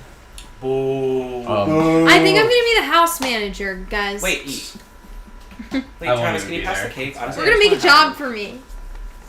Yay. I'll And if you want a job in show people, donate money. Donate money and we'll give you a job. And we'll give you some cake? I don't know. I don't know. Give you a look. I really need this job with show people. If you Please don't- God, I need this job. Job Oh with wait, show we're gonna people. get canceled again.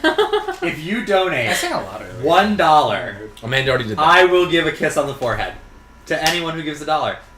Wait, that's sweet. Yeah. From this moment onwards. This moment onward. Yes, this moment on. Okay. Okay, wait, That's probably so worth $1. Yeah. so I missed the ending. What won the flop fight? Carrie. Carrie. Yeah. It was Carrie That's versus solid, Bridges that's of Madison solid. County. And Whoa! here's what I decided I would not be here doing the flop fight if it wasn't for Carrie.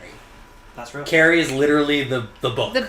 Carrie invented the term flop Basically, yeah. So, in history.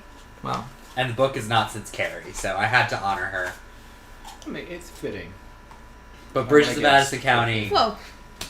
Solid second. Shouldn't even been in the fight. I learned to speak. I learned, I learned to sow. I I learned learned to let the longing go. The tractor wheel. The What are you guys talking about? Dear World. I built. We were going through our top 100 list that we had Dear tried to world. make, and we were talking about Jerry Herman, and we were talking about how Jerry Herman's really good at this build. Shout out Where, to Jerry Herman. Shout out to Jerry Herman. Shout out. Rest in peace, King.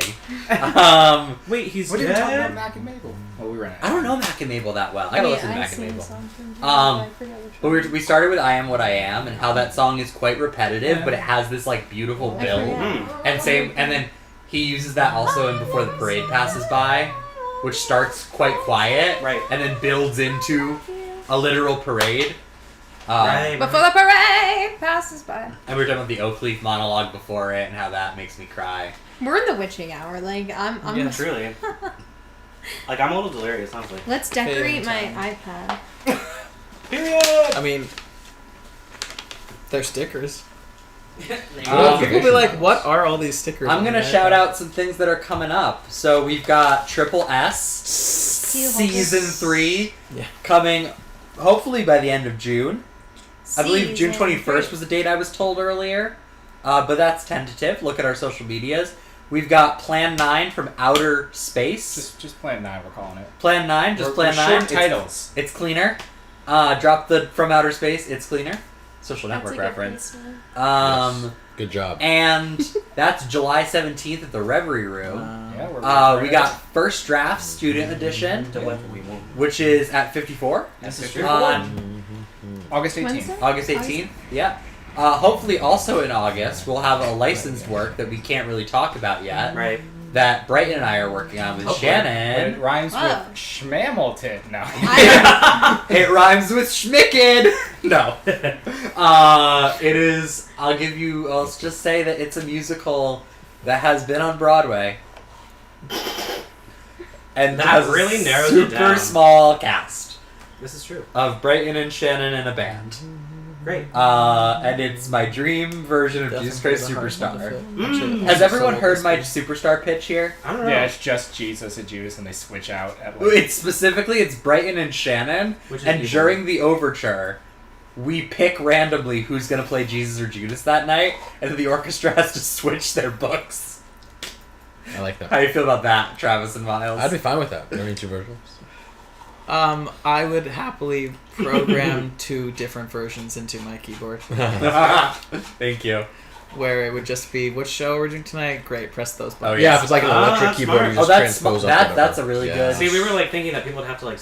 Yeah, we thought the entire orchestra would throw their binders on the ground. Well, it depends on which instrument you do. There would be some sections that would have to do that, but I would just be like, cool, we're opening up that file today. Because the thing is... But you wouldn't know until the overture. Yeah, the thing is, the overture happens, and then you know how the overture builds to the dun dun dun dun dun. That's when it's decided. Is in the build-up to that moment. The ensemble comes out and puts the Jesus robe on whoever's playing Jesus that night. Alright. And we don't even know. Yeah, Shannon and Brighton don't know. We wouldn't know. We would have to memorize the show in both tracks. So Shannon, I know you're watching. I hope you're down to do both of those. Bullshit. I do think that one's gonna be better. Yeah. We're doing arts and crafts over here. Yeah. What else we got? We haven't, I feel like, really talked a lot about the festival. The festival. The King's Festival. The King's Festival. King's reference. Yeah, Colby Miles, you want to talk a little bit about the FEV? Wait, what festival? The festival. The King's Festival. November 30th to December 6th at a theater we probably can't announce yet. Yeah, we're still. We've been talking about it all day. Contracts. Monday night we're gonna do like musical theater improv. Then Thursday night and day, matinee and evening, Plan 9. And then Friday night is our concert we talked about, Making Banks / Lost Justice. Lost Justice. We're shipping all the characters like with another character in the other show. Good. You know, I'm thinking, what are good ships between those two shows? Like Crack. Like Cash and Fargo Cash and the X Felix. Like Fargo and Felix is crazy. Fargo and Felix. Fargo X Felix. Because I'm pretty sure like Liberty Fargo is a lavender marriage. Yeah. And then our weekend's a little goofy, freaky. It's gonna be both Carol and two the fairest. I think it's what the Shannon is down for switching Superstar. The fairest gets the Saturday matinee. Yeah, and then Carol gets Saturday night and Sunday matinee, and then Sunday night is To the Fairest. Gotta go run around in the street. What? For the Knicks. Oh, I see. A million shows in 1 week. It's gonna be crazy. That's a callback because the Bridges of Madison County was in the flop fight. And I'm still getting like celebration in the street. What a great callback. What a great callback to the Bridges of Madison County, a show I haven't said the name of enough of tonight. We even talked to David about it. Comedy starting tonight. Saturday. We are tied. Have to look we at are like locked, 80 we are shows bound. that were submitted. Right, That's there were true. many shows submitted to the festival. Yeah, So we got a lot of submissions The for festival. outside The festival. plays to be produced in our festival as well, and we get to pick 2 of them. Oh. And they haven't been looking at them as they came in. Because we've been busy, bro. We got 10 days. We just moved. And we did this. We did this. We did this. We did a whole I also did this. Yes. Was I showed here? on the Did I do this? Was I here? Yes. I feel like I was on camera a lot. Yeah. Yeah. You and I Connor was are probably gonna say I was actually on camera more than I expected to be. I kept saying well, first half was tech. Connor and I stole are the show. Yeah, I like kind of took over faces. hosting Which duties. is great. Yeah. With the Because also you didn't have to write at all. I didn't have to write. So, Right. I'm not a writer. Time. Also, at 12 o'clock when we shut the stream off, I'm going to throw all the flops in the air. Ah. I'll clean them up, don't worry. Oh, okay, thank you. I was like, Maybe I won't. I'm going to leave you all on edge. ah, What am I going to do? I'm edged. you're what? For $100, Connor will edge Travis. No! I do it for free. I do it for 10. I do it for 10. Oh.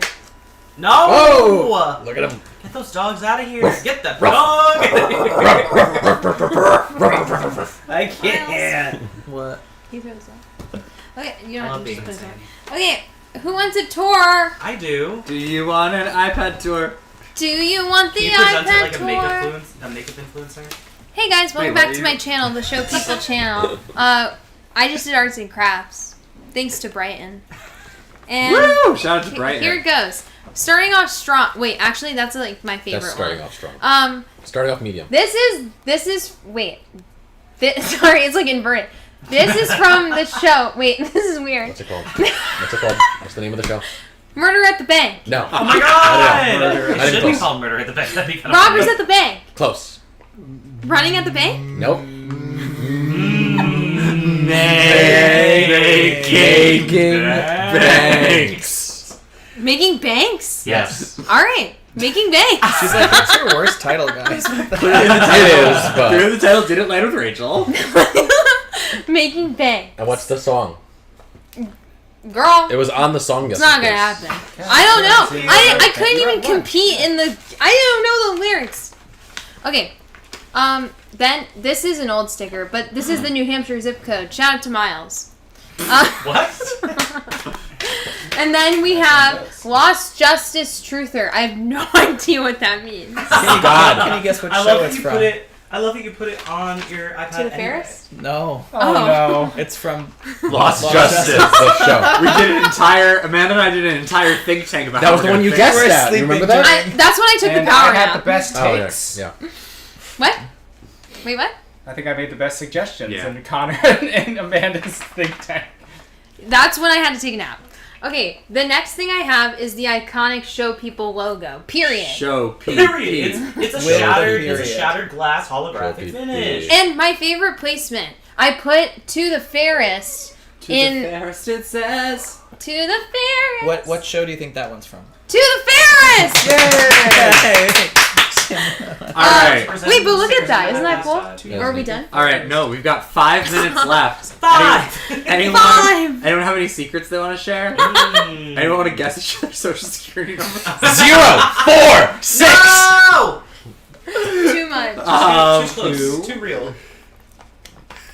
Who has live streamed anything before? I don't think any of us have. Not in this content, but we did like 54 and stuff. They'd live stream. Yeah, Right. that's like That the doesn't like count. those- We Yeah, run right. our own stream. I learned OBS on Monday That when was crazy. when Brighton was like, "So you know OBS, right?" Actually, and I was like, I used to do live streams on YouTube when I was like a kid. But that's like it's probably That's just directly lore. from YouTube. It was directly on YouTube. Yeah. It's different. Yeah. I don't know. Yeah. how I've gone on Instagram Live. "You know what I learned Sure. today?" Speaking about Instagram Live, we're not allowed to go live on the Showpeople Instagram anymore. Why? We don't have 1,000 followers. They Is changed the rule. So change that. We should Follow. have more followers. Because Give us a Donate. Because I was gonna go live at one point when you guys were rehearsing and like do a little like, I hey bet everyone once get on we the stream. announce the festival casting, we'll get 1,000 followers. Let's hope. Yeah. Or maybe people will unfollow. How many followers are we at right now? Like 650. something. It's gonna change overnight. If you're not following the Showpeople Instagram, Shannon. What are you doing? Wait, Shannon doesn't No, follow. I she definitely does. She absolutely I just know Shannon's in here and I wanted to call Shout out someone to out. Shannon. Shannon, I love you. I love Shannon so much. Hi, Shannon. Shannon, Nice to you're meet you. You're probably my favorite person. There's no way. Yeah. for you to talk Looks about at it. me. You're not beating it. I was looking at the whole room. Man. Shannon, MVP. MVP. It's true. MVP. Truly, the people's constant. Where was it not all day? What? Did she check in once? No. Our favorite Anna. RA. Are we just dropping Anna. RAs now? Shout out to Micah. Micah. Shout out to what was Micah doing today? Shout out Probably some like crazy doctorate stuff. Who else have we not shouted out today? That's an RA. Mary Grace and Amanda got their shout outs by being here. We do have a question in the chat. Oh, what is it? Whoa. From who? From my mom. Hi, Mom. How long have you been planning this? Because Since, like, my December. parents found out about it yesterday. 84 years. Wait, planning the telethon? Yeah. Yeah. Since December, but it sort of ramped up in the past few weeks. Yeah. So I would say there's maybe like a week ago. Why a didn't you month tell of me more actual work. yesterday? I mean, at the but remember the meeting? The Yeah. meetings where you really were like, got your ass handed to you by Amanda. Exactly. She's like, shape up, Travis. You gotta She shape smacked up. you on the face. Cause I need to We've been discussing They do a the little possibility forehead. of We wanted this to do it for a long time. for a couple Yeah. years. Whoa. And as seems to be the trend, it for I feel free. like when Brighton and I are like, yeah, it's a great idea. And then nobody takes it. So we're Well, just like, okay. but we also don't take it. We're also like, Well, because we nah. got enough stuff going on. Right. So thank you, Travis, Okay. for being the propeller. Yeah, and making Travis. this happen. So we've got 2 minutes left, and I think one thing we should say in our last 2 minutes is, if you haven't already, Miles, you're the QR code right now. You can point at it. Donate. Give us Yes. your money. We did this for you and your money. I showed feet for Oh my free. god! Also short people. Is it? Am I like? Yeah, you're near it. Donate and you'll see what's behind the Yo, QR can I code. say something? Yeah, say something, Is Travis. Miles wearing pants? Take us out. I'll tell you. What to say? Take us out? Take us out. Take us out. You want me to tell Take you? it away. We have exactly 1 minute. Sure. About. All right, here we go. You have 1 minute, starting right now. When I first heard Brighton pitch this idea, it really stood out to me, and I really resonated with it. It's not going to take a minute to say what I want to say. And I'm grateful for everybody here, all the RAs who took on some planning tasks and who went above and beyond to learn softwares and to be here despite busy schedules and to join in virtually to make this event happen. And it means a lot that Showpeople is such a supportive and encouraging community, and we all just come together to help each other out to achieve pretty great things. That is all I have to say. All right, we've got 25 seconds. Anyone want to say anything in the last 25 seconds? Yay, I socialism! contributed nothing. Yay, socialism. 0, 4, 6. No! 15 seconds. We just got streaming. Thanks, guys. 0, Thanks for including 4, Thanks for inviting 6. No. 10, us. 9, We're gonna sleep. 5, It's so good. 4, So good. 3, 2, 1.